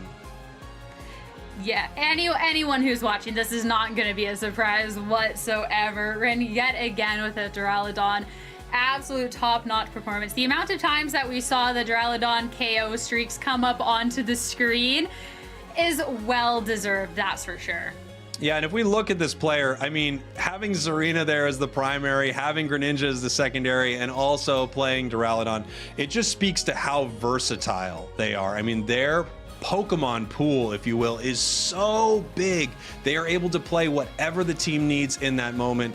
And yeah, you nailed it. 2 big MVPs for Rin heading into the grand finals, and look, team that's going to be really, really tough to beat. Here is our bracket. Tell us about it, Sierra. Yeah, I mean, you knew the strength of these two teams coming into it. Blossom and Lego just facing off for Blossom to be moving on to the grand finals.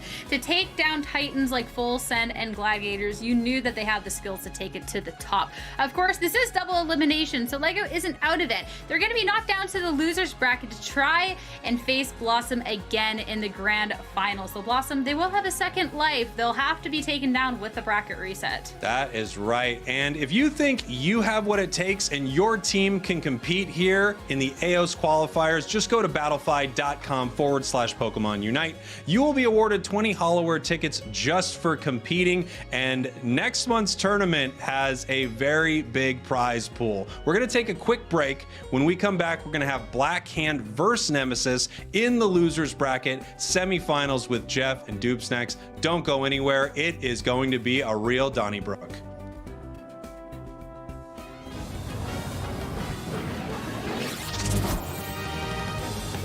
Hey fellow Pokemon trainers, welcome to Pokemon Unite. Now it's time to talk about team composition and picking the best Pokemon for your team. Ready, go! First, let's go over the different roles a Pokemon can have. Attackers excel at dealing tons of damage from a safe distance at the cost of a lower health pool. Defenders are proficient in protecting their allies with high health pools and abilities that fend off and absorb damage from enemy attackers. Supporters, as the name suggests, support their team with a wide variety of abilities, from inflicting status conditions and walling off foes to applying buffs and healing teammates. Speedsters usually control the central area of the map and are generally the quickest to level up on your team. They also will usually switch between the top and bottom of the map to support current objectives. All-rounders have an equal balance of attack power and health and are a great option to use in most situations. In addition to the variety of roles a Pokemon can have, there's even more of a variety in moves a Pokemon can learn. Every Pokemon starts with a basic attack, but will quickly level up to learn one of 2 attacks. Be sure to pick out which attack works best for your playstyle and your team composition. Once a Pokemon reaches a certain level, it will learn its Unite move. These are very powerful moves that can change the course of battle, especially when combined with other Unite moves from your teammates' Pokemon. So trainers, be sure to keep all of this in mind when picking out a Pokemon, and be sure to try out as many as you can to find out which playstyle fits you the best. Stay tuned to learn more and be the very best trainer on Aeos Island.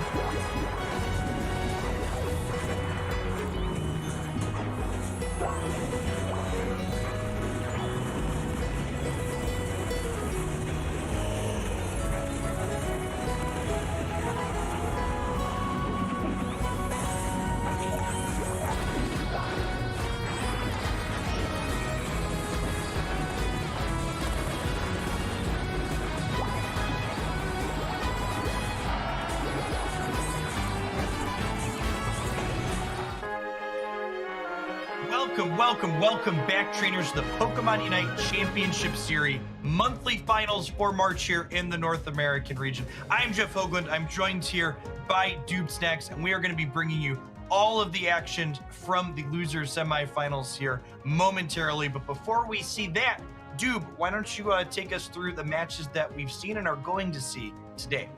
Without a doubt. So taking a look at our match schedule here, we have Lego and Blossom. Blossom, of course, sending Lego down to the losers finals. But right now we're going to see Blackhand square off against Nemesis.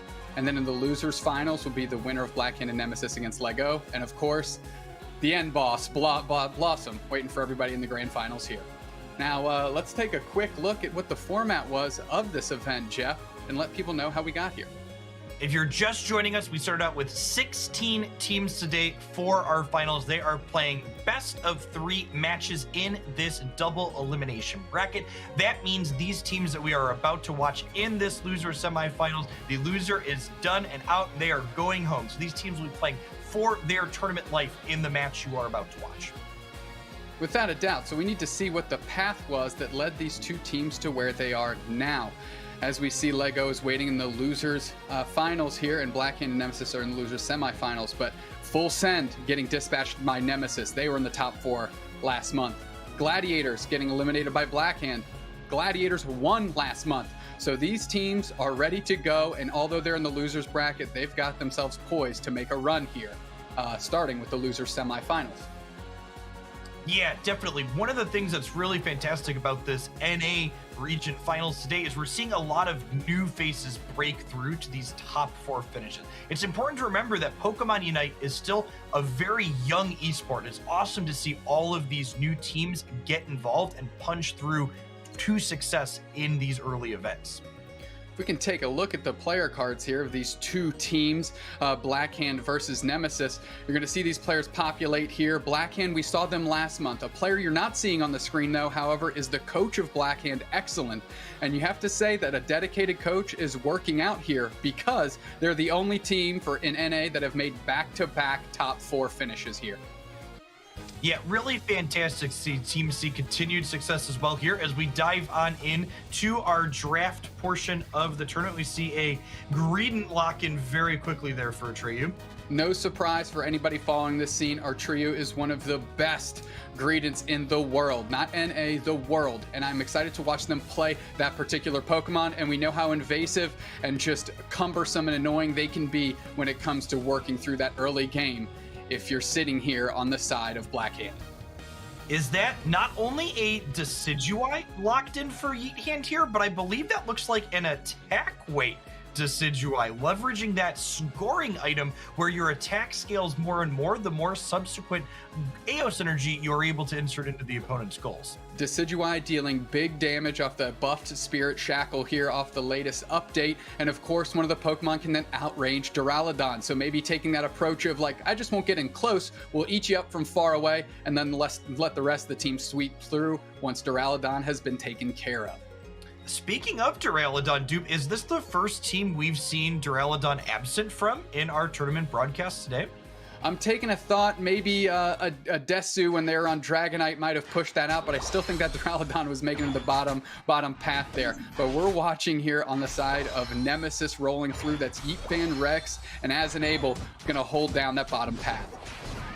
We see that solo Greedent top 4 Nemesis pairing up against that Lucario, while Decidueye is coming into the bottom path, and Froakie, eventually Greninja, is in the center for Nemesis here. A clear plan from Nemesis on how to tackle the Duraludon menace, and we can't wait to see how it develops, as we haven't seen just such a dedicated strategy to that. Our trio, again, as you mentioned, in the top path alone, and that's not new space for them. They're used to working like that. But look at this action inside. Slashcan just staying up, rolling out, get finally taken out by Asenable. Good work there to keep themselves up and finally get the KO on that very, very persistent Jigglypuff. A little bit of an interesting dynamic we see here from this Decidueye in the bottom path. Decidueye is a character that's not quite as good at contesting those last hits against the opposing team as some of these other Pokemon like Slowbro and Hoopa, meaning that they're putting more pressure on the opposing Pokemon to push them off as opposed to just trying to flip for those hits. Rex going to do a great job clearing out the other team so that Yifan can get those last hits, or at least try to, as they get into that Dartrix. And now they're able to push a little bit. Yifan, Rex doing a great job in this bottom path with this unique composition. Yeah, really, I think you got to be pretty ecstatic if you're on Nemesis' side here. Having that level 5 Decidueye in the bottom path already here. Decidueye, a character that's going to scale impressively late while being a little bit weaker early, and the fact that they're ahead in this early game seems huge for their strategy. Without a doubt, the action's breaking out down here. Just Rex playing up front, being a great wall for the squishier 2 Pokemon that sit behind it, that Hoopa, and of course that Dartrix Yeetfan. And they're working through. Yeetfan really wants to get to that Decidueye so that when that Duraludon gets it in the mix, they can start eating it up from long range. Yeah, it feels like one of the questions we're going to want to see answered here is, can this Decidueye get enough experience funneled into it in this bottom path to hit that final stage of Decidueye at level 7 to get access to that Spirit Shackle attack to allow it to secure those last hits at range or poke at Duraludon from a distance? Without a doubt, and of course, you mentioned the attack weight on that Dartrix, and I haven't seen them score any points quite yet, so they're going to want to start getting those stacked up as soon as possible here, but of course not in exchange to get knocked out. Look at everyone posturing. Duraludon already down there here for the 720Bs, but we're up top as we're watching these get burned through that E-Speed at Bulby, but Trainer LGC is in the mix and gets the KO on the Lucario with the support of Greedon. Yeah, giving up a little bit of their position in the bottom path to get ahead in the top. And we can see here it's going to come at a real cost. The Decidueye hitting that critical level 7 mark for the Spirit Shackle, but Blackhand has the forward position for this objective here, quickly taking it out before the Spirit Shackle can even get close. Yeah, great exchange for Blackhand. We'll sacrifice our Wigglytuff. We'll play them forward in exchange for this Dreadnought. Worked out like a charm and exactly how they sussed it. Chaotic going back into their central area here, going to try and keep snowballing their level advantage that they have on their counterpart, Trainer LGC. Really like the map awareness from Blackhand here, saying, okay, we got this objective, but the rest of Nemesis came down and they have this position around their point. We're not going to try and push our advantage. We're just going to take what we got and then back on out here as Nemesis decides to try and push 5 stacked down here on this first point. A full team push here, and they're working and trying to get the points in. And as they're working through, that's a KO streak of 2 for LGC, the Trainer LGC, KO streak of 3, excuse me. I said they were down on experience, but that's a heck of a way to catch up, is taking the body and mowing down 3 members of Blackhand. Bulby gonna seal up this Rotom alone, though, and that's worth noting here, Jeff. Doobstax noted earlier that the Decidueye with the attack weight had not gotten any early dunks in there, and I think the purpose of that big 5-player push on the bottom from Nemesis was to allow that Decidueye to start stacking up. I don't know if you noticed, Doob, but after they pushed the opposing team off, they allowed the Decidueye to grab up those individual pieces of Aeos energy and get multiple dunks there, scaling its attack up with that item. A great strategy as our trio comes through, a little bit of belch in that face of that Lucario, trying to put it to sleep with the halitosis. And now our trio back in the middle here, not trying to engage too much, just get their own contestable wild Pokemon. Yeah, I really like the positioning and prioritization of objectives and map pressure that Nemesis has taken this match so far. So they kind of acknowledge that the first Rotom didn't have a lot of value for them. They've positioned themselves so that way they have the map advantage here going into the second Dreadnought. Their team has a lot of Pokemon that scale up into the late game, and they're trying to ensure that they have the experience advantage heading into that. Watch Yeetfan. They're using that big Decidueye arrow to fire in and keep them at bay so they can have the positional advantage of Dreadnought. The fight is breaking out. That's a Hoopa on bound. KO streak of 2 for the Slowbro. Are you kidding me? Get those surfs in, buddy. Hang 10. As now we're working through the rest of Blackhand. They're completely just snuffed out from this Dreadnought. And now Nemesis needs to turn the corner. As look at that penetration by Volby the Lucario, and the right side team takes it off the back of our Triyu. Great work, and now they just need to finish up the KOs as Mop-Wop goes down. And what a show by Nemesis. That was perfectly strategized and expertly executed. Great look there. Yeah, really fantastic engagement where Nemesis was able to prioritize removing Black Hand's Duraludon from the playing field, basically getting rid of their best chance to secure that objective before they decided to move in on eliminating Dreadnought itself. Look at trainer LGC. They were behind on experience, got that KO streak of 3, back to level 13 off the back of another KO streak of 2, I believe. And now Mop-Wop and Volby are just forced to try and get these Bs. Rotom, here comes Decidueye, eyeing him up, lining him up. Is the frog gonna get pinged to the backboard here? The arrow coming across huge, hitting multiple people on Black Hand, meaning they get chunked for damage before this engagement can even start here. We see Nemesis pulling back a little bit as Greninja is knocked out. This Rotom, again, doesn't have a ton of value for Nemesis with that forward point for Black Hand up. They're pretty content to just push it off at their tier 2 goal. Yeah, it looks like Slowbro and Decidueye are going to be the ones responsible for just mowing down that Rotom as our Triyu. Look where our Triyu was. They are all the way across the map, finally back, so they can keep this bottom goal zone intact as that Hoopa's working on alone. As Enable trying to hold it down. That's a big belch, catches a couple of them, and they're working through Chaotic and just chunked in, and they're trying to keep this goal zone up, and it's great work and great defense by Nemesis. They only had 2 players there, As Enable doing a brunt of the work here up front. With a little bit of support of our Triyu, their defensive stand holds. Yeah, honestly, excellent map awareness from Nemesis there, correctly realizing that Black Hand was not going to push with this Rotom. They were using it to generate map pressure and then attempting to pressure Nemesis's outside goal point here, which gives them this valuable forwarding position as this next Dreadnought is spawning. Yeah, this Dreadnought's going to spawn and Black Hand's pushing, because even if there's KOs here, you're probably going to be back in time for the Zapdos. So this is one to contest here as Volby's ripping through it. Nemesis has decided to fade a little bit and finally get in. The Duraludon seals it. Trainer LGC goes down to the Lucario, and that's a little bit of revenge by Volby as now they're pushing the bottom goal zone, and they're going to see if they can close it out on this push. Last time didn't quite work out, but there's no defense here from Nemesis saying that is a lost cause. Let's get out of here because we got Zapdos here in 10 seconds. Yeah, I like this trade from Nemesis as well, honestly, acknowledging that they can't defend this goal and they need to back off, and Decidueye was able to counter score 50 top, keeping the actual scoreboard for this game incredibly close, as Wigglytuff is able to get up on top of the very squishy Decidueye there. That's a Unite move by the Duraludon as they're caught by themselves and they're working through. The chase is on. 2 players down already for Black Hand. Nemesis has the level advantage. They're making it look nasty now as the Hoopa Unbound gets the punches and Trainer LGC getting into the mix. And now that's 3 players down for Black Hand, and it's up to the Wigglytuff and the Eldegoss to try and steal this thing out from under Nemesis as they're burning it down. Our Triyu trying to suss up Mop-Wop. Mop-Wop trying to square up the Leaf Tornado. They get taken out by the Decidueye, and now it's free reign all over this Zapdos. And of course Nemesis takes it because it was their show to begin with, and now the goal zones are unlocked. What an incredibly impressive mid to end game positioning and engagement from Nemesis. Really showing the power of Decidueye into this very dominating pick that basically every other team in this tournament has had in Duraludon. I mean, these points are just raining in, and this lead is stretching out like taffy as Nemesis is up by just under 500 points. So Black Hand needs full pockets, and they need almost everyone to convert if they want a shot in this one. And there's only 48 seconds left on the clock, Jeff. Yeah, and like Doob said, full pockets is the key part of Doob's statement there, even assuming they can have a successful push. And Black Hand has nowhere near full pockets going into this engagement here. Yeah, Decidueye doing a great job getting some damages, ripping through some score shields here. Good collective effort by Black Hand, only 12 points left on that one. Is Chaotic gonna get the 100 in?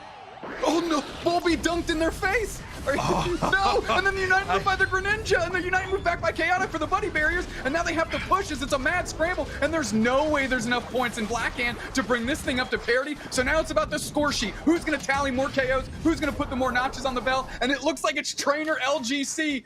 Trainer LGC Yagami putting everyone's name down in the knockout note. That's a KO streak of 3 to close this one out. Whew.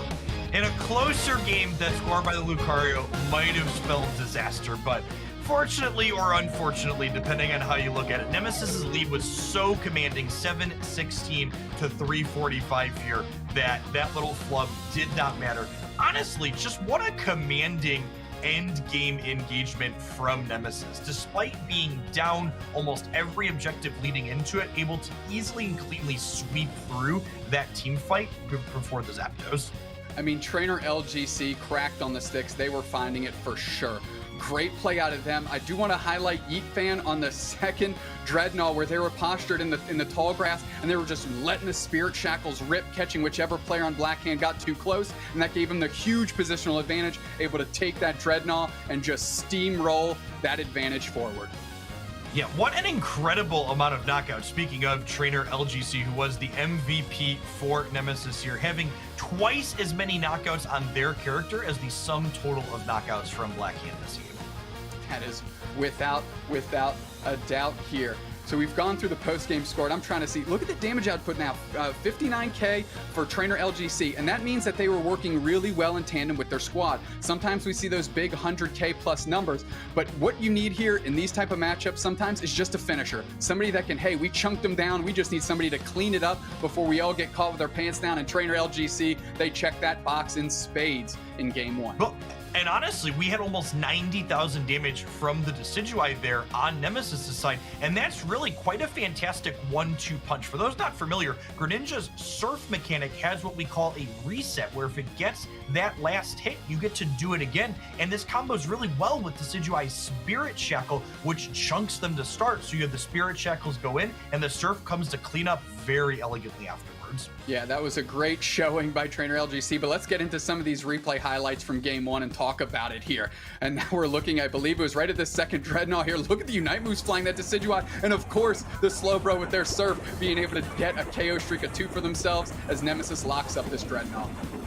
Yeah, that very powerful Unite from the Decidueye there, allowing them to eliminate that Duraludon in advance so they could secure that objective much more cleanly against the weaker securing Pokemon.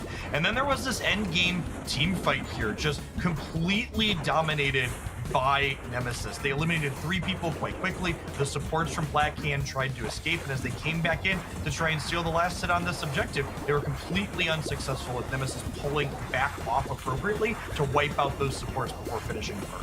Yeah, in an ideal world, you want your supports to go down before your damage dealers here and kind of put their body on the line. But of course, Nemesis did a great job splitting up Blackhand. And this is when we're seeing those ducats rain in, those double buckets, those straight hundo burgers. And Nemesis was leaving satiated on this one as they all went in.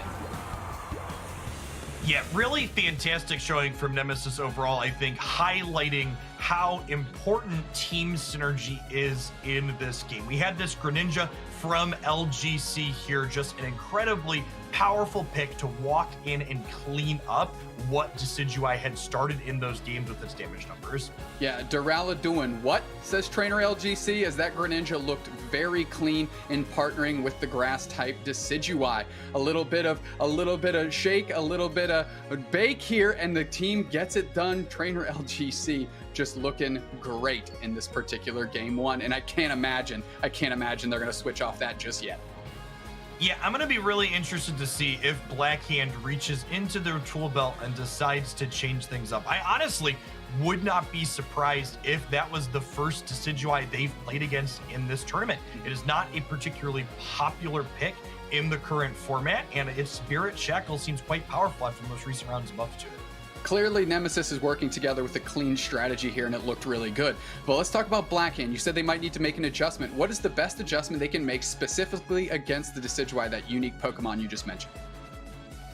Decidueye, one of its weaknesses is the fact that it gets dove pretty successfully. It doesn't have a lot of mobility baked into its kit, so perhaps something that's better able to get on top of it, such as, I don't know, a Machamp, for example, with that submission or dynamic punch to jump in on stun on it, could be a change that we see from their top path character in this second match. Without a doubt. We're going to take a quick look here at the bracket as we see who's waiting in the losers finals for either Blackhand or Nemesis, and that's Lego that were just sent there from the winners finals. Now Blackhand is down a game, Nemesis up a game, and I have to say the Greninja, that Decidueye looked very, very good. Yeah, Blackhand is not going to have an easy path from here. Not only do they need to win their next 2 matches here against Nemesis, but Lego is actually the team that sent them down. I am mistaken. But either way, they have a long road back from the position that they are in. Yeah, and the road in front of them, the path in front of them is Set's Nemesis, who's not going to let them get a free ride to the loser of winners finals waiting for them, which is Lego. So, I mean, these teams are kind of squaring up. You mentioned the adjustment that Blackhand has to make, maybe a way to dive the Decidueye. We haven't seen a Greninja in the jungle since last month. We haven't seen it at all today. What is the impact that Greninja has at a trainer LGC? I mean, it looked very good. Another possible adjustment we could see considered is that Eldegoss is a character that's fallen out of the format a little bit as Hoopa has come to prevalent, but Eldegoss gives your whole team a lot more sustain with the heals and shields that it can provide to a group, which can prevent those powerful surf resets from Greninja coming in to clean up your team off the map after Decidueye chunks them. So perhaps we could see an adjustment in that manner in the bottom path as well. Blackhand has to bring this thing to parity before they can even think about the losers finals, and the path ahead of them, as I mentioned, awaits Nemesis. Now, if I'm Nemesis, and Jeff, correct me if I'm wrong here, I'm coming back for the exact same thing, and I'm going to make Blackhand show that they can actually contest with what we're offering in front of them. Yeah, I think especially when you look back and see how the early pathing went in the bottom for Nemesis, like they were ahead with Decidueye in their bottom path, which if you would have told me that was going to happen going into a match like that, I don't think I would have believed you. Decidueye is so powerful as it scales into that mid to late game, but the concession is supposed to be that you get behind a little bit early because you can't contest those last hits as well, and Nemesis executed their beginning game fantastically in a way that just wasn't the case.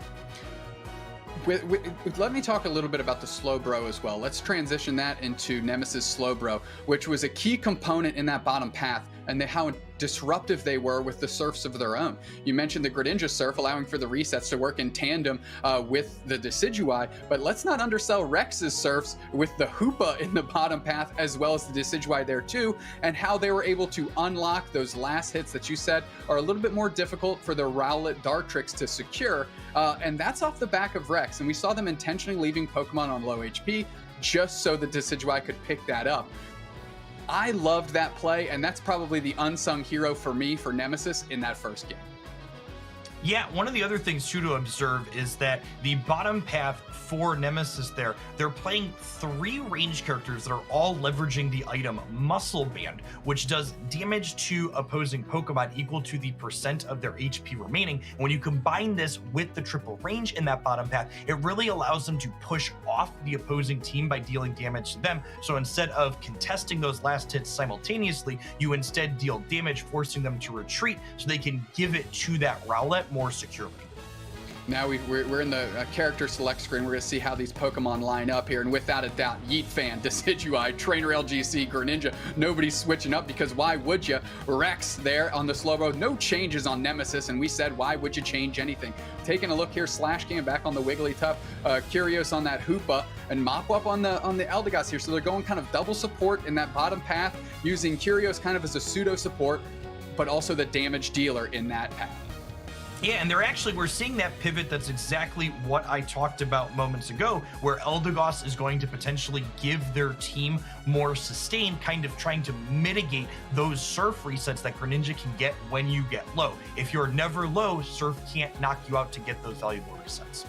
Now, my key for Blackhand is to try to unlock the Duraludon. They certainly didn't show up empty on the score sheet, but nothing like the Duraludons we've seen of the squads that win the particular game all throughout today. So I'm looking for Chaotic to get on the comms, work with their squad, find the openings, and really punch a hole through the chest of this Nemesis team and try and get their spirits down early, because you're going to need one here to bring this thing back up to 1 apiece.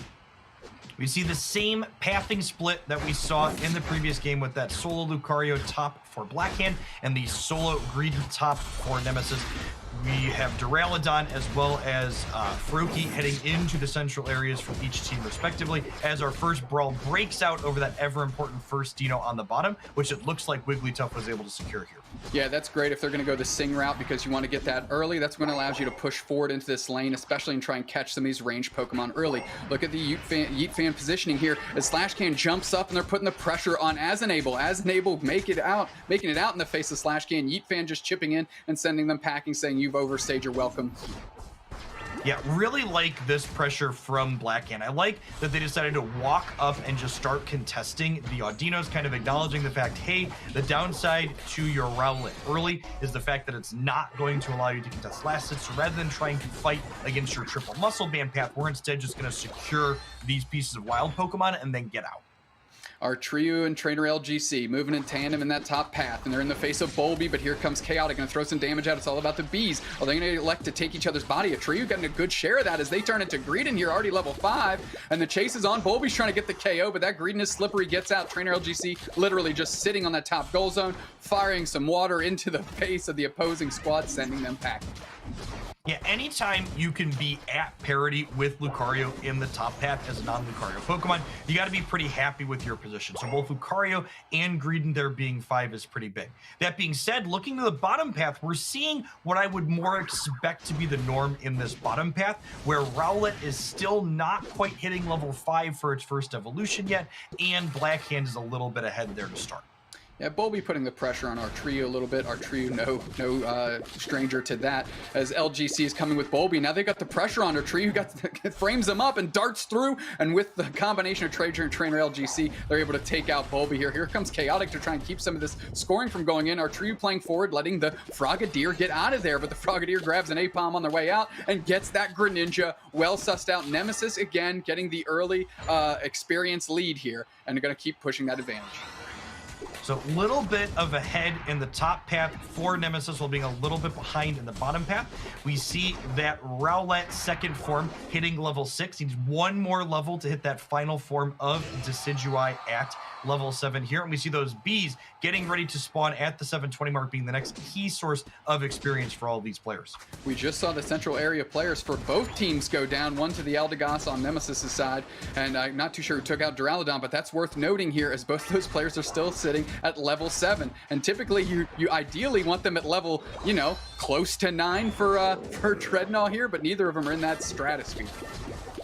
We see Greedent getting to the bottom path first here, but everybody quickly soon joining in. I think for Nemesis' side here, you really want to take this engagement before starting the objective because you lack the powerful secure of a Duraludon on your team. So this Dreadnought walking back and resetting his health pool is very beneficial to them as Blackhand immediately starts hitting the objective again. Yeah, each team gave up some KOs, but now they're back in the mix here as our Trio goes down the Greedent to the Duraludon. Now we're pushing Rexes down, they go down. That's 2 players down for Nemesis. Those are the 2 biggest chunky ones in the front here. As now there's 2 down for Blackhand, and the team's working through. Look at Asenable, look at Bulby, they're trying to work through. Train LGC still up, KO streak of 3, and they're just mowing, KO streak of 4, they're mowing it down. Are they gonna take the Dreadnought?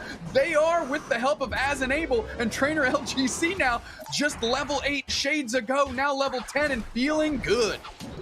We see the power of those surf resets inside of that engagement. Greninja surfed across Duraludon, it surfed across another, and bing, bing, bing, like dominoes, all of Blackhand's Pokemon were knocked out in quick succession there.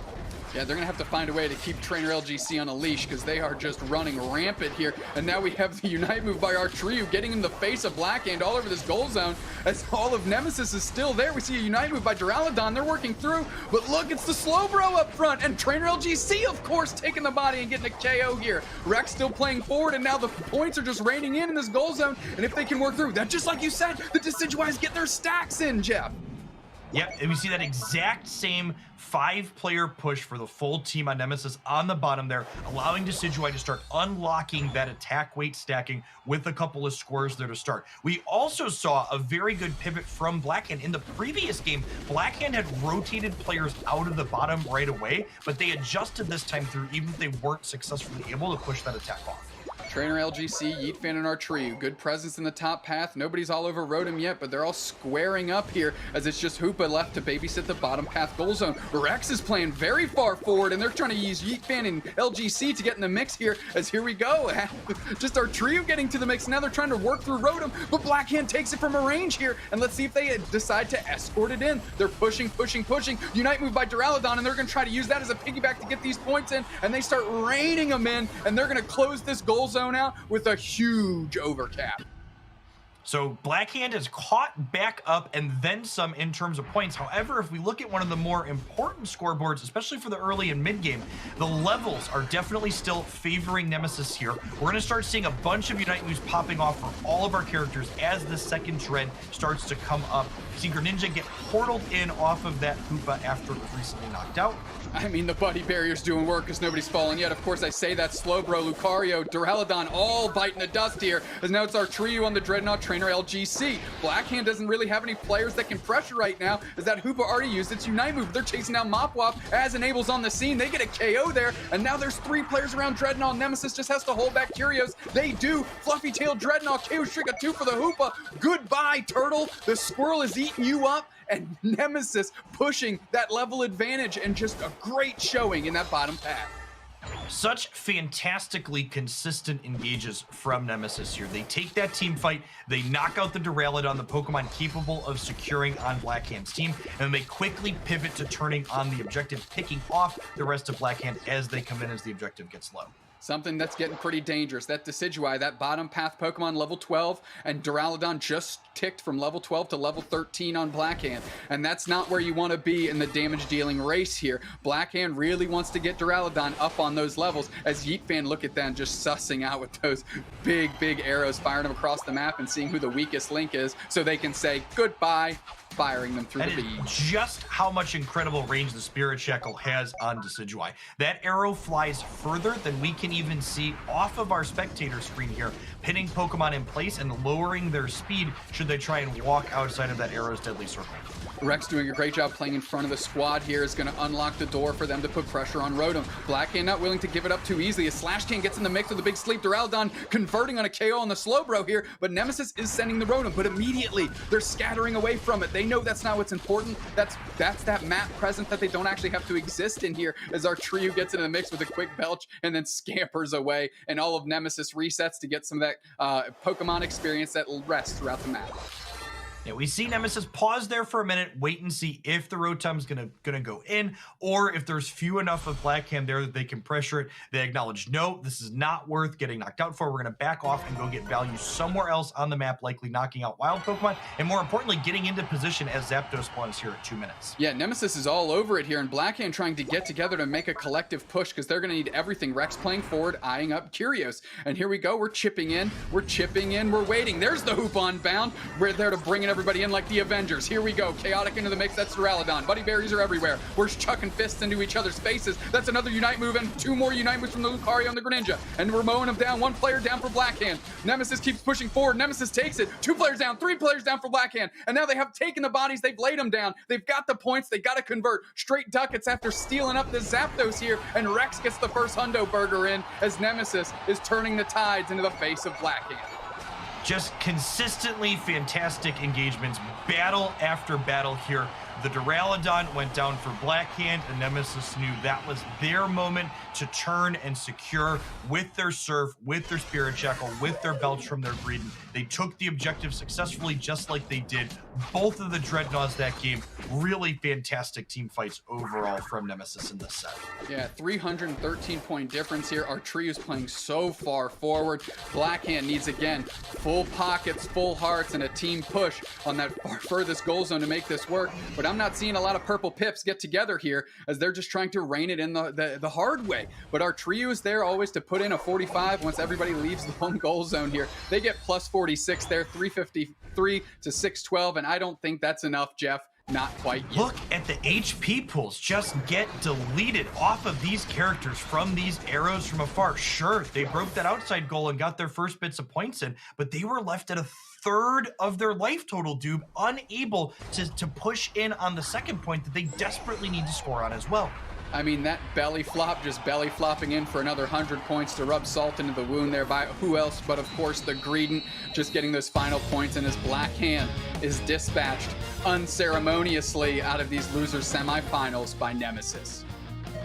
Yeah, Nemesis looking quite dominating in those matches there. And honestly, an impressive performance from the first team we've seen in these sets, and choosing not to leverage Duraludon, but instead leaning into a way to exploit what it does, which is being long range, but being incredibly squishy while doing so.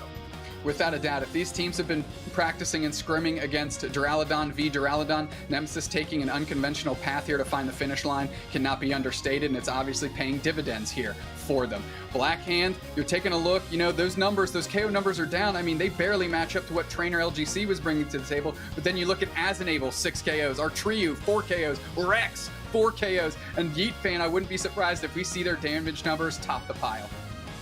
Yep, the big thing that the Decidueye does inside of all of these engagements, again, topping out the damage chart in the match at over 90,000 damage. These Spirit Shackles hit so hard. The fact that multiple Pokemon in Blackhand at almost every engage started those engagements with half or less of their life pool was such a huge advantage for the rest of Nemesis to get to come on in and clean up there. Yeah, this is a perfect example of the KOs don't always tell the full story here, and you can't undersell the impact that Yeet Fan had, and that strategy that Nemesis employed as they, as I mentioned, just kind of roll right through Blackhand with the more traditional Duraludon-based compositions we've been seeing leading up to this thing. But let's see the replay action here, Jeff, as the Rotom is moving forward, and Blackhand is making one of the best pushes we've seen out of him in both of these games. Yeah, and honestly, not only was that push great for Blackhand, but great awareness from Nemesis too. Their Decidueye and their Slowbro recognized that they couldn't hold that point and bailing out rather than feeding themselves in as additional experience via knockouts by trying to defend the point they could. Yeah, Nemesis with a great posturing around that Rotom, able to send it down the lane. Yes, they traded in a Duraludon KO on them, but not a big deal here. We're in the Zapdos fight. Hoopa unbound, pulling everybody in. Yeah, and we see that Duraludon just get grabbed by the Slowbro to start that fight, so it doesn't get to engage right away. Its health pool gets quickly deleted, and once that Duraludon is gone, Nemesis secures that objective very cleanly with the variety of characters that are better at securing than the rest of what Blackhand has to offer. Nemesis closes this thing out with Hundo Burgers on the menu as they rein them all in with a good plus 400 there. And of course, our trio getting theirs in at the end as well for some salt in the wound here. But this was just a great show by Nemesis. Fantastic. And Nemesis would not have been able to have that great show without Artriu in the top lane, leveraging that Greedent to great effect. Kind of a non-traditional pick. We often see Lucario dominate that role, but Artriu was quite impressive with their Greedent. Yeah, that solo top lane is nothing new for our trio, and there's a reason they're one of the top Greedent players in the world. No if ands, or buts about it here, as they're able to carry the team with their performance here in Game 2 and help Nemesis move one step closer to being the March Finals champions for NA. And waiting for them on the winner side, of course, is Blossom, but Nemesis, to get there, needs to go through Lego, and I doubt Lego is going to let them get there unscathed. Yeah, I'm actually really interested to see in this next match how these non-traditional top paths play out. Lego, if you recall, was playing that solo Wigglytuff in the top path, and I'm really curious to see how that lines up into the Greedent that Atreyu is bringing. Without a doubt, without a doubt. Jeff, any final thoughts about this one before we get ready to pass it on to Spraggles and Sierra Dawn? I think we've covered absolutely everything there is to say about that match. I'm excited to see where these players take us going forward with their two pretty non-traditional choices. Well, of course, Jeff, we have to ask. The Aeos Cup next month has a ton of money on the line, and if you're looking at these teams and said, I can probably take them on and get myself part of that bag, then go on ahead to battlefy.com/Pokemon Unite. Get yourself and your team signed up, and you'll be awarded 20 Hollowware tickets just for playing. So, on behalf of Jeff, I'm Doob Snacks, and Spraggles and Sierra Dawn will be right back with that losers finals action to see who's going to face off against Blossom in the NA March Finals. We'll see you in a second.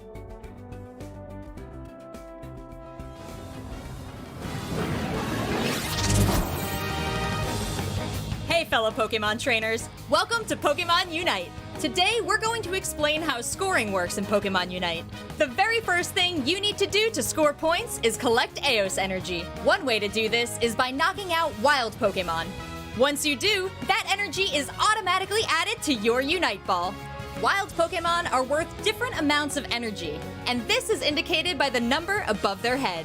Another way to get energy is to knock out a Pokemon on the opposing team. You'll need to walk over the orbs they drop to collect their energy. You can deposit any amount of energy into your opponent's goal zone, but There are a few things to consider before making this move. Firstly, the amount of time it takes to dunk points depends on how much energy you're trying to deposit. The more energy your Pokémon has, the longer it will take to dunk those points. Opposing players can interrupt your scoring, so take caution and wait for the right opportunity. Secondly, take notice of how much health your opponent's goal has. Once it reaches 0, the goal will break, and you will have to go deeper into enemy territory to continue scoring. Lastly, points are doubled in the last 2 minutes of the game. So if that time is approaching, you may want to consider waiting to score during those final 2 minutes to maximize your team's score. What a goal! That's all from us on the basics of scoring. Until next time, happy training!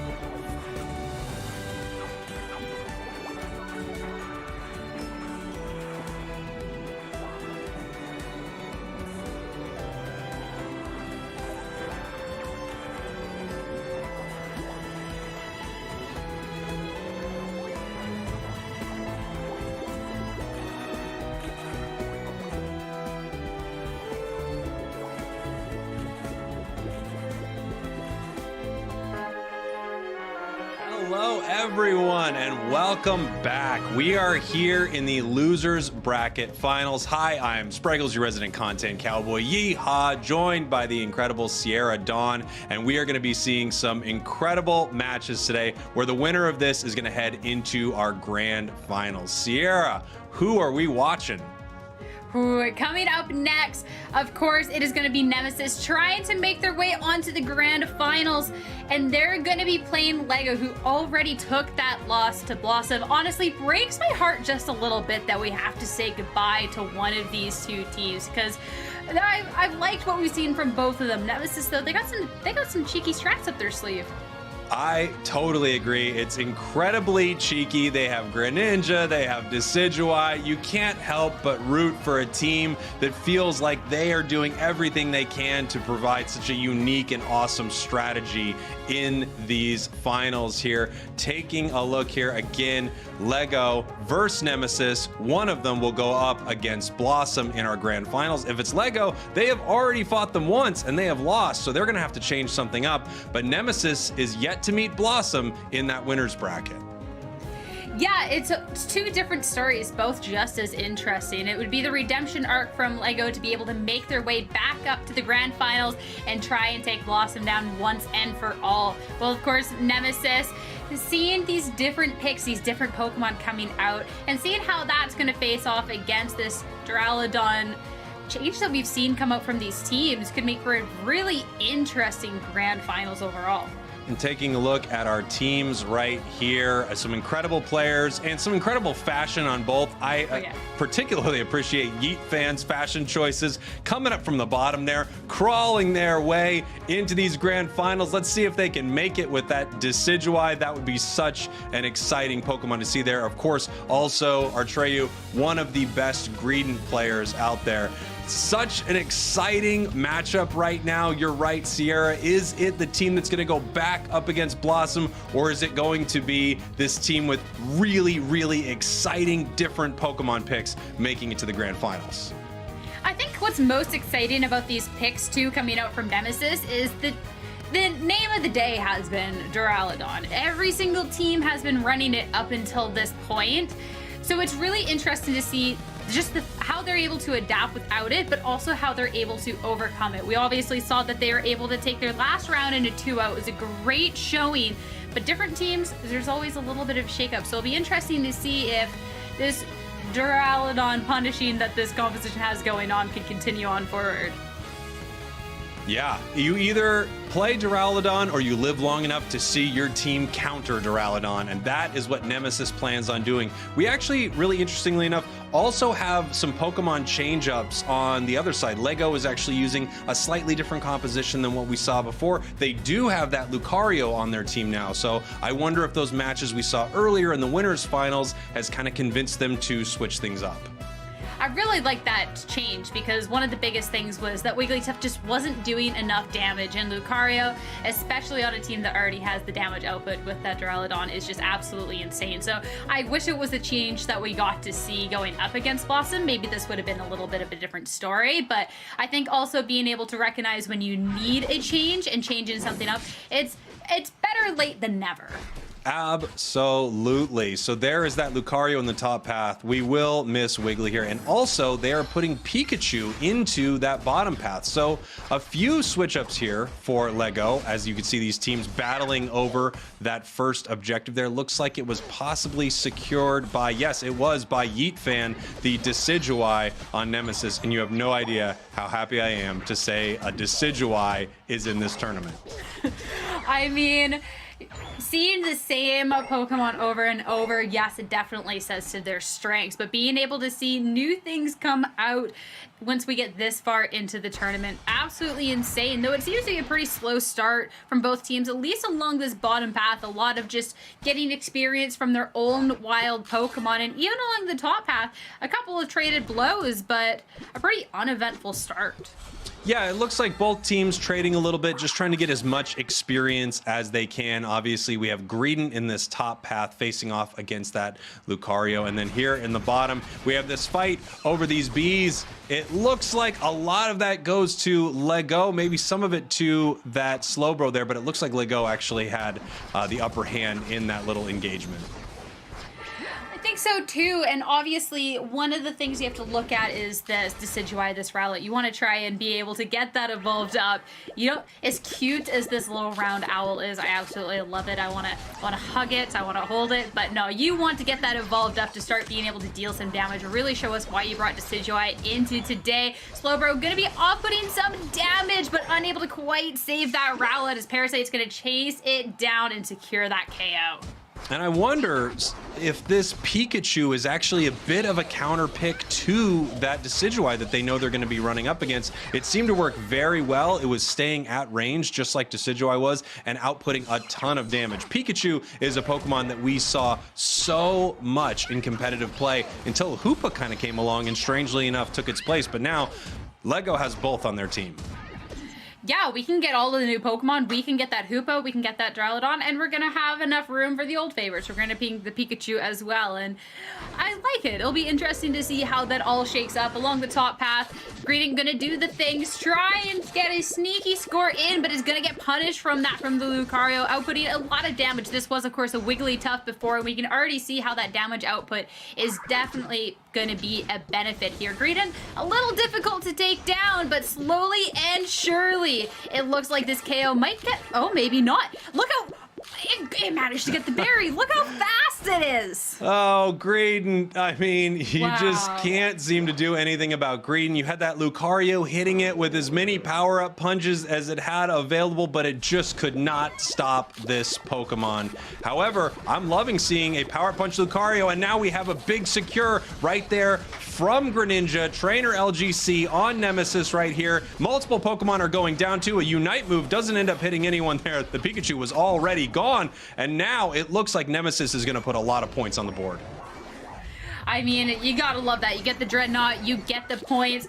The wasted Water Shuriken kind of hurts a little bit, but being able to just make sure you're good, keep on going on, definitely a benefit. But LEGO now, they're respawn. They're looking to start pushing back. And Nemesis, they're going to be backing away from this. And look at this owl. Decidueye just punishing anyone who even walks near them with these massive spirit shackles. Decidueye was recently given some really nice buffs, and now that this Pokemon's a lot stronger, it's in a position to not only outrange tons of Pokemon, but outdamage them as well. And this is clearly an awesome counter to Duraludon.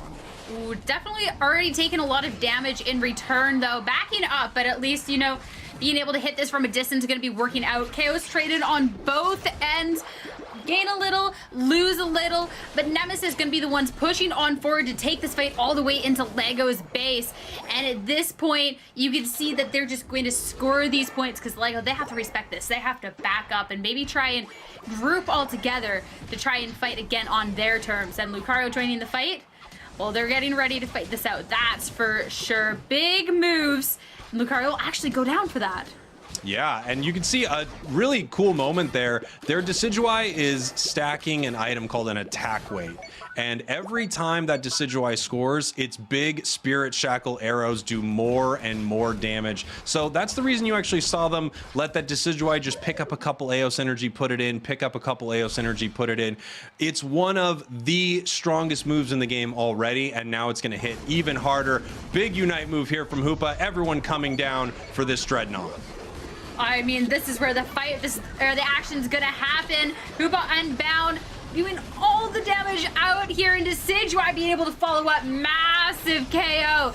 Nemesis doing so well in this fight, but it will be a Unite move from that Duraludon to try and fire back. But no, the Greninja's gonna counter it so well, securing 2 KOs of its own before this Duraludon's finally able to make any impact. Damage already done though. Nemesis going to be coming out ahead in the fight though.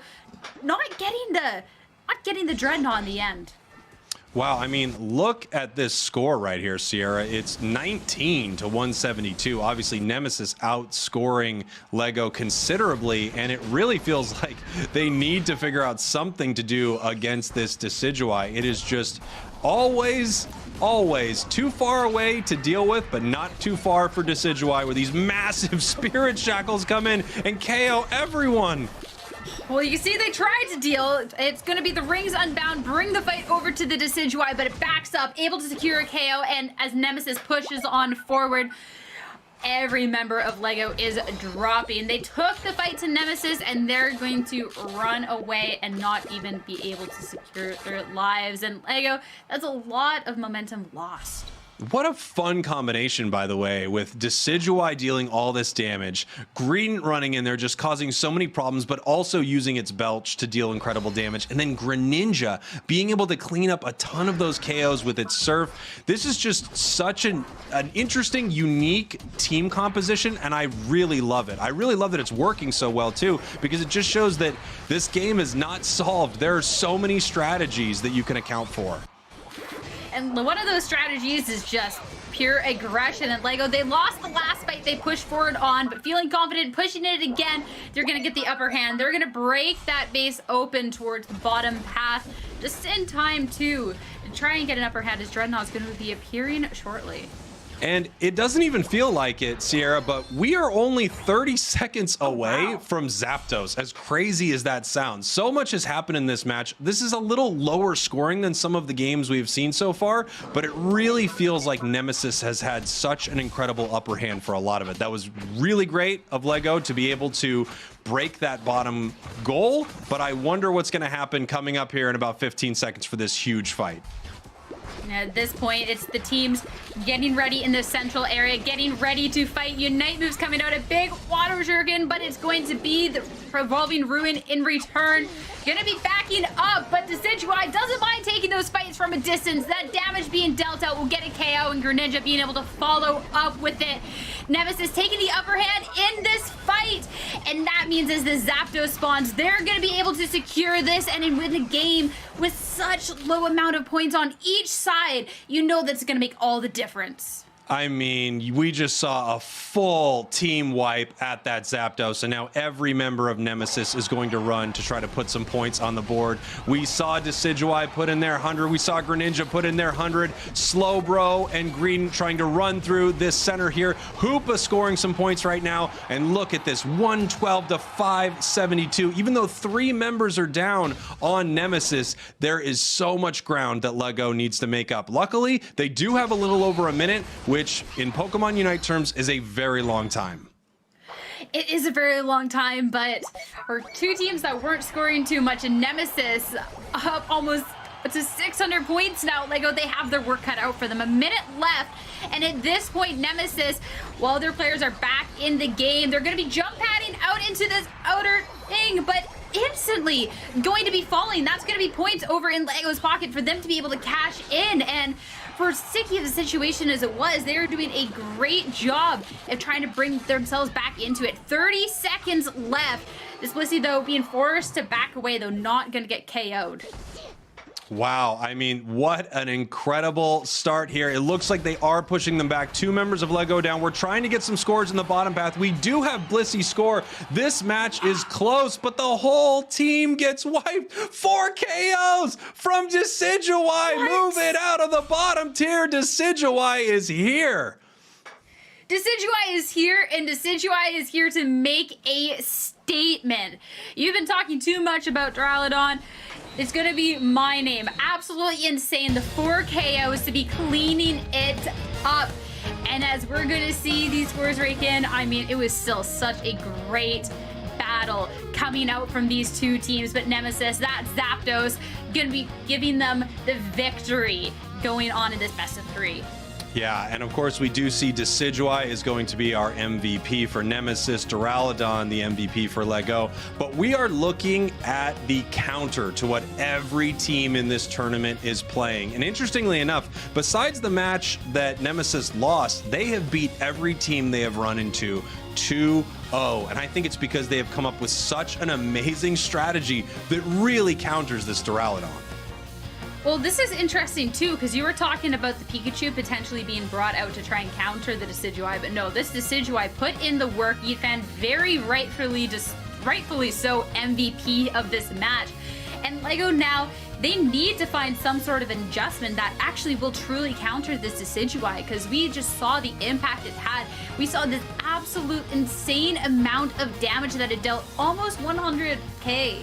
Yeah, look at that, 95,000 damage, and it only took 21,000. It is far away throwing those arrows onto the battlefield, and it is cleaning up right now. This strategy from Nemesis clearly is the counter to all of these Duraludon picks. I can't wait to see what happens with our next match. Does Wigglytuff come back into that top path? I would love to see that.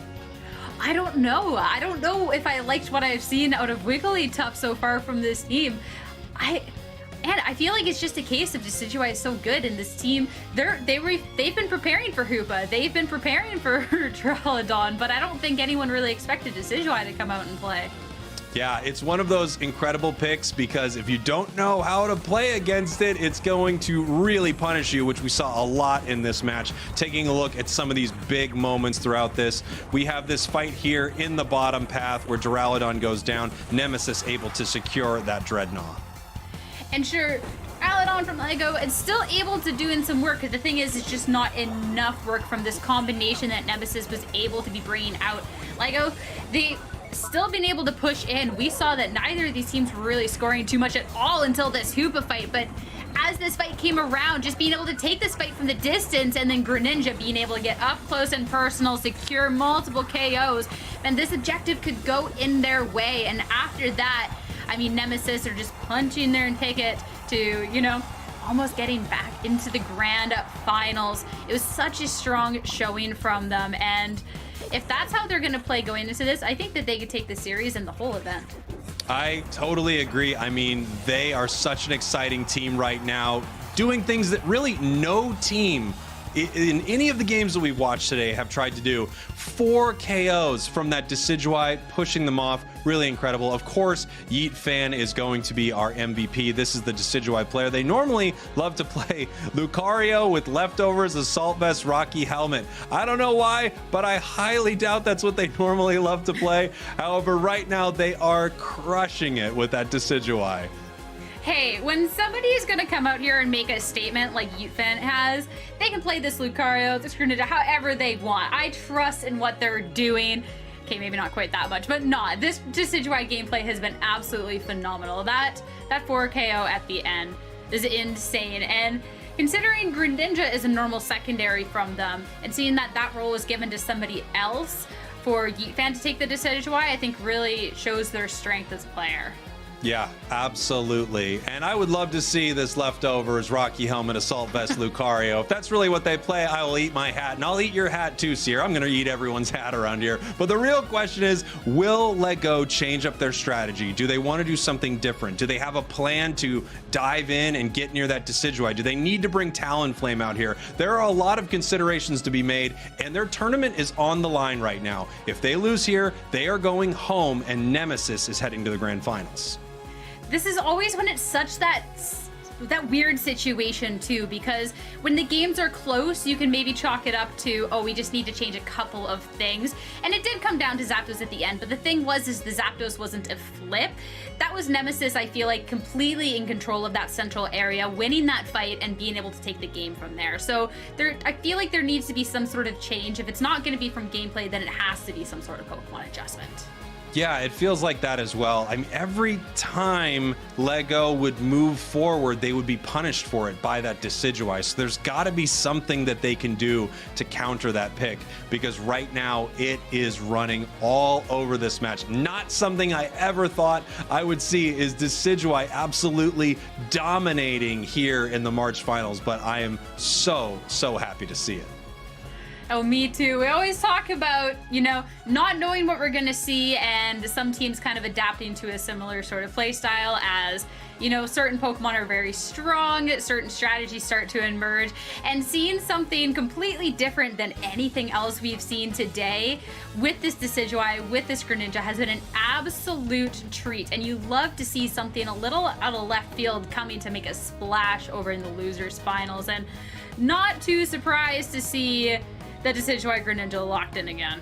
Oh, absolutely. I don't think a Nemesis is switching anything up right here, but I can't wait to see what we get from LEGO. It does look like we have that Wiggly. Maybe Ninetales is coming out. I'm not sure what their strategy is going to be, but this could be it right here. This could be the last game of our losers finals. Sierra, wake up those cats. They are going to want to see this, because Nemesis right now, if they win this, they could be heading to the grand finals.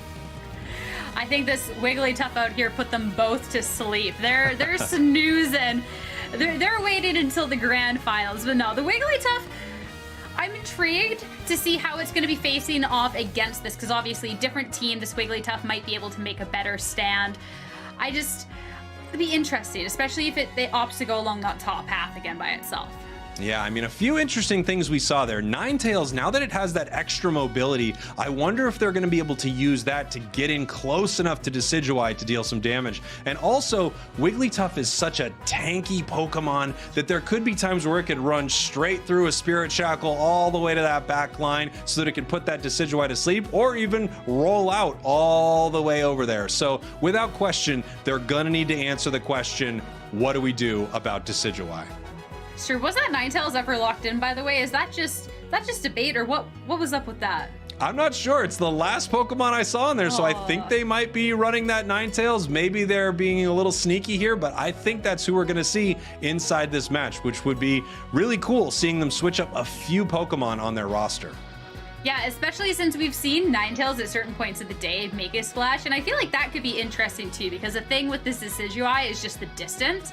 And obviously, Ninetales' distance isn't quite as great, but Suvoroveil and being able to attack at some sort of distance as well as a Snow Globe Unite move, I think could be actually pretty impactful. And as we get up into the game, sure enough, there's that little Vulpix. There is that sweet little Vulpix. We have Jiggly heading to the top path. We have Decidueye for Nemesis, and it looks like, maybe I'm looking at this wrong, but no one from Nemesis is actually moving out of their base. I'm not sure if possibly we have a connection issue or we have one of the most interesting strategies I have ever seen from a team, where they are going to hang out in their base for a while and then finally come out to surprise the enemy. I kind of doubt it. I kind of doubt it too, but you can see that Rowlet on the minimap is kind of moving back and forth. So we're not really quite sure how that's going to go. And seeing how things are emerging here too, I think it might actually look like a disconnect. I think we probably do have a connection issue here, but it might be more interesting. I mean, we'll talk about what's happening right here. We have Jigglypuff spinning around in a circle, Decidueye doing the same, spinning around in a circle right there. Who will spin better? And we are back to us. Obviously, they were having some issues inside that match here. I love seeing that team comp. I don't know if something happened on that character select screen because, like we said, Sierra, we did not see that Ninetales get locked in, but I'm sure there's some sort of technical difficulties that need to be worked out for this match. Yeah, and in terms of which Pokemon is going to be spinning better between the Rowlet and the Jigglypuff, considering when it evolves into a Wigglytuff, it gets a rollout, I'm going to have to say that way, though I do love my little Rowlet. I just think he might get dizzy. I have no way to organize this, Sierra, but I would love to hear from everyone in the chat, wherever you are watching, who you think was spinning better in that moment. Was it Rowlet or was it Jigglypuff? I'm not gonna lie, I'm Team Rowlet right now, okay? I have to be Team Rowlet. I understand, Sierra, that you're Team Jigglypuff. The two of us will probably never agree on this. Hey, I'm just saying too, that Rowlet was nice and safe in the base, where that Jigglypuff had to make a journey all the way across the map. So you gotta give it a little credit. But no, as we figure things out, it does give us time to talk a little bit more about the matchup, because of course, if Nemesis are able to secure this, they're gonna be moving on, and it's kind of the last dance for LEGO. But with the changes that are coming out, if it is the Ninetales they're supposed to be selecting, it could be really intriguing.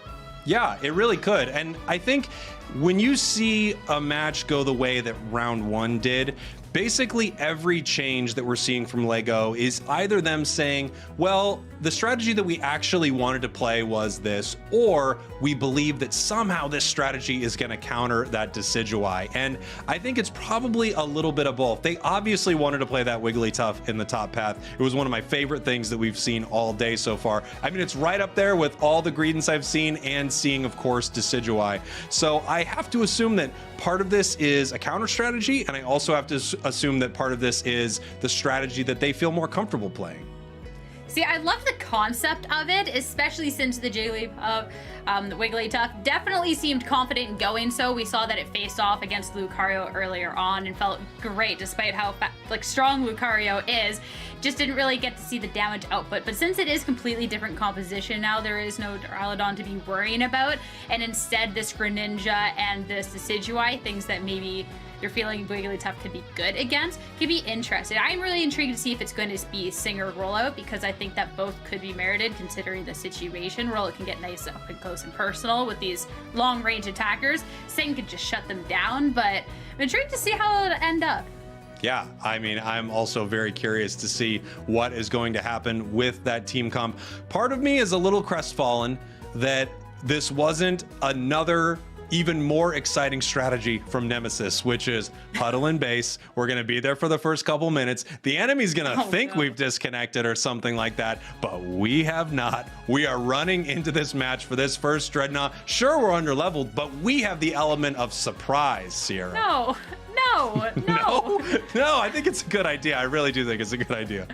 All right, maybe not when you're in the losers finals trying to make your way on. I know you were talking earlier about, a team could afford a loss, and maybe they could, but I want to see them close it out. As funny as it would be, I want to see them come out here with the utmost respect and then try and dominate their opponents with the Decidueye afterwards. As Maybe cute as it's the dance just me. competition was. I want sneaky plays, but that's just me. We obviously play Unite for very different reasons, me and you. Before we head back into our match, while we get things sorted out here, let's take a look at the February finals. What happened happen there. And interestingly enough, a lot of the teams that we are not seeing here in the March finals, unlike what happened in the EU, 3 of the top 4 teams from the NA February finals did not make it to the top 4, which is pretty surprising given that a lot of these teams are widely considered some of the best in the game. Yeah, well, I think that just speaks to how far this game is coming and how these players are adapting. So we're going to be throwing the video so you can see just how far these trainers have come.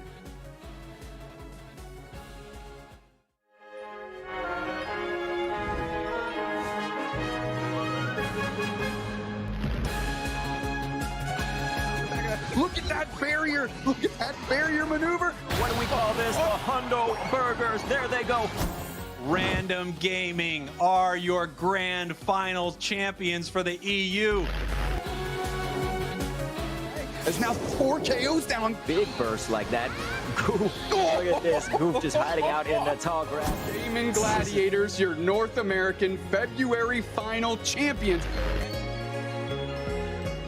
O Palme vem e faz tchau, amigo! Chegou cauteado, Yellow Flame, pegou o Lucario, o duplo nocautinho! O que foi esse segundo jogo, pelo amor de Deus, completamente dominado pela From Brasil. Completamente.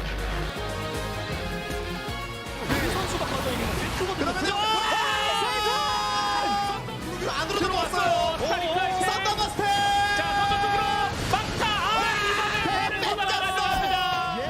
결정전에서 페르소나가 승리를 거뒀습니다.入り乱れるセットピットの戦いになりますが、それともキングオンとここでルシエロが流れを作ってますね。試合勝利となります。先ほどのリセットの中の流れそのまま。All right, we are back. That was a great recap of the February finals. And we have our teams loading back into their lobby. They are getting ready to go back at it again. If Nemesis wins this one, they are heading to the grand finals. Lego needs to figure something out here. And we actually are going to take a look at some highlights from that last match so we can see what really happened, especially with that huge Decidueye. Of course, though, I will say real quick, in the little battle of the Jigglypuff versus Rowlet, I'm pretty sure chat was saying Jigglypuff, and you can't even fact check me on that now. But going into the highlights and a little taste of what we are to expect going forward, we can see just how strong Nemesis were going in this. It was a nice cheeky little Pikachu pick coming out from Lego. Love to see the little electric mouse make an appearance, but this team fighting from Nemesis with this Decidueye was too strong. Yeah, this Decidueye just was able to zone the enemy team out so well. Look at those massive Spirit Shackles, and then they are able to clean up a lot of these KOs with that Greninja Surf. Such an amazing combination here from Nemesis. And actually, Sierra, I did take a look at the chat, and it looks like your claim is mostly false. Rowlet was spinning a little better. Nope, will not believe. We can go back and check the VOD, but nah. Looking back at this too, you can just see at this point, 5 minutes into the match, Nemesis just being able to secure the objectives. They're able to secure these KOs. Greninja going on an absolute tear and being able to consistently get those points. You were talking too about the item on Decidueye and just going for those consistent point dunkings, being able to just make it stronger and stronger as the match goes on. Yeah, it's really cool to see, as I'm watching this back again, you just get to see what an exciting strategy this is from Nemesis. So they have Greninja that can play at range and can also really get up in the mix to sort of finish things off. But at the same time, you've got Slowbro and Greedent, who are great to be in their enemy's face. And all that does is it leaves Decidueye to be all alone back there, flinging those big arrows and taking out every Pokemon on the enemy team. And we can see that here with the massive 4 KO that it gets. Yeah, I mean, if you want to even try and stop this Decidueye, you're having to make your way through this Greedent, through this Slowbro, 2 Pokemon that are already really difficult to take down. I don't think you're going to have much luck whatsoever in getting through to that Owl, allowing it to just sit back, do all of that damage, and ending a game off with 4 KOs, I think is quite the statement heading into this next match. It is a huge statement, and I think what this means right now is somehow this tournament has shifted from what are we going to do about Duraludon to we need to do something about Decidueye. Decidueye is taking over. It's sweeping the nation. I see every little kid wearing one on their t-shirts. I can't wait to see if LEGO has an answer to this really unique strategy. See, I feel like everyone having a little Rowlet or Decidueye on their t-shirt is a nation I would like to live in. That sounds pretty cute, pretty adorable. But if you are one of these Duraludon teams that's been trying to run through the bracket with this new Pokemon, that's obviously not going to be your ideal situation, because if a team's coming in here not running the newest Pokemon and still making it this far, it is for a reason. And despite the fact that Duraludon has been the Pokemon of the day, at this rate that this team's been playing, it might not become a winner. Yeah, it's going to be really interesting to see, and I think we're going to be seeing a ton of Decidueyes make their way into every solo queue game you play right now. And we do see that Ninetales making it in. We do see that Wigglytuff making it in. So that is our team comp. We are going to see these ones go at it. I do not think they're going to be spinning in the base. Right now, this is for all the marbles if you are LEGO. If you lose this here, you go home. Nemesis moves on to the grand finals. I'm so excited to see. Obviously, when a team adapts, it can go really good or really, really poorly. There already was that adaptation, going for the Lucario, going for the Pikachu, and it wasn't quite enough. So now bringing the Ninetales out to play, I'm excited to see how Nemesis has to respond to that, or if they even have to, if they're just secure enough in their strategy going up against it that they just keep playing their game and see what happens. Yeah, I think we're seeing LEGO more in their comfort zone, actually, with all of these picks. So I can't wait to see how they do against this, again, monster of a Decidueye. Oh, for sure. Going into this, though, we talked before about the Jigglypuff along the top path. It's going to just be a Squavit, so it's a lot more chill, where that's not the case along this bottom path. Contestation over this experience. Nemesis is getting right up in LEGO's face here, trying to make sure they can get as much experience as they can and pressure this team. The Slowpoke is definitely being a pain in their side. Oh, absolutely. And it looks like Decidueye was able to secure some of that there. And we have Ninetales now. As soon as this Pokemon becomes level 4, they are a force to be reckoned with inside that bottom path. Oh yeah, it's as soon as you can get that little Alolan Vulpix up to the Ninetales, because the amount of pressure it's able to put up is insane. But that will be matched with a Slowpoke also evolving into that Slowbro to try and at least counter it here, as the main threat here, this Rowlet, just takes its time to try and level up and get as many as Bs as it can, though it looked like experience more so in LEGO's way. I think LEGO did a lot better in that early engagement as well. And, you know, Ninetales early on is much stronger than Decidueye. Decidueye takes a long time to get powerful. However, once it does and it picks up that bow, it is clearly a force in this match. Oh, Wigglytuff actually going to be a force out here. Right away, going to be securing the first KO that we're going to see today along the top path, of course, with support of a couple Pokemon coming out to help it out. And along the bottom, they got to run away. This little Dartrix has to get out of there, taking a lot of damage. As you said, this Pokemon takes a while to get online. Yeah, and we're seeing actually LEGO, it looks like they're playing really well in both top and bottom path. They're winning all of their engagements right now. So I think this transition to this strategy is much more at home for them. I can't wait to see how this evolves as we get later and later into the match and that Decidueye becomes more and more powerful. Sing Wigglytuff going to be pressuring this Greedent as Duraludon tries to catch up, but this Greninja from the central area is going to come back and try and cause some issues as well. But look at this. This is awesome. Another KO happening on that Greedent. And that Wigglytuff, it had issues in previous games against Lucario, but a lot more at home going up against that Greedent. This is definitely a bit of a different LEGO so far. I'm a little worried for Nemesis in the team fights, as this is how it's going to be playing out. Well, you know, something that we saw earlier from LEGO was their attempt to combo this Duraludon and Wiggly, and it just was not able to work against the first team they faced in our broadcast, Blossom. However, right now, we see that combo is extremely effective. For all the Decidueye Greninja talk, this Wigglytuff Duraludon is working extremely well. but Greedon somehow gets in there and steals that from almost a full team. Somehow we know how Greedon works. Greedon runs in, takes what it wants, and gets out. Lego trying to counter back after losing that objective is not going to go well whatsoever. 2 KOs coming out from this Greninja. It's going to be followed up with a third. This is going to absolute tear. Decidueye got the 4 KOs in the last game, but trainer LGC with that Greninja in game number 2 is looking to make a statement right from the get-go. And correct me if I'm wrong, Sierra. I think we saw that Greninja dancing after that quadruple KO right there. I'm pretty positive we did. So now the question is, who dances best? We have a third Pokemon dancing now. I mean, if you're dancing after you pick up 4 KOs and almost completely wipe the other team, I'm going to say no matter how bad your dance moves are, that you are the better dancer because you deserve that.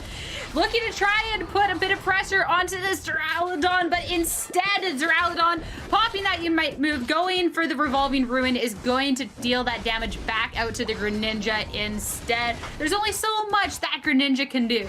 Yeah, when you see that Duraludon's Unite move, Greninja tried to run. It tried to get out of there as quickly as possible because it knew that Dragon Pulse afterwards was going to be extremely painful, and it sure was. We'll see who can secure this, and it looks like Duraludon actually outsecures Greedon for once. Boy, this Greedon really has been all over these objectives.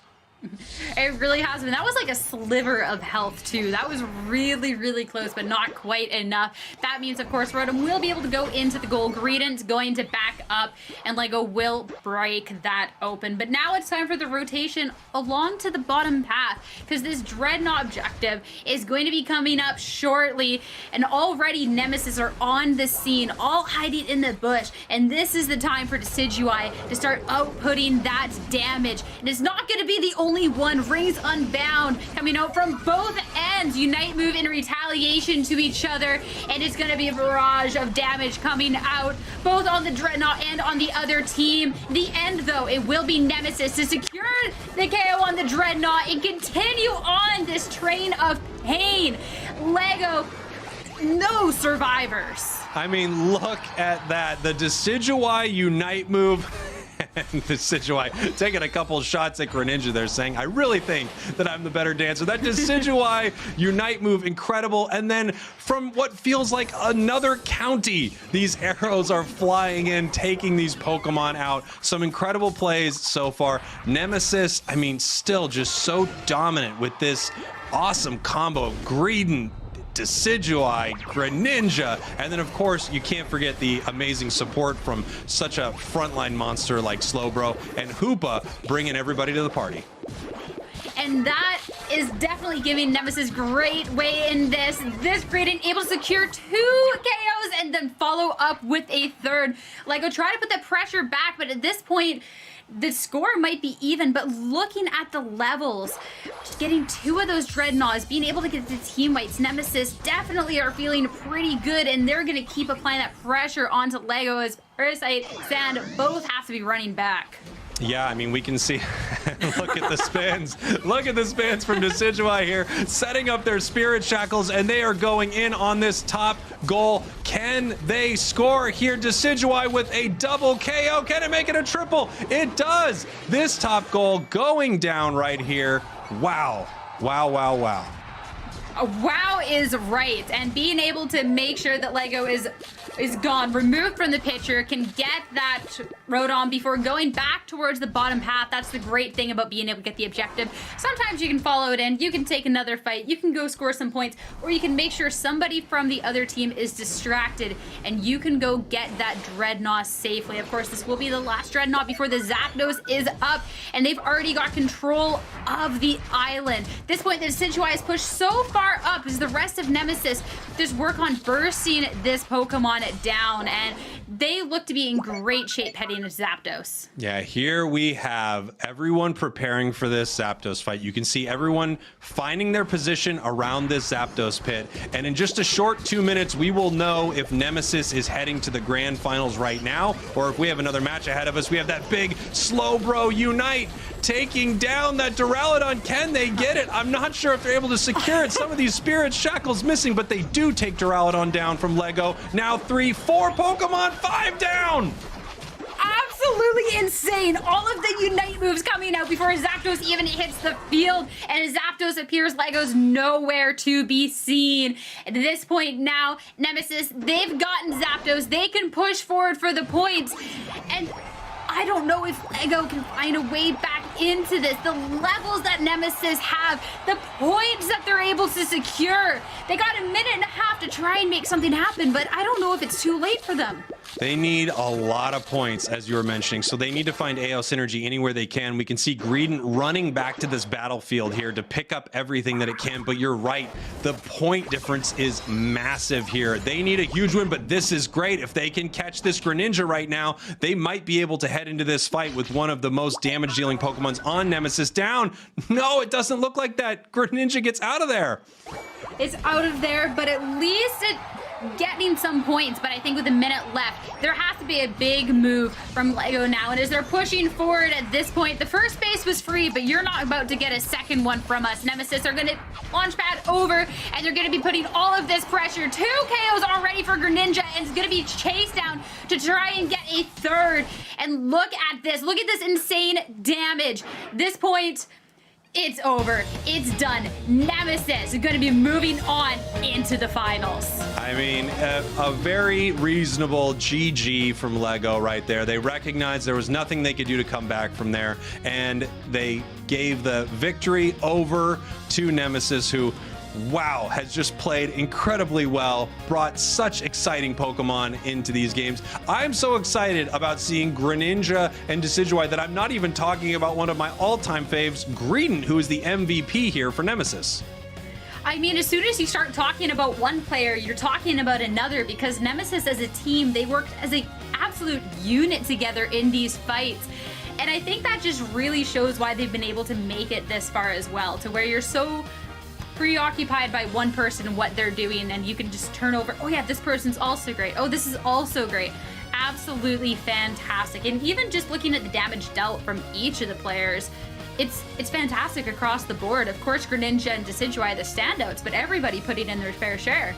And, you know, it's easy to talk about a lot of the attackers and, of course, Greedent, because, you know, they kind of feel like the lead singers of the band sometimes. But when you look at those supports, when you look at the amount of assists they have, it just goes to show how well this team plays together and how impactful those supports and defenders are. The Slowbro, Hoopa, everyone on that team working like a well-oiled machine. And that's why they're heading to the grand finals. Oh yeah, support's definitely sometimes underrated, but definitely a sure way to make sure that they could get in this position in the first place. And Nemesis moving on to the grand finals, I can't wait to see them take on Blossom, because Blossom was doing so well earlier with that Duraludon, but going up against this team is going to be insane. Everybody putting in their work. When Greedent's allowed to get 3 KOs by itself, and we're talking about the Decidueye and the Greninja being the main damage dealers, the main ways to be securing these KOs, you know you have a well-rounded squad. Well, that, I mean, you know, the MVP of our match there, that Greedent, you just saw some incredible plays from it. One of the best Greedents in Pokemon Unite, our trio. They're incredibly good and just a brutal, brutal Greedent player. And we're just seeing a highlight reel from them as they are putting on a clinic right now. Look at Nemesis, full team wipes at these fights. They fight incredible as a team. They know exactly how to position themselves so that Greninja can get the surfs, the Greedent can get the knockups, and the Decidueye can be in an entire another zip code throwing those spirit shackles. Oh, definitely. And here we are. Of course, we already knew Greedent MVP. I don't feel like it's too often when we actually see the MVP be maining their actual primary that they have listed out, but here we go. Love to see it. And I love the profile picture as well. The little Greedent on their arm. What's up, friend? Yeah, that is very cute. And I think this is a more believable primary Pokemon situation. This definitely is a Greedent player, and that is the build right there. Not only an attack weight on the Greedent, but we also saw it on the Decidueye. And again, this is such an amazing item for Pokemon that score a lot because they are able to get stronger and stronger as the match goes on. This Greedent playing that top path, obviously a master of getting all their points in very early, so that when they get down there and they end up being in those team fights, they can really dominate, as we saw in that last match. Oh, for sure. But now we're gonna be heading over. Nemesis has made it this far. They've managed to survive elimination, and they're gonna be moving on to the grand finals to be trying to take down Blossom. Blossom, they've been so strong so far, and it was a 2-0 that they sent Lego down into the losers finals. But I think that this could be a really even matchup between these two, and I can't wait. I can't wait either. Both of these teams seem to be doing interesting things inside this game. As I said before, Blossom is the kind of team that can really change things up if they need to, and Nemesis is completely changing the strategy that a lot of these teams are playing with. You love to see it. And I have a question, not only for you, Sierra, but for everyone at home. Do you think that your team has what it takes to be the very best? Then head over to battlefy.com/Pokemon Unite. You can sign up for the Aeos Cup Open Qualifiers. You will be awarded 20 Hollowware tickets just for competing, and there's $10,000 on the line, which is a lot of money. So we're gonna take a quick break. Don't go anywhere. Jeff and Doob will be right back with you for the grand finals. I cannot wait.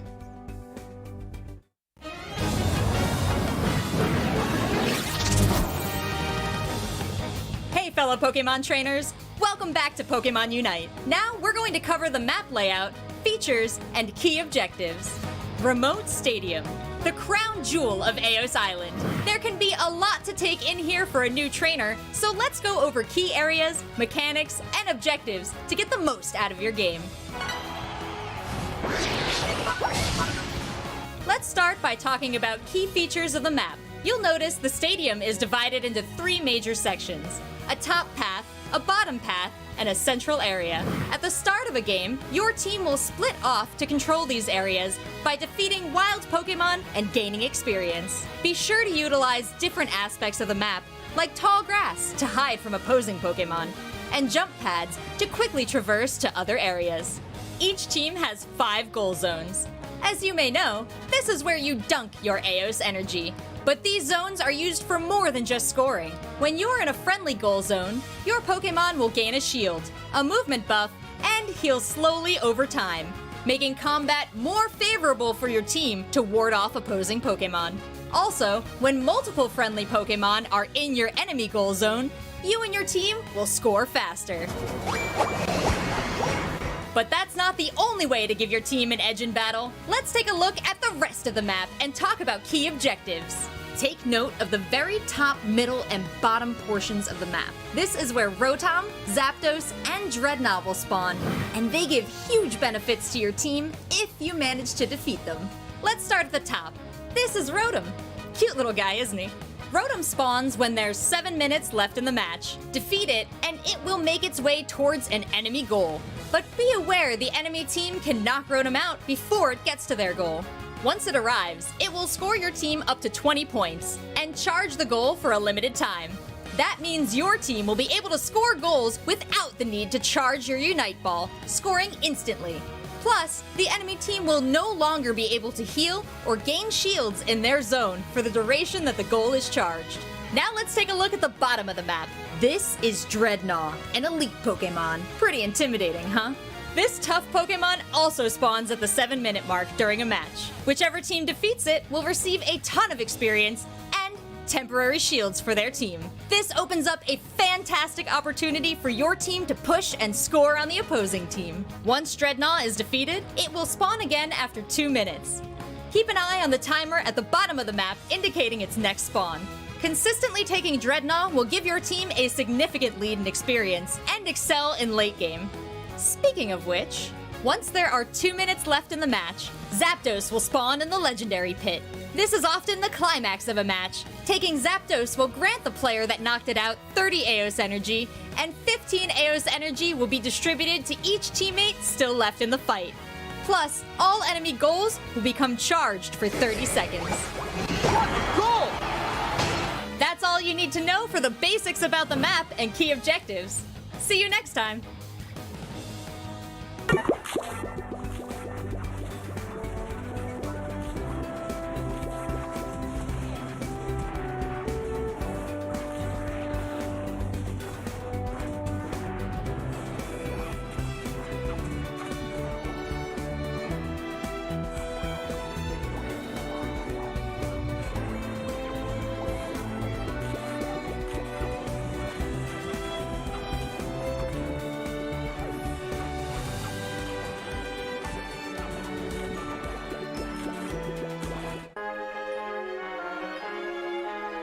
Welcome back, trainers, to the March finals for the Pokemon UNITE Championship Series here today. We are just moments away from the first match in our grand finals, where if Blossoms wins, they will be crowned the champions and we will be done.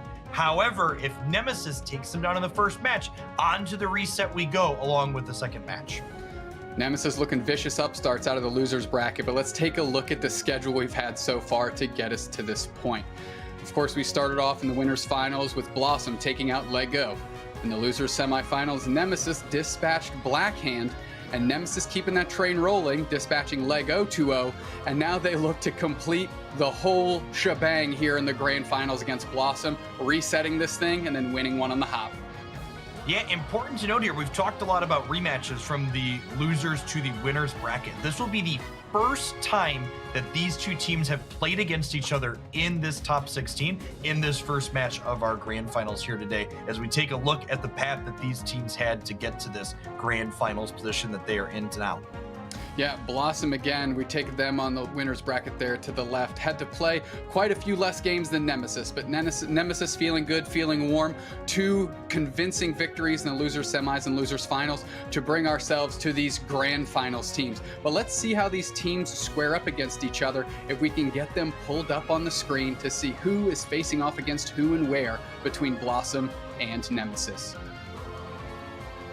See our player cards getting queued up here for our two teams for Blossoms versus Nemesis on the bottom.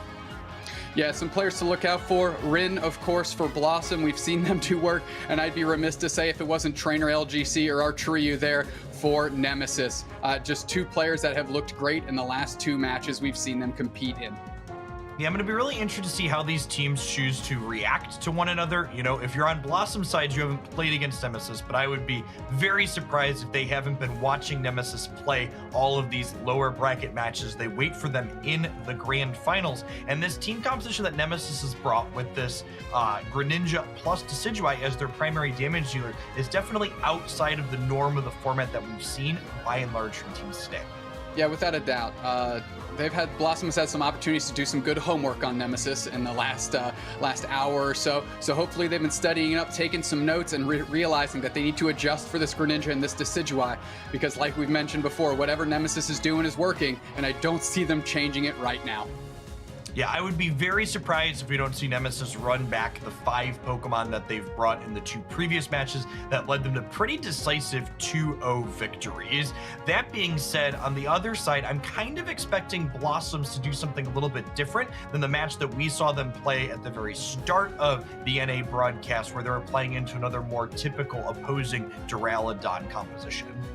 Yeah, without a doubt. We were talking a little bit before we got live here, and we think that Rin might go back to this very strong Charizard character that they always have and ready to pull out at a moment's notice. Charizard, a great character to dive on Decidueye. And Jeff, can you talk to us a little bit about why that is? Yeah, Charizard's Unite is really uniquely powerful in Pokemon Unite, because it not only grabs the person that you're doing a kind of suppressing them for a minute and pulling them out of the battlefield, but it gives your attacks the ability to attack through shields. And this is really important in those big endgame engagements in Pokemon Unite, because that buddy barrier item is one that's so common and important for Pokemon to be playing with, that usually you'll see teams use those buddy barriers to protect their squishy carry, and Charizard just does not care about that. It will melt a Decidueye and a Greninja right through any amount of shields. So you're Blossom here, and you have to lose 2 consecutive matches to lose out on the March Finals Championship here. Do they make that adjustment now that we've kind of been discussing, or do they wait, stick with what they've been playing kind of all day, sticking with the Duraludon? It is incredibly powerful, and making the other team force you to make that adjustment. What are your thoughts on that, Jeff? Honestly, I think with not only having a game to give inside of a match, but the potential to give an entire match and still be in the event, I think if I was on Blossom's side, I would be inclined to just keep running with the composition that got them to this point and then kind of adjusting from there. Because remember, even if Nemesis is used to playing into Duraludon composition, they haven't necessarily played against Blossom-specific Duraludon composition. And if I was Blossom, even though I've been watching Nemesis, I'd want to see firsthand exactly how they're going to take engages against their starting comp. Yeah, there's great adjustments that could be made, but the first ones that can be made are in-game, how they approach that bottom path, where a lot of those characters meet up early. And one thing that Blossom is going to look to do here is really challenge that the Rowlet and Dartrix early in that bottom path and try to keep them off the levels. Blossom is one of the most aggressive teams in this NA top 16 bracket we've seen, and I can't see them slowing down, not in the grand finals, not when putting the pedal to the metal has worked out so well for them thus far. Yeah, depending on the flexibility of the top path player on the Blossoms team as well, we could see a pivot from something like Lucario to, say, Machamp. The fact that Nemesis specifically is playing Greedent in the top path gives you a little bit more freedom on the Blossom side to play other characters that you might normally consider a little bit weak to opposing Lucarios, but are able to play successfully into something like Greedent. Yeah, without a doubt. And if there's one player that is used to playing against Greedent in the top path, it's certainly Retsu for Team Blossom. They're incredibly strong. They're incredibly potent. They're considered one of the best NA Lucarios around today. So that's another thing. You're going to have to put the screws to Blossom pretty hard, I think, to get Retsu off of that pocket pick Lucario that they've now been playing for quite literally months and months.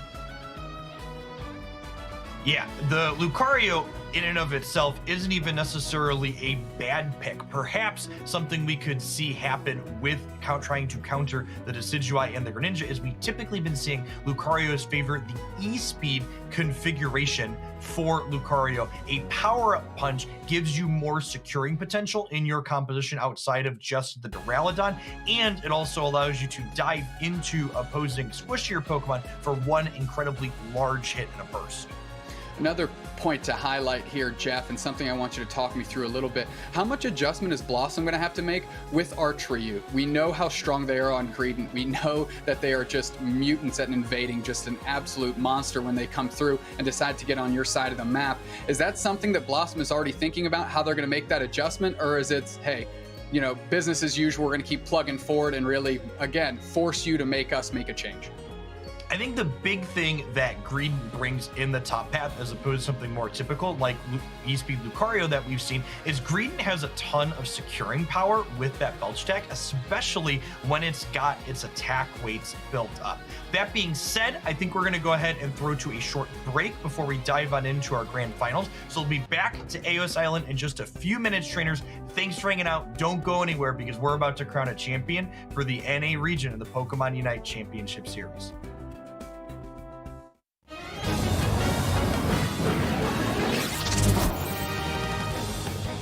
Fellow Pokemon trainers, welcome to Pokemon Unite.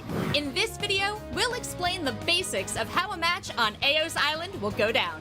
Pokemon Unite is a team battler that takes place on Aeos Island. In Pokemon Unite, each Pokemon plays a specific role. All roles have their own strengths and weaknesses, so you'll have to work with your team to create a composition to cover all your bases. During a match, Pokemon will learn a wide variety of moves as they level up and get stronger. Some cause damage, defend your teammates, or heal your allies. Once a Pokemon is leveled up enough, it'll learn its Unite move. This is an ultra-powerful move that can turn the tide of battle. The main objective for each team is to collect Aeos energy and deposit it into the enemy's goal zones, turning it into points for their team. Whichever team deposits the most energy after 10 minutes wins. You win! Well, that's Pokemon Unite in a nutshell. We have so much more to tell you, so if you want to be the very best trainer on Aeos Island, stay tuned.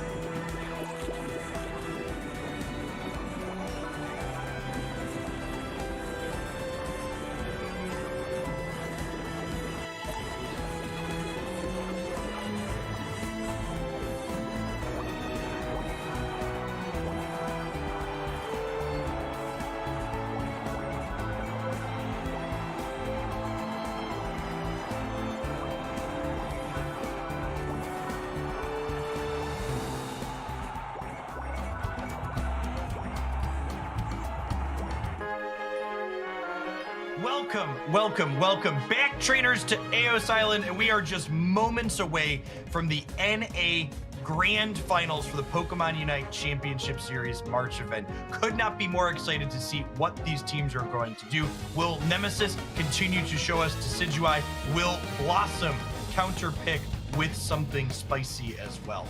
Oh, Rin on that Charizard. Let's see if they lock it in, because these players on Nemesis have not delayed choosing their Pokemon, and there's Rin on that Charizard. We mentioned it before, and I'm happy to see how this is going to pull into the action. Jeff, you said Charizard can dive Decidueye very well, and we're going to see if there's any proof in that pudding, my friend. Duraludon, Dupe Snacks, I'm looking at the lineup here, and he's been the talk of the tournament, but nowhere to be seen. It really feels like Nemesis is getting incredibly paid off for their deep metagame understanding and the way in which you can attack different characters in opposing team compositions through correct team building and work. Yeah, we're going to see if that strategy adjustment and just sussing out what is going to be the order of the day here by Nemesis is going to pay dividends in the face of Rin, one of the best Charizard players in the world, who is very happy to select one of their favorite Pokemon here in Pokemon Unite. Yeah, I think if you're Rin, you're like, oh, I get to Charizard this match. You're definitely super happy with that outcome here. We see very typical pathing from what we've seen with Nemesis here. The Squavit starting top, and then the tri-path bottom for both teams as expected here.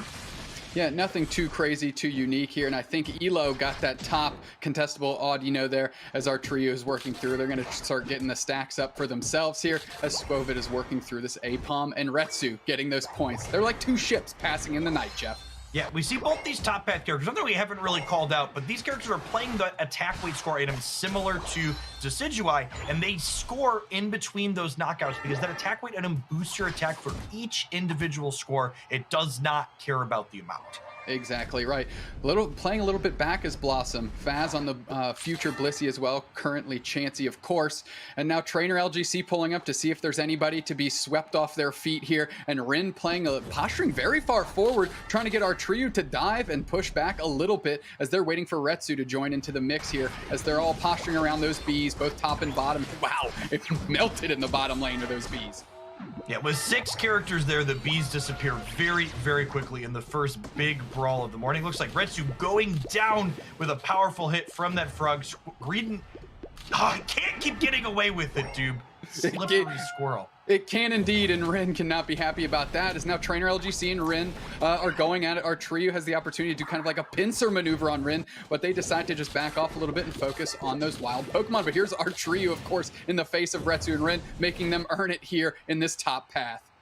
Something we'll want to watch from the Greninja player that we haven't seen a ton of play from this character yet today is when Greninja, while it's a ranged attacker, gets into those melee ranges, it cuts across for boosted damage, which is why we will see the Greninja from Nemesis frequently get up on top of opposing carries like Charizard. Ultimately, that Greninja is protecting that Decidueye, which is that damage output in the back, right? So giving up the frog for the owl in the back. But here we go, Trainer LGC making another rotation through their central area here, as Yeetfan and Rex are posturing in the middle, waiting for Azenable to get in there, and Elo just playing in their own goal zone. Not too much action here in the bottom path just yet.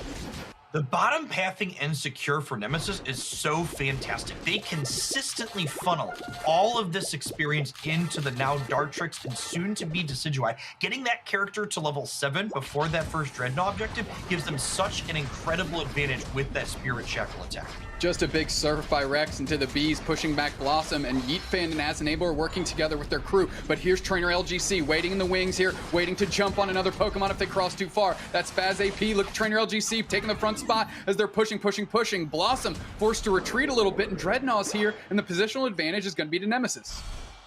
We see that Charizard just barely tick over to 8. Level 9 is the key marker on both Greninja and Charizard, because not only will Charmeleon evolve in the Charizard at that point, but more importantly, both these characters pick up their Unite move at that level. And whoa, huge Unite move. Speaking of here, after a Surf reset for Greninja. Yeah, KO Streak of 2 for Trainer LGC, and that's no new news here as Rin is trying to hold their own, and they get belched on by our trio. KO Streak of 2 for the Squirrel, and here we go. Nemesis has all the onus on this Dreadnought, and they take it down very easily. Look at Yeetfan, and this is that collective push where they just chip in their points to get that attack weight up. Nemesis sticking together, playing well, getting that quick Audino Audino there as that Spirit Shackle starts lacing into the guts of Blossom.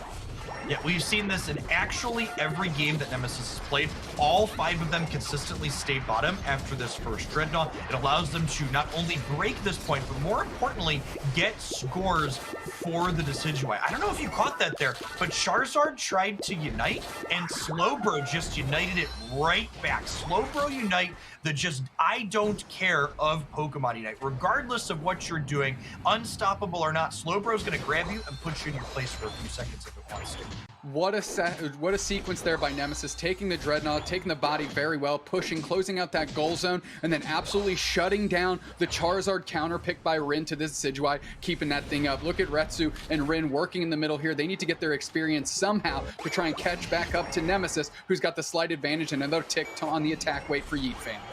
Love this positioning from the Decidueye on Nemesis, waiting very cautiously in the bottom path until they get vision of all 5 of the opposing team on Blossom, and then going in to start building up those attack weight scores on the bottom path. Remember, every single time this Decidueye deposits Aeos energy, its attack goes up, making those Spirit Shackles even more lethal.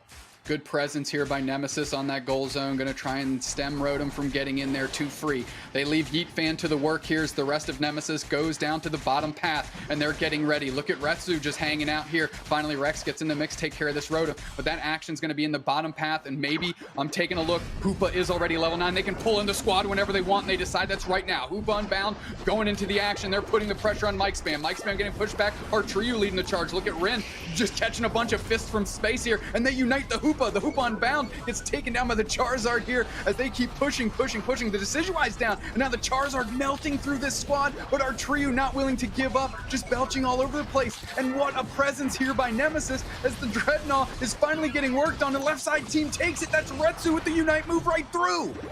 Really incredible positioning and steal there as the Lucario kind of comes down from the top. Blossom being a little bit behind there. Hoopa not quite being level 9, so was unable to portal its friends down, but that's no longer a problem. Thanks to that Dreadnought, they are now unbound, and they are looking to get some knockouts here.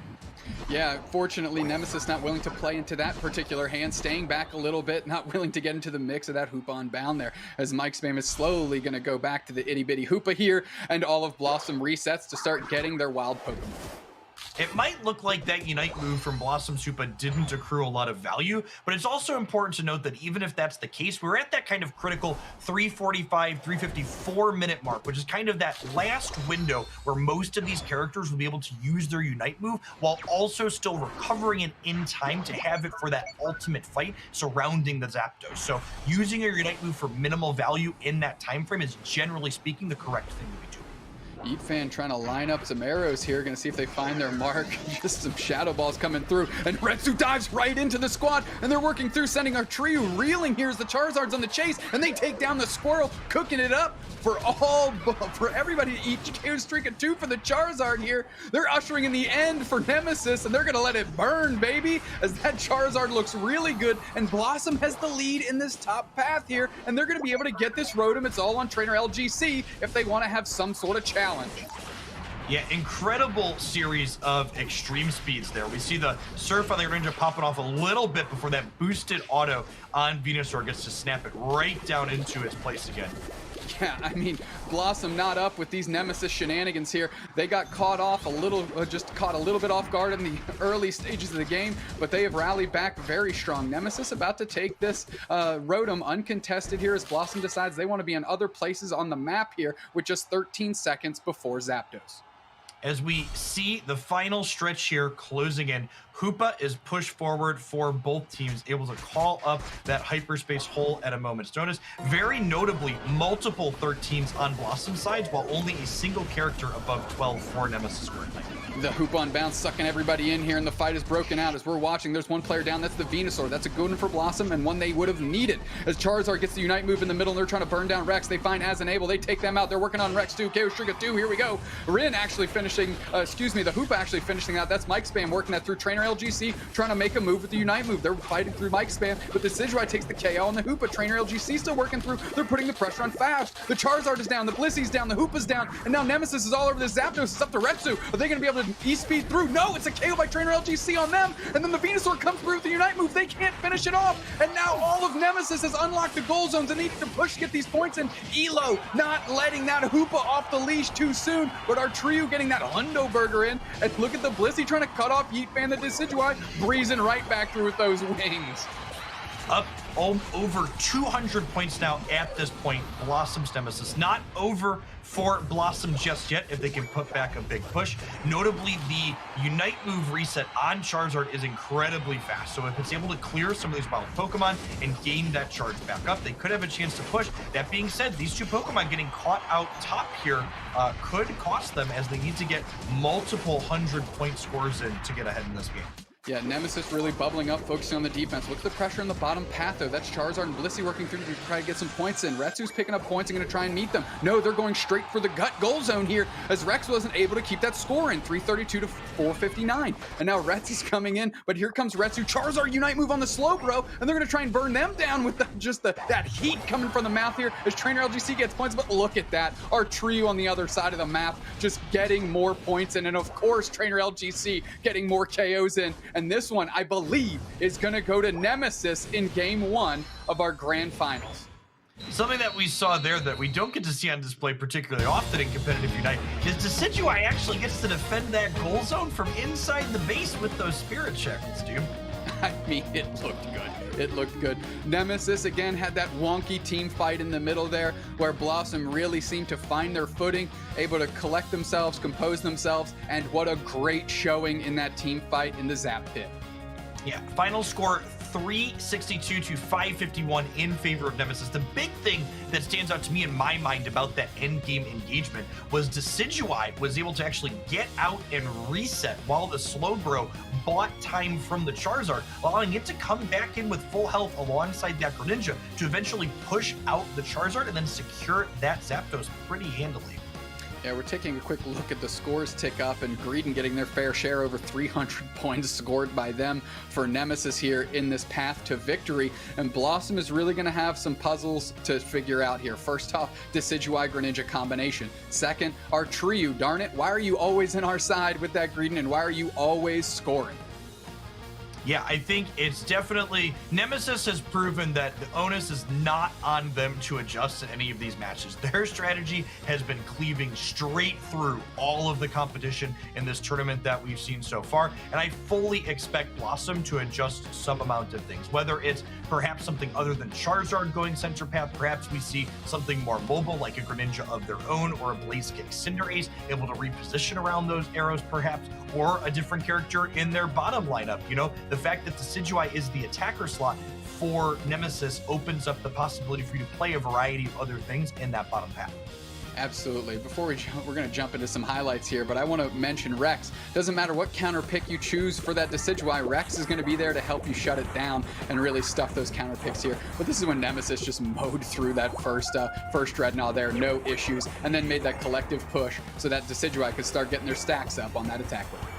Yeah, one of the things that really stands out to me about Nemesis' strategy throughout this entire tournament is they're not really flipping objectives in any of these games that they're playing. They are decisively winning team fights almost every time they secure an objective. That is without a doubt, and there's another one ticked up for them here. And of course, they take the Zapdos as well, as this fight was very well executed by Nemesis. Great positioning. I mean, Rex eating that Unite move, that's fine. They don't much care about that, and they're able to take this Zapdos. There's that Decidueye reset I mentioned earlier, able to go ahead and pull back into that grass and get back to full health. The supports and defenders on Nemesis team doing an excellent job of pulling the aggression from that Charizard so their swishier carry can get out and get back in a program. That is without a doubt. And of course, we can't mention this game without mentioning our trio again, that Greedon, who we're going to go ahead and give our MVP of that one with the 300 plus points scored, Jeff. Yeah, just absolutely fantastic play from the Greedent. Really, I think the top path in Pokemon UNITE is probably one of the most underexplored areas in the game. It's accepted by a lot of people that you just play Lucario there, and we've seen a number of the top teams in this tournament today, including Nemesis that we're currently watching, being like, no, there's more to it than that. There is variety in this slot, and you get different upsides by playing other Pokemon like Greedent that we've seen from Nemesis here. I mean, it's worked out great, and they've carved their path here this far in the tournament, and our trio just keeps seeming to get that crown, that MVP nod, because of the amount of points scored and the amount of KOs and damage they deal and positioning and secure. I mean, they've kind of been an all-round player despite not playing an all-rounder Pokemon, and that's not to go without being said for sure. Now, Greedent is rather round if you look at it from the front, dude. Yeah, I mean, that's true. Shape-wise, it is round. But come on, that was game one to Nemesis. I mean, they are fighting their way out of the losers bracket here. So they're looking for the bracket reset and then try and win another one on the hop. We mentioned that in theory, Blossom has a lot of games to give, but I'd be just completely hesitant to give away too many here. How does Blossom adjust, Jeff?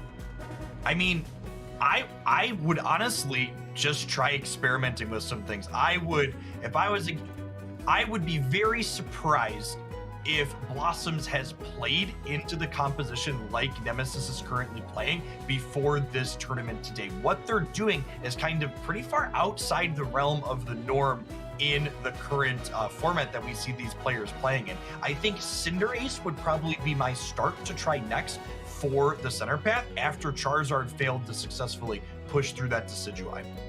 Do we have to go layers upon layers here, Jeff, where, you know, we see the Decidueye, we counter pick with the Cinderace. The Slowbro is there to counter the Cinderace. Do we have to see another layer of adjustment out of Blossom, maybe taking their own Slowbro to kind of check all the boxes on the way through to make sure our Cinderace is open to actually do what we want it to? That could honestly be a reasonable approach as well. Perhaps you like the Charizard in the center and a Slowbro of your own to be able to pull the Greninja and or Decidueye out of those engagements so they're down a carry could be a good direction to push in as well. As our characters head to the draft screen here, let's see what these teams are interested in doing and adjusting. Yeah, I'm not looking for too much of a change out of Nemesis, of course. We know what they've liked and what they're locking in, and no changes there. It looks like as Enable hovering before they lock that in. And it looks like Rin is still on the Charizard here, Elo on that Venusaur again as well, and Retsu on Lucario, Faz on Blissey, Mike Spam on that Hoopa. I mean, a good lineup here by Blossom, so no changes, maybe just some tactical changes within the game itself is what Blossom is looking to leverage here in Game 2. Yeah, like we've often said, it isn't just character lineups that you change, it's positioning on the map itself and where you go. Perhaps we see Charizard show up at the bottom path for those first Bs as a way to kind of push that advantage and make sure the Decidueye stays smaller than it otherwise would. One thing Nemesis has been very good about doing in all of these matches is funneling experience into that Decidueye in the bottom path. And if they get pushed in that bottom path early because Rin shows up there, then they won't be able to have that second carry Pokemon have the experience that it needs to get large. Yeah, it's almost like a decision tree for Nemesis we've been seeing. Step 1, get your Slowpoke to a Slowbro. Step 2, funnel into your Decidueye. Step 3, win Dreadnought and then break that bottom goal zone while letting Decidueye get its stacks up. It's something we've seen, and as you mentioned before, in literally every single game we've seen them play so far, and I'm sure that's going to be their approach here in Game 2 as they try and reset this bracket here in the Grand Finals. Yeah, I think this will be the 6th match that we've watched Nemesis play. I believe they have had Decidueye at that first Dreadnought 7 minutes every single game so far. It's just great work. I mean, they have a strategy and they're executing, and like you said, they're making the other teams make them change something, and so far no team has done a very good job with that. Now Rex as Enable, and of course our wonderful little Rowlet in the bottom path here, going to try and hold it down as our trio doing our trio things with that Greedent playing on the other side of the map. Yeah, one thing that actually we didn't discuss that's a change possibility is I wonder if the Blissey is perhaps the right pick for Blossom in the bottom path there. There's notably kind of a lack of suppression on the side of the Nemesis team with their current composition, so perhaps not gaining as much value from that melee support pick as they otherwise could from something else. Yeah, that's without a doubt. We see that experience funneling to Rex again. They want to get them to level 4. Our Trio just being a menace in that top path, waiting for Trainer LGC, and there they are. I mean, our Trio and Trainer LGC have been just truck and trailer through this top path at these early stages of the game, and it's looked great. Look at our Trio already agreed, and they're going to get in there with a big belch and get a good portion of these Bs for themselves as well. Yeah, I mentioned earlier in the cast that anytime your non-Lucario Pokemon is at parity with Lucario in the early game, you're super excited. Atreus actually ahead of the Lucario to start here, which is no mean feat. Like, that is very impressive from our top path player here on Nemesis. Without a doubt. Something Nemesis has done exceptionally well in the top path is also mitigate the presence of that central area player coming in to try and kind of get those cheeky KOs. Nemesis hasn't really gotten caught too many times here, and that's of course been to their advantage. That bottom path working through is our Tree, who's trying to put some work in on Retsu with his belches. Are they going to be able to close it out on Lucario? Just both berries going to the green, and then they get the KO with the belch. Let's go. It's so rude to just grab their lunch out from in front of them and just knock them out afterwards while your health bar is full and theirs isn't, Dude. That being said, we actually see exactly what I talked about a moment ago with Ryan kind of showing up here early in the bottom path, pushing to give their team an advantage and try to get that Dartrix behind before it can turn into a Decidueye. Well, they have hard work ahead of them here, as that Dartrix is in the middle here getting work through it. Our Trio and Trainer not letting Retsu breathe up here in this top path, forcing them all the way back down the lane to that first goal zone here, and that just opens the squares up to just rain in some points, and Trainer LGC does. Really love this positioning here from Nemesis yet again. Greedent's recognizing that, oh, they're going to need me bottom path. I'm running down ASAP, while Greninja stays top for Nemesis, trying to get some more experience so it can hit that valuable level 9 threshold before this objective. Speaking of level 9, Ryan coming in as the Charizard here with that Unite move at Bill. Yeah, they were just mowed down that Slowbro, and now it's Blossom with the positional advantage on that Dreadnought. Rin gonna try and keep the bubble out and keep As and Able down. They do. That's KO number 1, and Rin is seeing our Trio saying, I want more squirrel on my menu today, as they're working through, but our Trio's being slipped. They catch the Unite move. Talking about catching a receipt there. Our Trio comes through. Elo closes it out with the Ivysaur on the Dreadnought, and just what a look by Blossom as they're moving as a unit here, crashing onto this bottom goal zone, and a Surf by Rex is not gonna get it done, as Blossom is one codified unit here pushing through, and they're going to try and close this thing down, maybe with Rin's 40 banger. No, forced to retreat and leaving that goal zone on just a sliver of health. Well, it's worth noting too here, Dupe, that a lot of these teams, we've seen Nemesis explicitly break that bottom point, but a lot of these teams, given the option, choose to leave it up because all of those valuable wild Pokemon continue to spawn in the space between these goals if both goal zones are left up. So we see Blossom leaving 3 Pokemon bottom so they can continue to get more experience and get further ahead in the face of the advantage they already have against Nemesis. Well, Nemesis, we haven't seen them lose a first Dreadnought a lot today, and they lost that one, and that kind of shifts where they have to go. The Decidueye, we saw them in the top path trying to get experience, but here's Trainer LGC, and the fight's kicking off. We're throwing in some darts here as the Belly Berry Flop here comes in by the Greed, and they're going to work through. They're going to start belching all over the place, and that's going to open up Nemesis to score some points, and here we go. The Decidueye is going to try and rain in some points if they can free it up from Blossom's presence here, and here we go. Just all the players on Nemesis on that goal zone are going to try and get some points in quickly, as there we go. Yeet fan. Oh no, they get sussed out and they get scored on before they can get their points in. Retsu working on Rotom alone. Really seeing the power of Spirit Shackle in that engagement. Ryan walked up on Charizard a little bit, but it was so chunked it had to back up before it could even really take that engage for fear of another arrow coming across and knocking them out. Yeah, I mean, it's not a place I'd want to be. Our Trio just all over Retsu, not giving them any space to breathe here. Trainer LGC getting into the mix, and they're going to take some of these wild Pokemon again, trying to keep the levels away from Blossom. Here comes Rin, though. Charizard is not a person I'd want to mess with, not a Pokemon I'd like to mess with either, as they get their points in easily, plus 40 off the back of the Rotom, and get in there. But the Hoopa Unbound pulling in the players here, and they're getting to the action. Trainer LGC, last one in, first KO to them, as they're working through, eating up the Hoopa here. Elo getting caught down by our Trio. They're getting belched Sean, and here we go. The Charizard gets a KO back on Hoopa, and now we're moving through Elo. Gonna find out Rex, gonna chip in. Our Trio and LGC not gonna let it go without their presence felt either. Faz just getting in the mix as well. Everybody's chopping into each other. Nobody's taking the body. They're all working on Dreadnought, and that's Rin that seals it up for Blossom. And now the KOs start falling off the back of the experience and shields here as the Venusaur gets a KO. 3 players down for Nemesis, and what a push by Blossom. What an incredible engagement overall. I think if you're on Nemesis' side there, you got to be shaking your head a little bit the way that objective went. You had a Surf Greninja there, you had a Greedent there, you had a Spirit Shackle Decidueye there, and somehow the Charizard, with its many small ticks, was able to secure that really valuable last hit there, giving the experience over to Blossom's team here. And we head into the 3-minute and 30-second mark here. We can see a very solid experience lead for Blossom. The higher the levels on their team, the more likely they are to win that ultimate team fight engagement before that Zapdos at the end.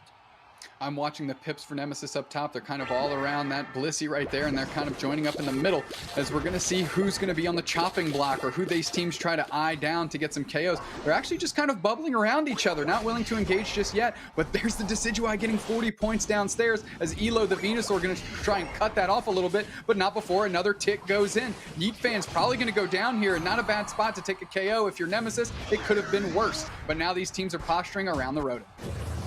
Honestly, I think if your Nemesis is Decidueye there, Yeet Fan, you're not too upset with that knockout overall. Not only did you dunk 45 points in there, but more importantly, you got 2 attack weight stacks, which Decidueye has really been struggling to get in this match so far. The way that first Dreadnought played out, they weren't able to push up afterwards like they typically do.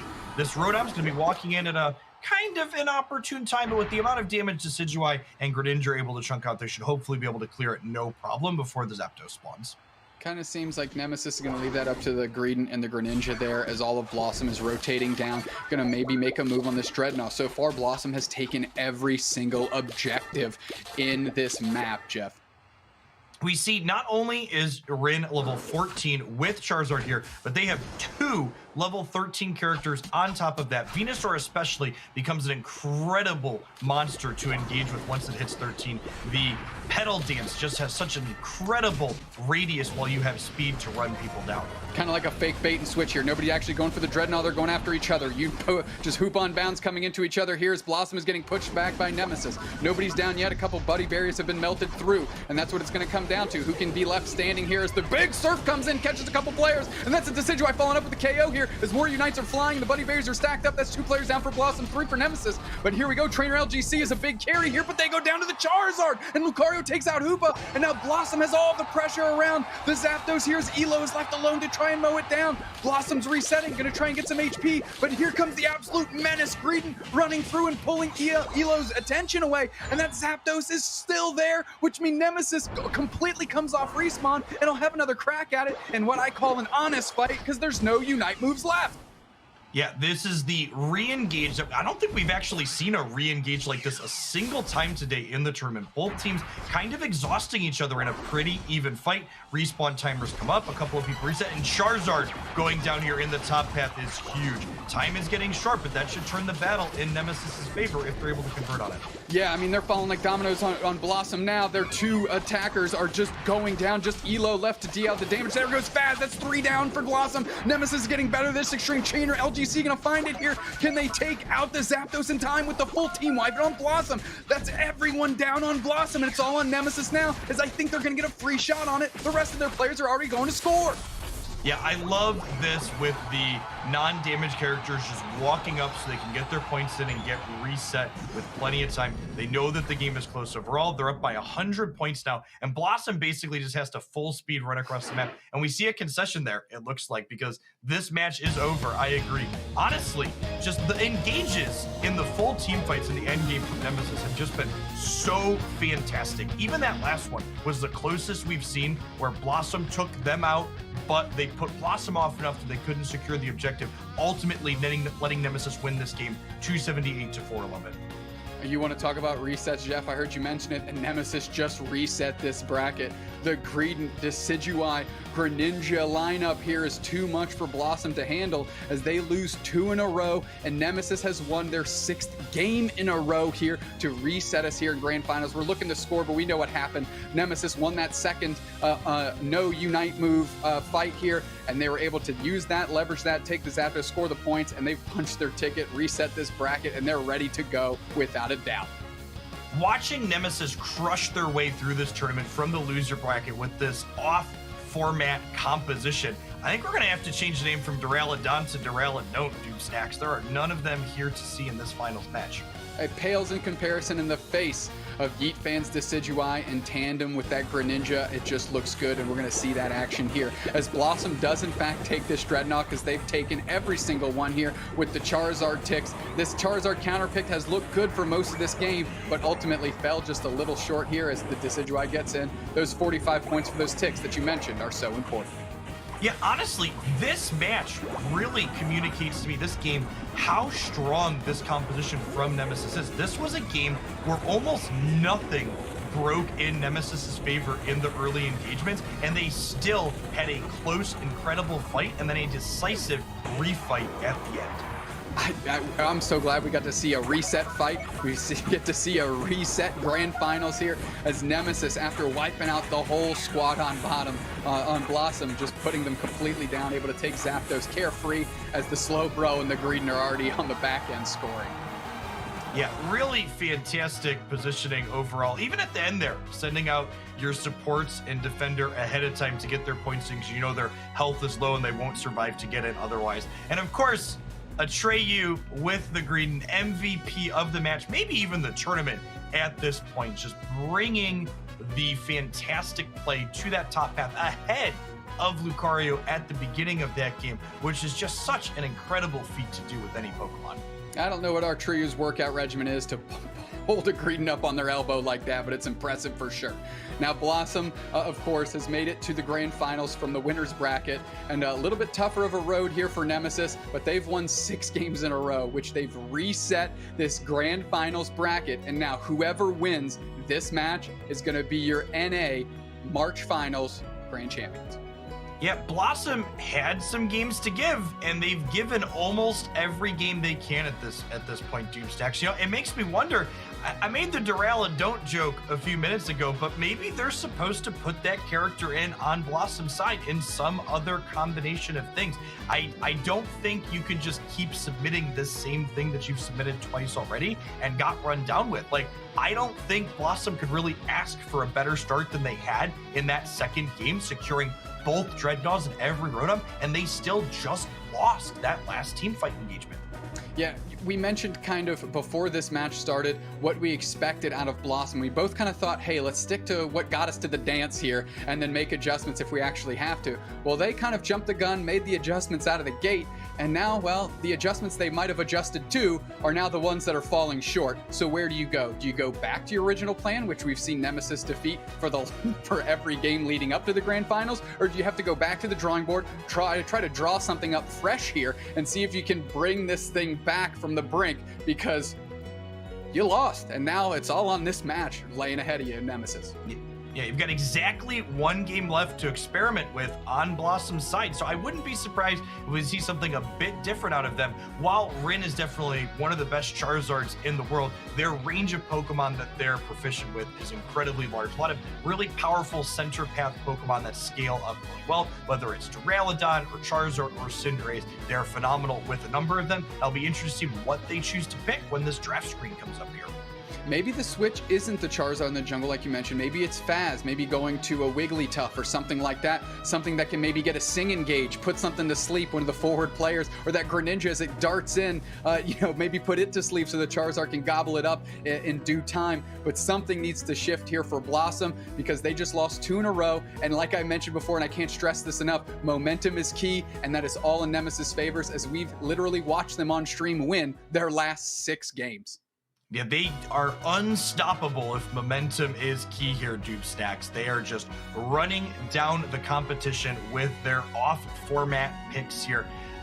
Decidueye's always been one of my favorite pet Pokemon in Pokemon Unite, Dupe, and it makes me so happy to see this character represented here in the finals. And I really love what this tournament series has done for the game. You know, we saw Crustle in the EU finals last month. We're seeing Decidueye in the finals here. You know, you often hear comments about how characters just aren't playable and people write them off without figuring out the right spots to fit them in, like Nemesis has done here, making the grand finals. Yeah, maybe like in a vacuum, Decidueye isn't the choice here, but looking at what these teams have been bringing with that Duraludon, they just figured it out. They solved it before someone else, and they're using that to literally move their way through this tournament systematically. And of course, they've made the adjustment with Rex being on the Slowbro, one of the strongest Slowbros going, and say, hey, just in case you switch to try and combat our Decidueye, Slowbro's there to pick me up, baby. I'm never alone. We moving together here on Team Nemesis. Yeah, and honestly, seeing this last match against Blossom where Duraludon wasn't even a factor in it, it feels like Nemesis has just kind of cracked the code of playing one of these weaker attackers in the bottom path to start funneling that experience into it. We've seen 5 out of 6 games that they've played where they've hit that level 7 breakpoint for Decidueye before that Dreadnought, and I just haven't seen other teams be able to do something like that consistently. That's without a doubt. There's a grand finals bracket reset. We need to take a quick break and reset ourselves, get a breath of fresh air, hydrate a little bit, because the action is going to roll on shortly. Jeff and I will be back to bring you the grand finals and crown ourselves an NA March Finals champion. Again, we'll be right back.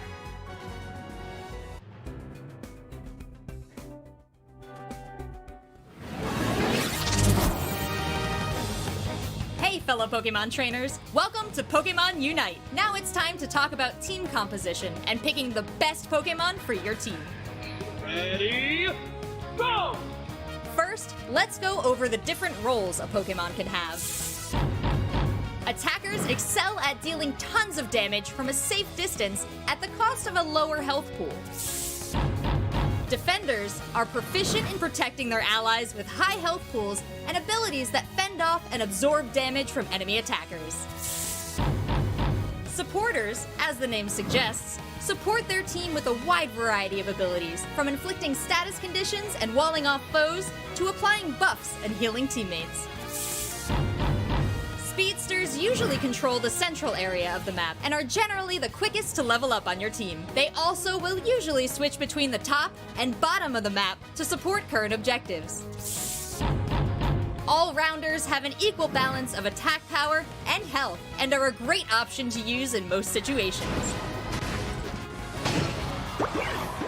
In addition to the variety of roles a Pokemon can have, there's even more of a variety in moves a Pokemon can learn. Every Pokemon starts with a basic attack, but will quickly level up to learn one of 2 attacks. Be sure to pick out which attack works best for your playstyle and your team composition. Once a Pokemon reaches a certain level, it will learn its Unite move. These are very powerful moves that can change the course of battle, especially when combined with other Unite moves from your teammates' Pokemon. So trainers, be sure to keep all of this in mind when picking out a Pokemon, and be sure to try out as many as you can to find out which playstyle fits you the best. Stay tuned to learn more and be the very best trainer on Aeos Island.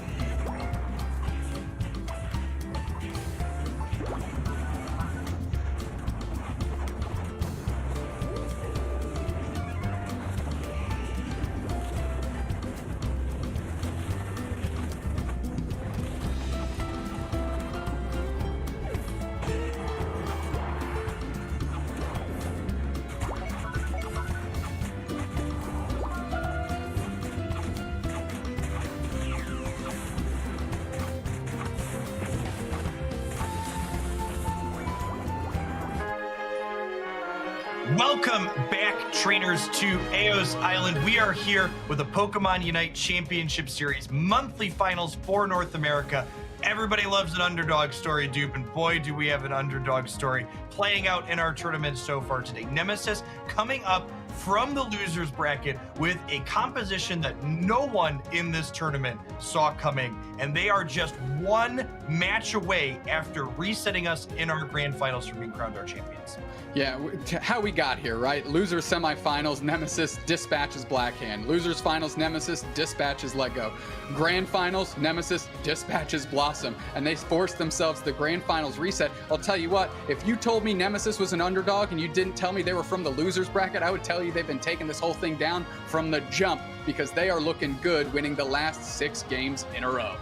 There are a lot of twos on the Nemesis side of the board there as we take a peek at this match schedule. Let's take a look at how we got here and how Nemesis was put into that lower bracket, actually losing the only match in this tournament to Gaming Gladiators, who were our NA champions last month. Yeah, without a doubt. Gaming Gladiators sent them to the losers bracket and I guess unlocked their true power here as Gaming Gladiators was sent packing from this event, and now Nemesis is storming through the bottom half of the bracket, storming through, I guess, the top half of the bracket now, resetting this thing, and now we're going to have one final match, one final best of 3 to crown ourselves our NA March Finals champion. Yeah, really, I am fully expecting Nemesis to auto-lock the 5 characters they've been steamrolling this lower bracket with here. Excited to see what Blossom brings to the board. I think the range of the players on Blossom is quite large for many of them, and I think there's a few different things we could see them lock into to try and counter this Greninja Decidueye combo that Nemesis has found. Yeah, without a doubt. One player on Nemesis that we haven't discussed too much here has been As Enable, and they've been playing that Hoopa so far and really unlocking their whole strategy, right? An important cog in the machine, not the flashiest one, but certainly one of the most important ones to get this lineup moving. Okay, we see a Alola Ninetales lock in here for our bottom path tri-lane on the side of Blossom. And I like this change. Ninetales is probably one of the best range attackers when it comes to applying pressure early. And I think one of the ways they can get an advantage here is by pressuring this Decidueye Yeet Fan off of those early wild Pokemon so it's unable to scale up successfully like we've seen it do in these previous matches. Yeah, Elo pulling up that Pokemon with that dishes out the status effects there in the bottom lane, going to be able to help them move forward and hopefully put some good pressure onto Yeet Fan. I'm still looking at Faz on that Blissey, and I want them to show me why they keep selecting it, right? It's obviously worked for them to this certain point, right, into the grand finals, but it just doesn't seem to be paying dividends. This is their moment. I want to see them shine here, Jeff. Yeah, one thing we could even see, we've talked about this, is not just character selections that you can change. We could see move selection changes from Blissey. So far, we've seen Faz on the, Faz on the Blissey taking the unstoppable moveset on Blissey. But we could see Soft Boiled being more beneficial in this matchup, perhaps, because healing is more beneficial than stopping that suppression that's not really present on Team Nemesis. Well, we're going to see how that goes as we have a little bit of a color switch here. Nemesis, for the first time today, I believe, is going to be on purple. Trainer LGC in that center area, nothing changing there. You see our teams heading into their pretty typical split. We've got the Greedent top path for Nemesis, the engagement on the bottom starting nice and early, with Slowbro doing what it does best, which is securing last hits on those wild Pokemon with its Water Gun charge attack. Yeah, Blossom going to try and prioritize getting their Vulpix into Ninetales here, and of course Nemesis to get their Slowpoke into Slowbro. Rex working back. Look at the good pressure by Blossom. Yeah, they're low on HP, but they're making moves here, and Yeet Fan able to pluck that up, and now As Enable and Rex pushing forward here, still under the status condition from that Vulpix. Yeah, actually kind of surprised me the way that path played out. I would have expected Blossom's bottom path to be a little bit stronger and more aggressive there, but the triple muscle band on Nemesis' side, allowing them to shred their life totals from a distance, meaning they can't really afford to walk up. Yeah, Blossom again sticking with Rin on that Charmeleon now, future Charizard here, and Retsu working in the top path. Good presence here. We're waiting for those 850Bs. They're here working through. Our trio has been doing good about getting their positive experience there. And yet again, they hit Greedon off the Bs, just like they drew it up. And Rin and Retsu are both level 5 as well. And so is the Greedon. And that's bad sledding if you're Blossom here, as they're trying to hold down this bottom lane as enable Yeetfan and Rex, getting some good pressure on and contesting that Audino very well. Yeah, the big thing I take away from looking at Nemesis' composition, how this bottom path has played out, it really feels like having 3 ranged characters in your bottom path goes a long way, regardless of what those ranged characters are. Even something like Decidueye or Rowlet, in this case currently, that's a little bit weaker early, is still phenomenal because it gets to poke in at a distance. Without a doubt, and now Retsu are pushing on Rin a little bit. We mentioned Blissey downstairs. That was the big advantage of Eldegoss, right? The ranged attacker could get that Leaf Tornado in there. But unfortunately, Blissey is not just jumping in with that damage output, which is maybe keeping them just short from being able to push and get some KOs. Our trio still playing forward, pressing forward, and Retsu just hiding in the tall grass, hanging out. We see our players trying to figure out where exactly they are pathing their central area Pokemon to. Do they want to go top so they can be 2-2 there, or is there perhaps reason to push the advantage bottom so you can try and gain a positional advantage there before the first Dreadnought spawns at the 7-minute mark? Absolutely. Is there any more fruitless endeavor than trying to chase down a Greedon with its cooldowns up? There is 0% chance there is anything worse. Here we go. Rex with a Surf Engage here on Elo, pushing it back. And they might have gotten that, to be honest, here, as now Blossom is trying to work their way around these bees, and Nemesis being absolutely relentless in the face of this trio. And we see both central area characters here not being present for that 720B spawn, instead electing to go back into their central areas, try and work their way towards that important level 9 breakpoint. Both of them still at level 8 though. Whoever can tick to 9 first could swing this battle in a big way with the Unite move that tick brings. Big engage by Rex on Elo, trying to catch them up in the surf here. Elo working through, they're sending some Frosty Breath everywhere as we're working through. Trainer LGC eyeing up Dreadnought. Right side takes, that's a Alolan Vulpix stealing it up. 2 players on Nemesis down. Blossom's gonna push. They're gonna see if they can find our trio KO. Charizard's working on them, they do, they get it. And now all of Blossom is around that gold zone. KO Shrika 2 for Retsu as well. And that's just a good look for Blossom here in this first game of the grand finals. And we're just working through trying to get, look at Yeetfan just being cheeky, getting some points in. They're gonna go down for that insolence here, but it looked good and they got a stack. What do you say, Jeff? I don't know if you caught it actually, Dube, there, but they got more than 1 stack with that engagement. They kind of identified that their team was losing that Dreadnought engagement, that they would not be able to help on their own. So they instead went to go and get value somewhere else, which in this case was building up their attack weight stacks. We saw this Decidueye Yeetfan make similar decisions in the first game, with those attack weight stacks being instrumental in their ability to win those late game team fights with the scaling off of that Spirit Shackle. Look at that Unite move by Trainer LGC to get that Buddy Barrier up in the face of Retsu and Rin working through. Rin able to get all the bees because of that. No, Trainer LGC darting back, getting a berry, but that's going to allow Retsu and Rin to get some points in here and get a big overdunk on this top goal zone. Look at the level differential on these teams. Level 9 is the highest on Nemesis. It is the lowest level on Blossom's side. Blossom has had a commanding position in every fight so far. They won that first Dreadnought and every subsequent engagement since. Without a doubt, hiding in the grass, ready to jump on Rex. Rex is here, so is our trio. They're going to try and hold down this goal zone, but no, Blossom scores in the face because Faz has the score shield. And of course they do, as they're getting ready to get around this Dreadnought here in 20 seconds. Yeetfan working on Rotom alone, as they're always tasked to do, it seems. Okay, Nemesis's Hoopa has finally ticked level 9 just in time to be able to portal all of their friends down for this Dreadnought. That being said, the lack of an outer point here for Nemesis means they are at an incredible positional disadvantage here. Double Hoopa Unbound coming through, Unite moves flying. Those fists are going, and of course we're watching those purple lasers hit all over the map here. And Trainer LGC bubbling out. They're trying to find out where their KOs are going to come from. Decidueye's already down, and Blossom's working through here. We have a couple more Unite moves going, as that's a Unite move by the Lucario coming through Retsu, and now there's 3 players down on Nemesis. Make that the 4th as Decidueye just comes off spawn, and Blossom has the onus around this Dreadnought. Lucario with the KO Shrika 2, of course. KO Shrika 2 for the Ninetales. That switch is paying off immediately, and yeah, Slowbro gets a Hoopa. But now this this Dreadnought is going to be worked through by Rin, the Charizard, and they're going to take it down, pushing forward this level advantage. Really fantastic engagement from Rin on Charizard there. I don't know if you caught it, dude, but they united the Slowbro, but then immediately used the mobility from their fly to dive into that Decidueye on the backline, acknowledging the fact that, hey, the Slowbro really doesn't matter in this engagement. We need to take down your damage carries. Great Unite move by Nemesis to carve a path through Blossom and unlock this goal zone for some scores as Trainer LGC gets a KO Shrika to themselves. KO Shrika 3. Excuse me, that Greninja's slippery and it's sliding in for those KOs, but Retsu's going to get a 50 banger on the backside. We still do not have any level 13 Pokemon for Nemesis yet, and the second level 13 is now present on Blossom's team. The rest of the level differentials closing a little bit between the rest of the team, but we're at that 3-minute and 30 mark past here, and this is a point where you really want your damage carries to be scaled up if you're going to have a chance in that endgame engagement.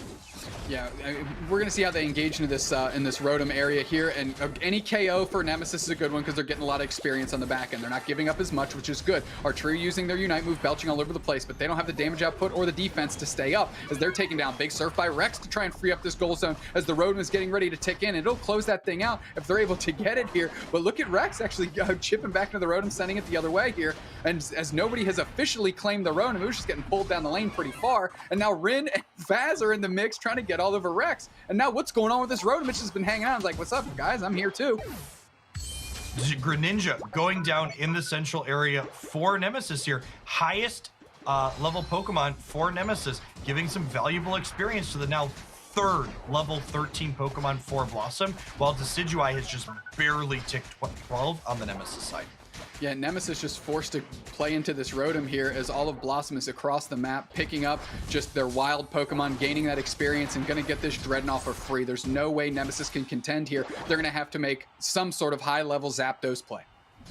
Every single Pokemon on Blossom's side of the board has their plus attack. Charizard has ticked level 15. I would be very surprised if Blossom does not win this endgame engagement. As I say that, Slowbro has an incredible Unite move holding down this Charizard. Yeah, the Hoopas are unbound. The Unite move comes through and picks somebody up here. I believe it's the Charizard. Charizard used their Unite move back on the Hoopa here as we're playing forward. No players down. The Buddy Berries are doing their work here. Our Trio circling all the way back around, but here they go. Nemesis is starting to fall like dominoes as the pressure is going to become a little too much. These levels are just a little too high, and Blossom is going to start ripping through this Zapdos. Ninetales with another KO Shrika too as they're leaving the Ninetales to close out the Zapdos because they're trying to catch our Trio. Full team wipe. Blossom's getting this for free. Yeah, I think this team battle kind of played out in as textbook as a way as you can get for an endgame Unite team battle. One of these teams had an incredible level differential heading into it. They secured every objective before this. They won that fight. There was no flip. This game at no point was ever out of control for Blossom. A great presence across the map, and it looks like Nemesis may have awoken the sleeping giant here as Blossom takes this one commandingly, no ifs, ands, or buts about it. Yeah, I think at this point, I don't want to call a game before it's done, but we don't, even if everyone on Nemesis's side dunked every point they have right now, they would not surpass Blossom's score, and Blossom is actually running over to start capping themselves at this point, which means their lead's just going to be increasing even further. As an ape, we're going to try and keep Faz from scoring, but Faz is essentially just playing games at this point, just hanging out. Like, I'm going to try and score. Like, if you'll let me, cool. If not, you know, totally cool, whatever. We're up by 500 plus points, almost 600 points. Not a big deal. Nemesis, on the other hand, they don't have enough time if they all went to score anyways, and they don't even have full pockets regardless. So our Trio just going to let's see if I can line up a couple KOs here in garbage time, maybe get some more points in. They don't. Good pressure back by Blossom to keep them from doing that, and Blossom is going to take game one in the grand finals reset. Yeah, okay, and I really like the change that we saw there from Blossom in terms of composition swap up. Changing that Venusaur out for a more aggressive early game character like Alola Ninetales, really playing out there, allowing them to secure the first Dreadnought at every subsequent objective very easily by getting that Decidueye from Yeet Fan behind. Really commanding victory, 183 to 744 here. Yeah, great look for Blossom. Great way to rebound and stem the tide that was Nemesis. As I've mentioned multiple times, won 6 games in a row. We're taking a quick look here, and highlight reel moment for Retsu is they have 7 assists, 8 KOs, nothing to scoff at, and really kind of came into their own in that particular game, Jeff.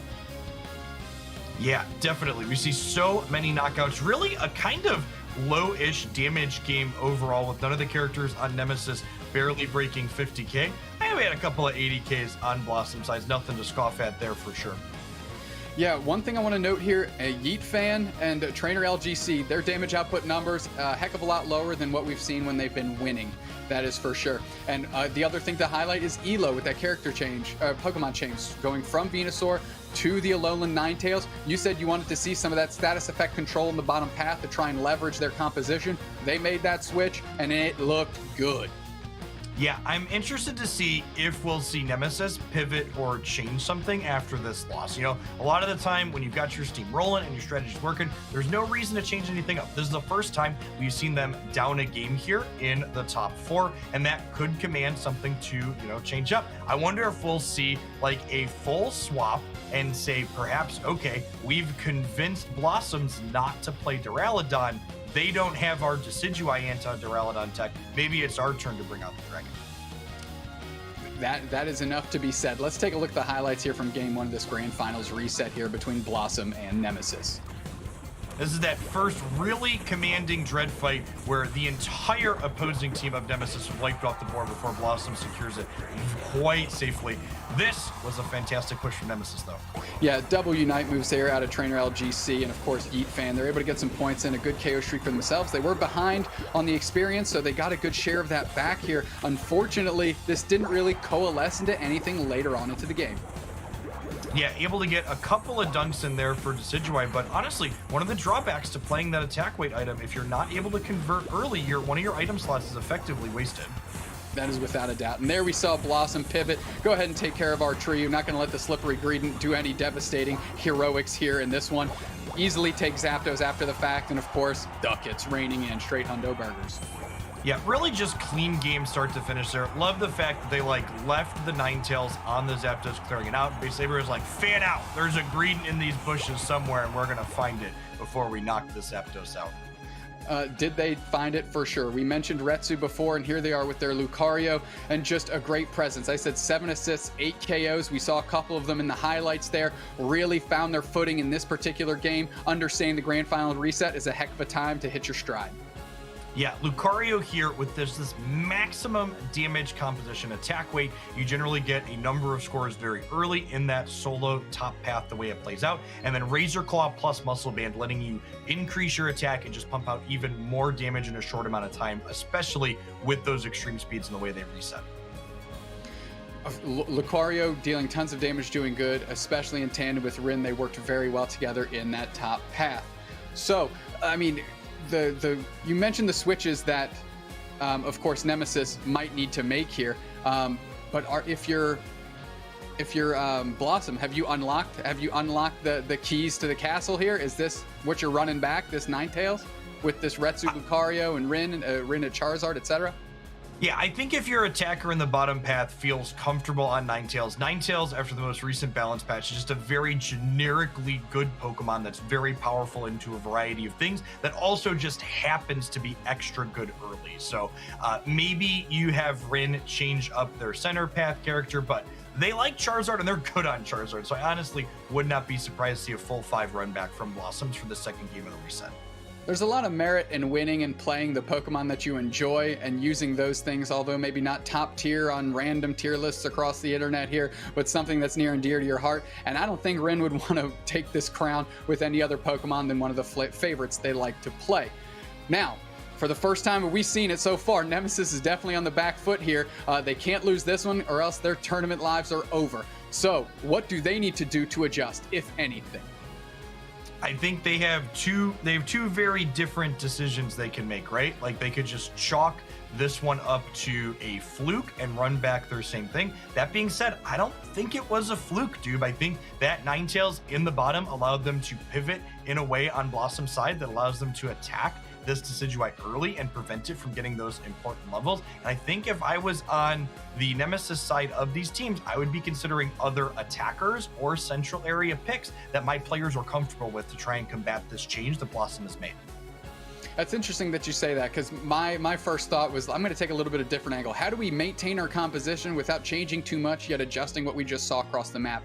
And for me, it's maybe, hey, let's pick up some full heals, right? Try and keep ourselves from getting locked down too hard in that bottom path, and use that to kind of change the tide and combat the strategy change by Blossom, because what Nemesis has been doing has been working. It's looking very well, and it would be very hard for me to just deviate from that, because it's been doing and performing so well for us throughout today.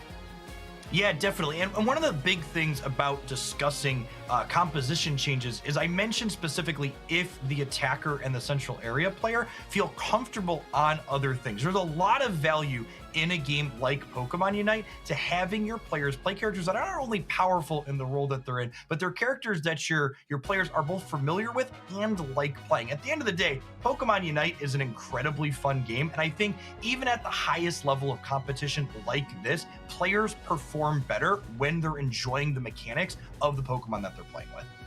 And that's exactly what leads me to think Nemesis is going to run it back with the Decidueye, the Greninja, maybe make small changes. Or like you said, maybe said, heck, that was a fluke. Or maybe it wasn't a fluke.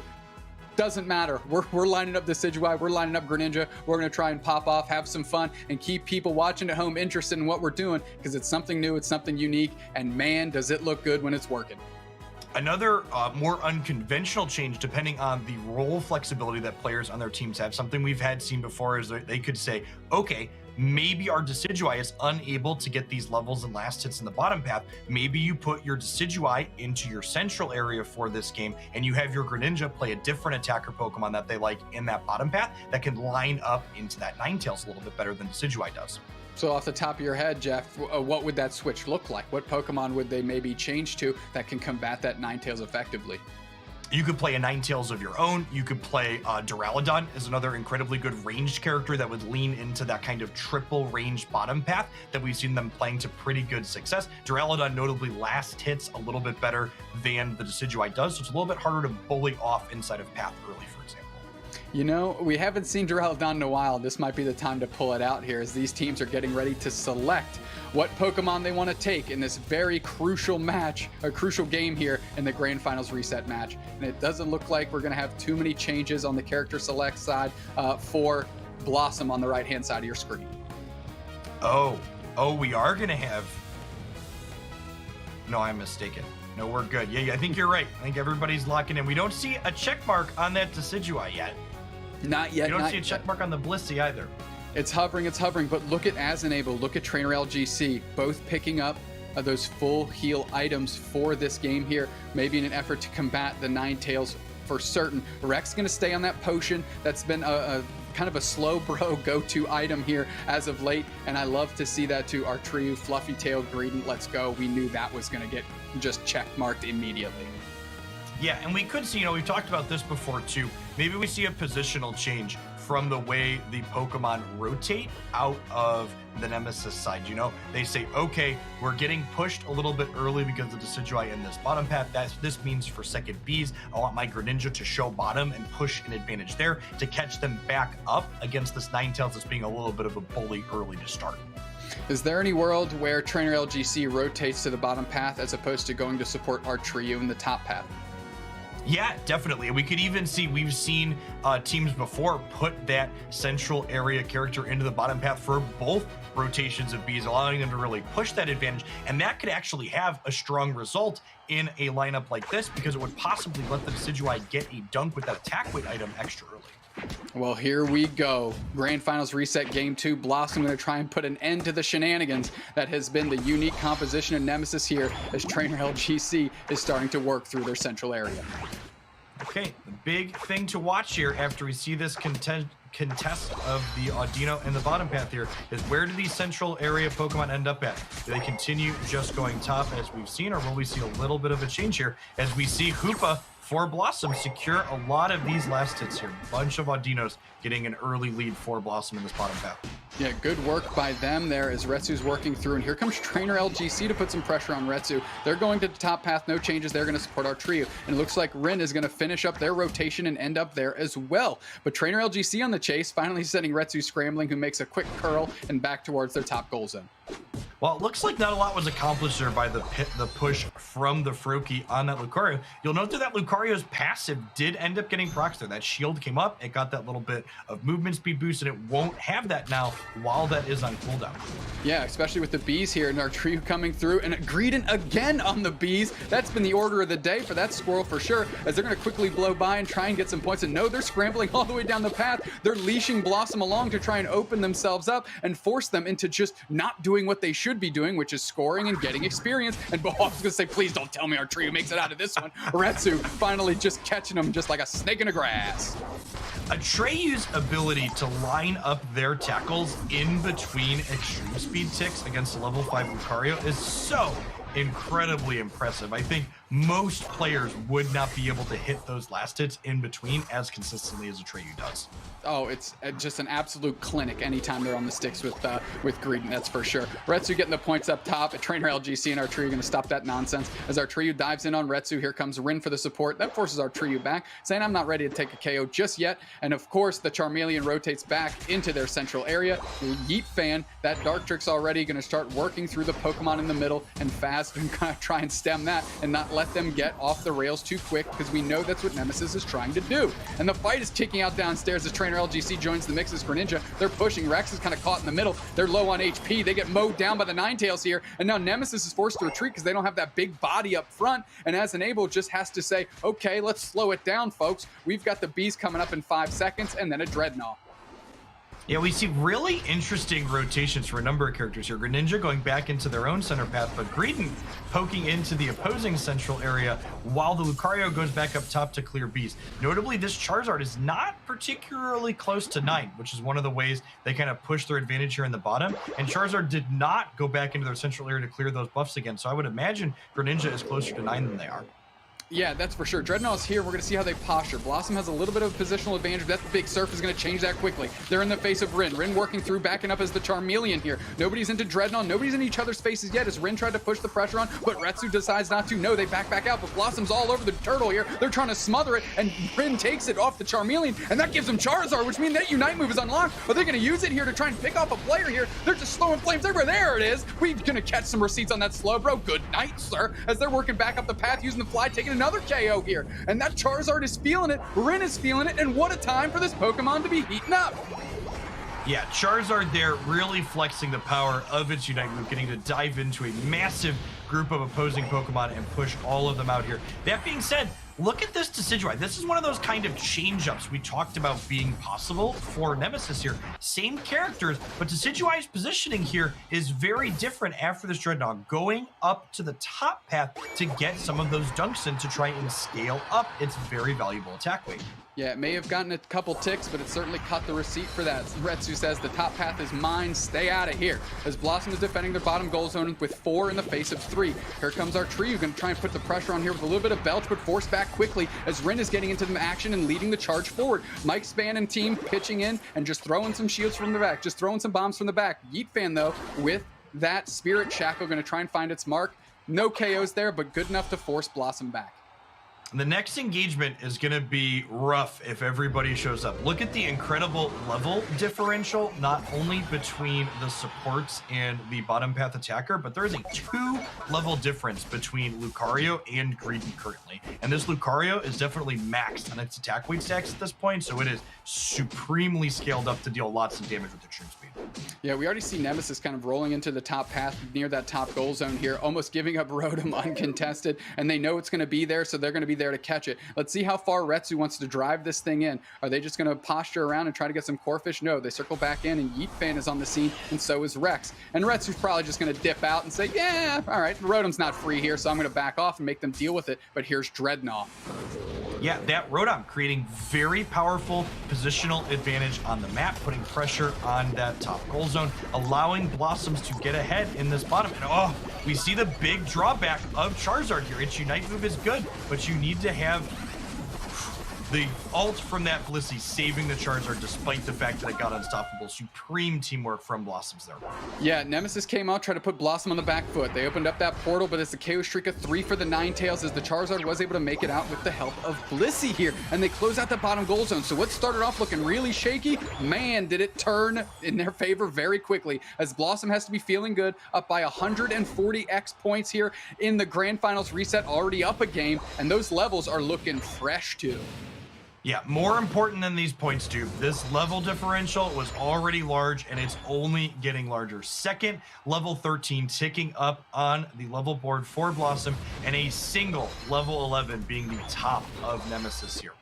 Yeah, Rin working on the beats, Retsu scoring downstairs. Blossom is splitting Nemesis all over the map here and getting the best of it every which way, as that's a Unite move onto As Enable, and they are eaten up immediately. Yeet Fan's gonna be the next one, and we have a type advantage here, my friends, as that Charizard is just coughing flames all over the board to Decidueye, and that's a KO streak of 2, as they're gonna get 50 points into the top goal zone, because Rex is gonna show up too late to stop it. Wow, this is a over 250 point differential between these teams. We're getting to a spot where even if Nemesis is able to win or flip a Zapdos at the end here, they're gonna have to win a really decisive engagement, or they are not going to be able to win despite getting the last objective. Yeah, Nemesis pushing really hard here, trying to get those KOs into the over-leveled Blossom squad here to get their good share of experience. Faz going to try and hold down this goal zone here. A good surf by Rex, chips them out, and they'll be able to get a couple points in here, and they really want to dispatch this goal zone effectively. But here's Blossom pulling up. They close it out with a 50-banger from Greninja. That's a good look here, and that's a good start for Nemesis if they're going to try and find their footing in Game 2. Yeah, we've got 2 different objectives coming up here. We've got a Rotom spawning top shortly, and we've got a Dreadnought coming up right now. It looks like Nemesis has secured that Rotom top, but Blossom has enough damage they should be able to clear this no problem before Zapdos comes up, I imagine. Yeah, that's without a doubt. Look at all the wild Pokemon on Nemesis' side of the map here. They're going to want to work through that and prioritize that, I think, over Dreadnought for sure. There's only 10 seconds left, not a lot of presence there, and it looks like Nemesis has already given up on it. This is going to come down to Zapdos, and Nemesis needs to flip this, unlock those goal zones, and get some points in. Yeah, we see 2 level 14s on the side for Blossoms, and not even a second level 13 for Nemesis just yet. Here's that end fight engagement. Can Decidueye put something together? Poking from a distance like this, they're getting chunked, but there goes the Slowbro, taken down by the incredibly powerful Lucario. Yeah, a Hoopa Unbound coming unleashed here, and they're going to work through as Mike Spam moves forward. Here we go. Belly flop by our tree. Going to work through 2 players down for Nemesis. Blossom can see the finish line now. They're working through. Hoopa trying to make a difference, pushing it back in the face of Retsu, getting a KO. Charizard back into the Greninja, eating them up for dinner. Nom, nom, nom, nom, nom, nom, nom. And here we go. Blossom's feeling it. They're knocking down those players from Nemesis. Still just Lucario down. A great look for Blossom here, pushing. But now Nemesis is coming off respawn. We might have a battle reset for the Slowbro. Surf gets a KO on the Ninetales. Such a potent player for Blossom. And now Rex is getting caught. They get KO'd by the Blissey. What? As Faz is chasing down As Enable, Decidueye gets the KO on the Hoopa, and I don't even know who the advantage is, as these teams seem to be resetting. No, Nemesis takes it. That's what they needed, but Faz is going for the back cap, and I'm trying to watch the purple pips work across their screen here, because they're gonna have to get in all the points, Jeff. I don't even know if they need all of the points, dude. They just need 200 dunks, and hopefully that is all they need, because it looks like that's all they are going to get here. That being said, most of Nemesis is alive, and they're going to be able to play defense here. Let's see how successful they are as Charizard and Lucario close in on this top point. Charizard's Unite reset is quite fast, and I would not be surprised to see it pop off here momentarily on one of these points. Elo, Rin, and Retsu moving together. They got 1 shot at this, 26 seconds on the clock. They're moving forward as a unit. The Unite moves are going to fly. They're going to get those Buddy Berries up, and they got to try and score. The Flame hits the goal zone. We're working through. Mike Spam getting picked off and getting KO'd by the opposing Hoopa here. Great presence by Nemesis. Blossom, where are you? I need your help, says Rin. They need to get some points in. There they are, 384. Retsu up top. Retsu up top is the green. 58 from the green. I actually don't know who's ahead. I think Nemesis might have pulled this out. Wait, the Blissey is going to score. Does it go? 38. Does it go in? If the Blissey goes, I think that's it, dude. Where are we? If the plus 38 goes in, I think you're right, Jeff. I think the battle math works out. I'm holding with bated breath. Here we go. Blossom wins! Blossom wins! Blossoms bloom in March, baby. NA March Finals champions are Blossom. Wow! They call them May flowers, but they've bloomed a little bit early this month, as Dupe would say. What a razor thin margin, literally coming down to the wire as dunks those final 58 points as the timer begins to tick 0. I am having heart palpitations here, Jeff. What an insane finish to that one. Blossom by the razor's edge, like you mentioned. Nemesis looked so clean at the end, getting the Zapdos, but they weren't able to convert. Blossom stuffs it down and then converts on the backside with Retsu with the sneaky up top maneuvers, and then the Blissey with the score shield right in the guts of Nemesis to lock this thing up for Blossom. Holy smokes, Jeff. Holy smokes, what did we just watch? I don't know that we could have asked for a better grand finals here for North America. We got ourselves a fantastic reset. We saw an incredible range of picks and counter picks from these teams, and that final game coming literally down to the wire with that final score was just, it was fantastic, dude. An absolute heartbreaker if you're Nemesis off the bracket reset, but holy smokes, you know the pop off on the Blossom comms is just immaculate. And now Blossom are your NA March Finals champions. I need a quick breath before we get into these replays. Oh, and the MVP, which I'm sure is going to be Retsu with that sneaky score here. Jeff, take it away for just 1 minute because I need to compose myself. There were so many fantastic engagements inside of this game. And to their credit, I think Nemesis did a fantastic job of trying to adjust. But I think Blossoms just found a team composition that leaned into what Nemesis was bringing to the table, the same way Nemesis had their team comp kind of counter these Duraludon comps from earlier in the tournament. If you would have told me we were going to see 0 Duraludons in the grand finals today, Doob, I would have called you a liar this morning.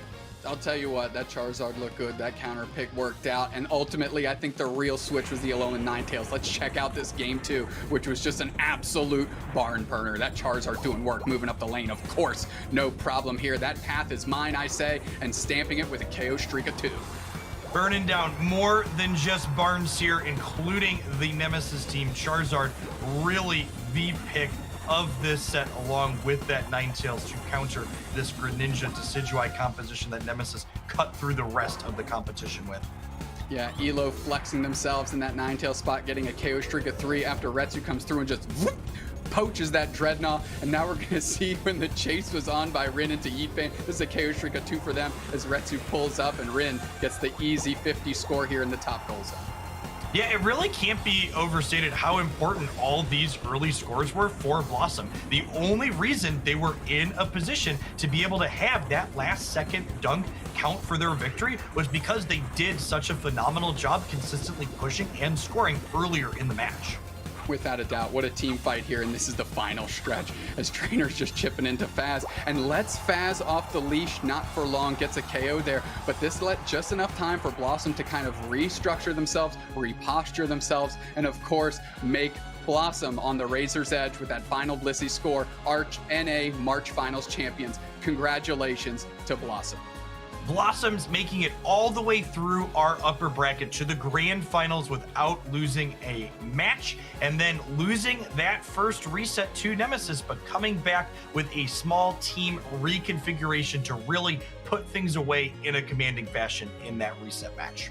Oh, and it was tough sledding. It was a tough path, but Blossom working their way through the winner's bracket, punches their ticket home and takes home the W. Retsu again, our just MVP player, getting a lot of points in, and most specifically that final dunk in the last couple seconds here to kind of bring them above, and then off the piggyback, of course, was the Blissey.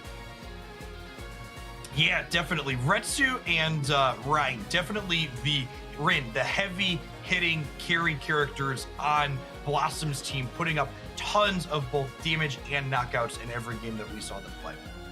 Without a doubt, I believe we have an interview with Rin set up. Again, the Charizard. We need just another moment to get that sorted out. My friends in my ears let me know that we're not quite ready. But holy smokes, they found the adjustment they needed. Alolan Ninetales. That was like I said, that was the key to the castle. That unlocked that thing and just kicked the gates wide open. Yeah, I really like that Blossom kind of from the start, they were like, this team has been plowing through Duraludons this entire tournament. We're just not even going to do it. We know that they have that character's number. We're going to fall back to not only our comfort picks, but also picks that can run down these characters that Nemesis was bringing to the battlefield. Elo switched to A9, and they were on absolute fire with it, keeping everything ice cold in the veins. I mean, how many KO streaks did they have in those 2 games? At least 2 in the first game and a big KO streak of 3 in that second game. Definitely showing that pick was worth its weight in quite literally Aeos energy gold here, as they're able to win the March finals off the back of it. Whew. We talked about Hoopa and Duraludon a ton in this tournament, but A9 in a way was kind of a new character compared to the previous monthly finals. It got a reasonable buff in the most recent balance patch that introduced Duraludon to the game, effectively opening it up to play that it never would have seen beforehand, with that little bit of extra mobility that we saw in that Aura Veil as it dances around the battlefield now. Yeah, giving it just a hair of mobility that it needed to kind of push it over the edge here and make just a very impressive presence in our grand finals without a doubt. Now, Faz on the Blissey, Score Shield Blissey, not something I would have drawn up, but man, did it make the world a difference in the last 2 seconds of that game. Yeah, I mean, all the way down to 1 second. That Blissey was so close on its final score. I actually wasn't sure if it went in until we saw everything tick up at the very end there, dude. The buzzer was blowing and the animation was going, and I wasn't quite sure where we were at as we came down to the wire. We're taking a quick look at the mass schedule, how it's sorted out, and it's going to look a little discombobulating on the orange side, but Nemesis takes care of Blackhand 2-0. Nemesis takes care of Lego 2-0. Nemesis originally takes care of Blossom 2-0, and then Blossom exacting a little bit of revenge, saying, no, we came from the winner's bracket, and then got to taste the loser's bracket. We're taking this thing down 2-0 right back in your face. What a look by Blossom, and what a way to rebound off of being on the slide 2 straight games. Yeah, definitely. I believe we have our player interview set up with Rin, that Charizard player and member of Team Blossom. Rin, thanks for joining us today. Thanks for having me. Rin, you sussed out that this team has been fighting against Duraludon fairly well all day long. You end up going straight to the Charizard pick. What were the thoughts and the conversations that kind of went into that decision? So a character like Duraludon is hard countered by range. So a character like Decidueye, because he has such long range, makes it very difficult for me to play Duraludon. So I kind of want to use things that hard engage on the Decidueye, so that way you can't have room to actually snipe us with arrows. And you saw in like fights or whatever, we just hard chase him down and kill him, so he wasn't really too much of a threat. Yeah, the Unite moves from you and your positioning in those games were so phenomenal, watching your character fly into that squishy backline and take down Decidueye at many key points. Rin, one thing I want to ask you, you did switch to the Charizard, but that wasn't quite the thing that unlocked the strategy for you. Eventually, Elo switching to that Alolan Ninetales. How did that conversation kind of go down in between the bracket reset here and ultimately being the big kind of key change along with your Charizard? So we were using the first set originally as a means to test one of our comps because we had an extra set to play with. So we decided to test Venusaur, which isn't something we had scrimmed with before. We noticed that we weren't too comfortable on it. So we ended up switching over to the Ninetales because Ninetales provides more early pressure, which is where we were somewhat struggling. And then on top of that, it's pretty hard to dive just like Venusaur. So it provides pretty much the same things as Venusaur, just with a better early game. Really fantastic pivots overall. Rin, would you have any advice for any of our trainers at home that are looking to compete in future Pokemon Unite tournaments, such as the Aeos Cup next month that your team is now qualified for the finals automatically, finishing the top 4 today? Are we allowed to plug like YouTube things or streams or whatever? Or is that not allowed? Well, we're not getting the official thing. We'll just say they can Google you, right? That's an easy thing. You'll pop up everywhere. No ifs, ands, or buts. Yeah, we have that, like lots of guides and stuff. I'll leave it at that. Perfect. Rin, we appreciate you taking the time with us today. Congratulations to you and your team. Blossom just rip-roaring through this tournament, and congratulations. But for us, it's time to bring in the rest of the casters here. Spraggles and Sierra Dawn, come on in here. Oh, nope, we're going to the 2-box. 2-box to set this thing up, and now we're 4-box. There we go, we got there. No problems with that. I'm going to pitch it over to Spraggles, our MC, the one that leads us on the 1s and 2s. Take it away, Chief. Wow, I mean, what an incredible series, you guys. Of course, the reset. Jeff is now the reset king. He has been a part of 2 big resets in the finals, and man, they're just so exciting to watch. A huge shout out to Blossom. I mean, they performed incredibly well and were actually able to switch what was happening on the fly to counter the counter strategy. Sierra, what did you think of all that?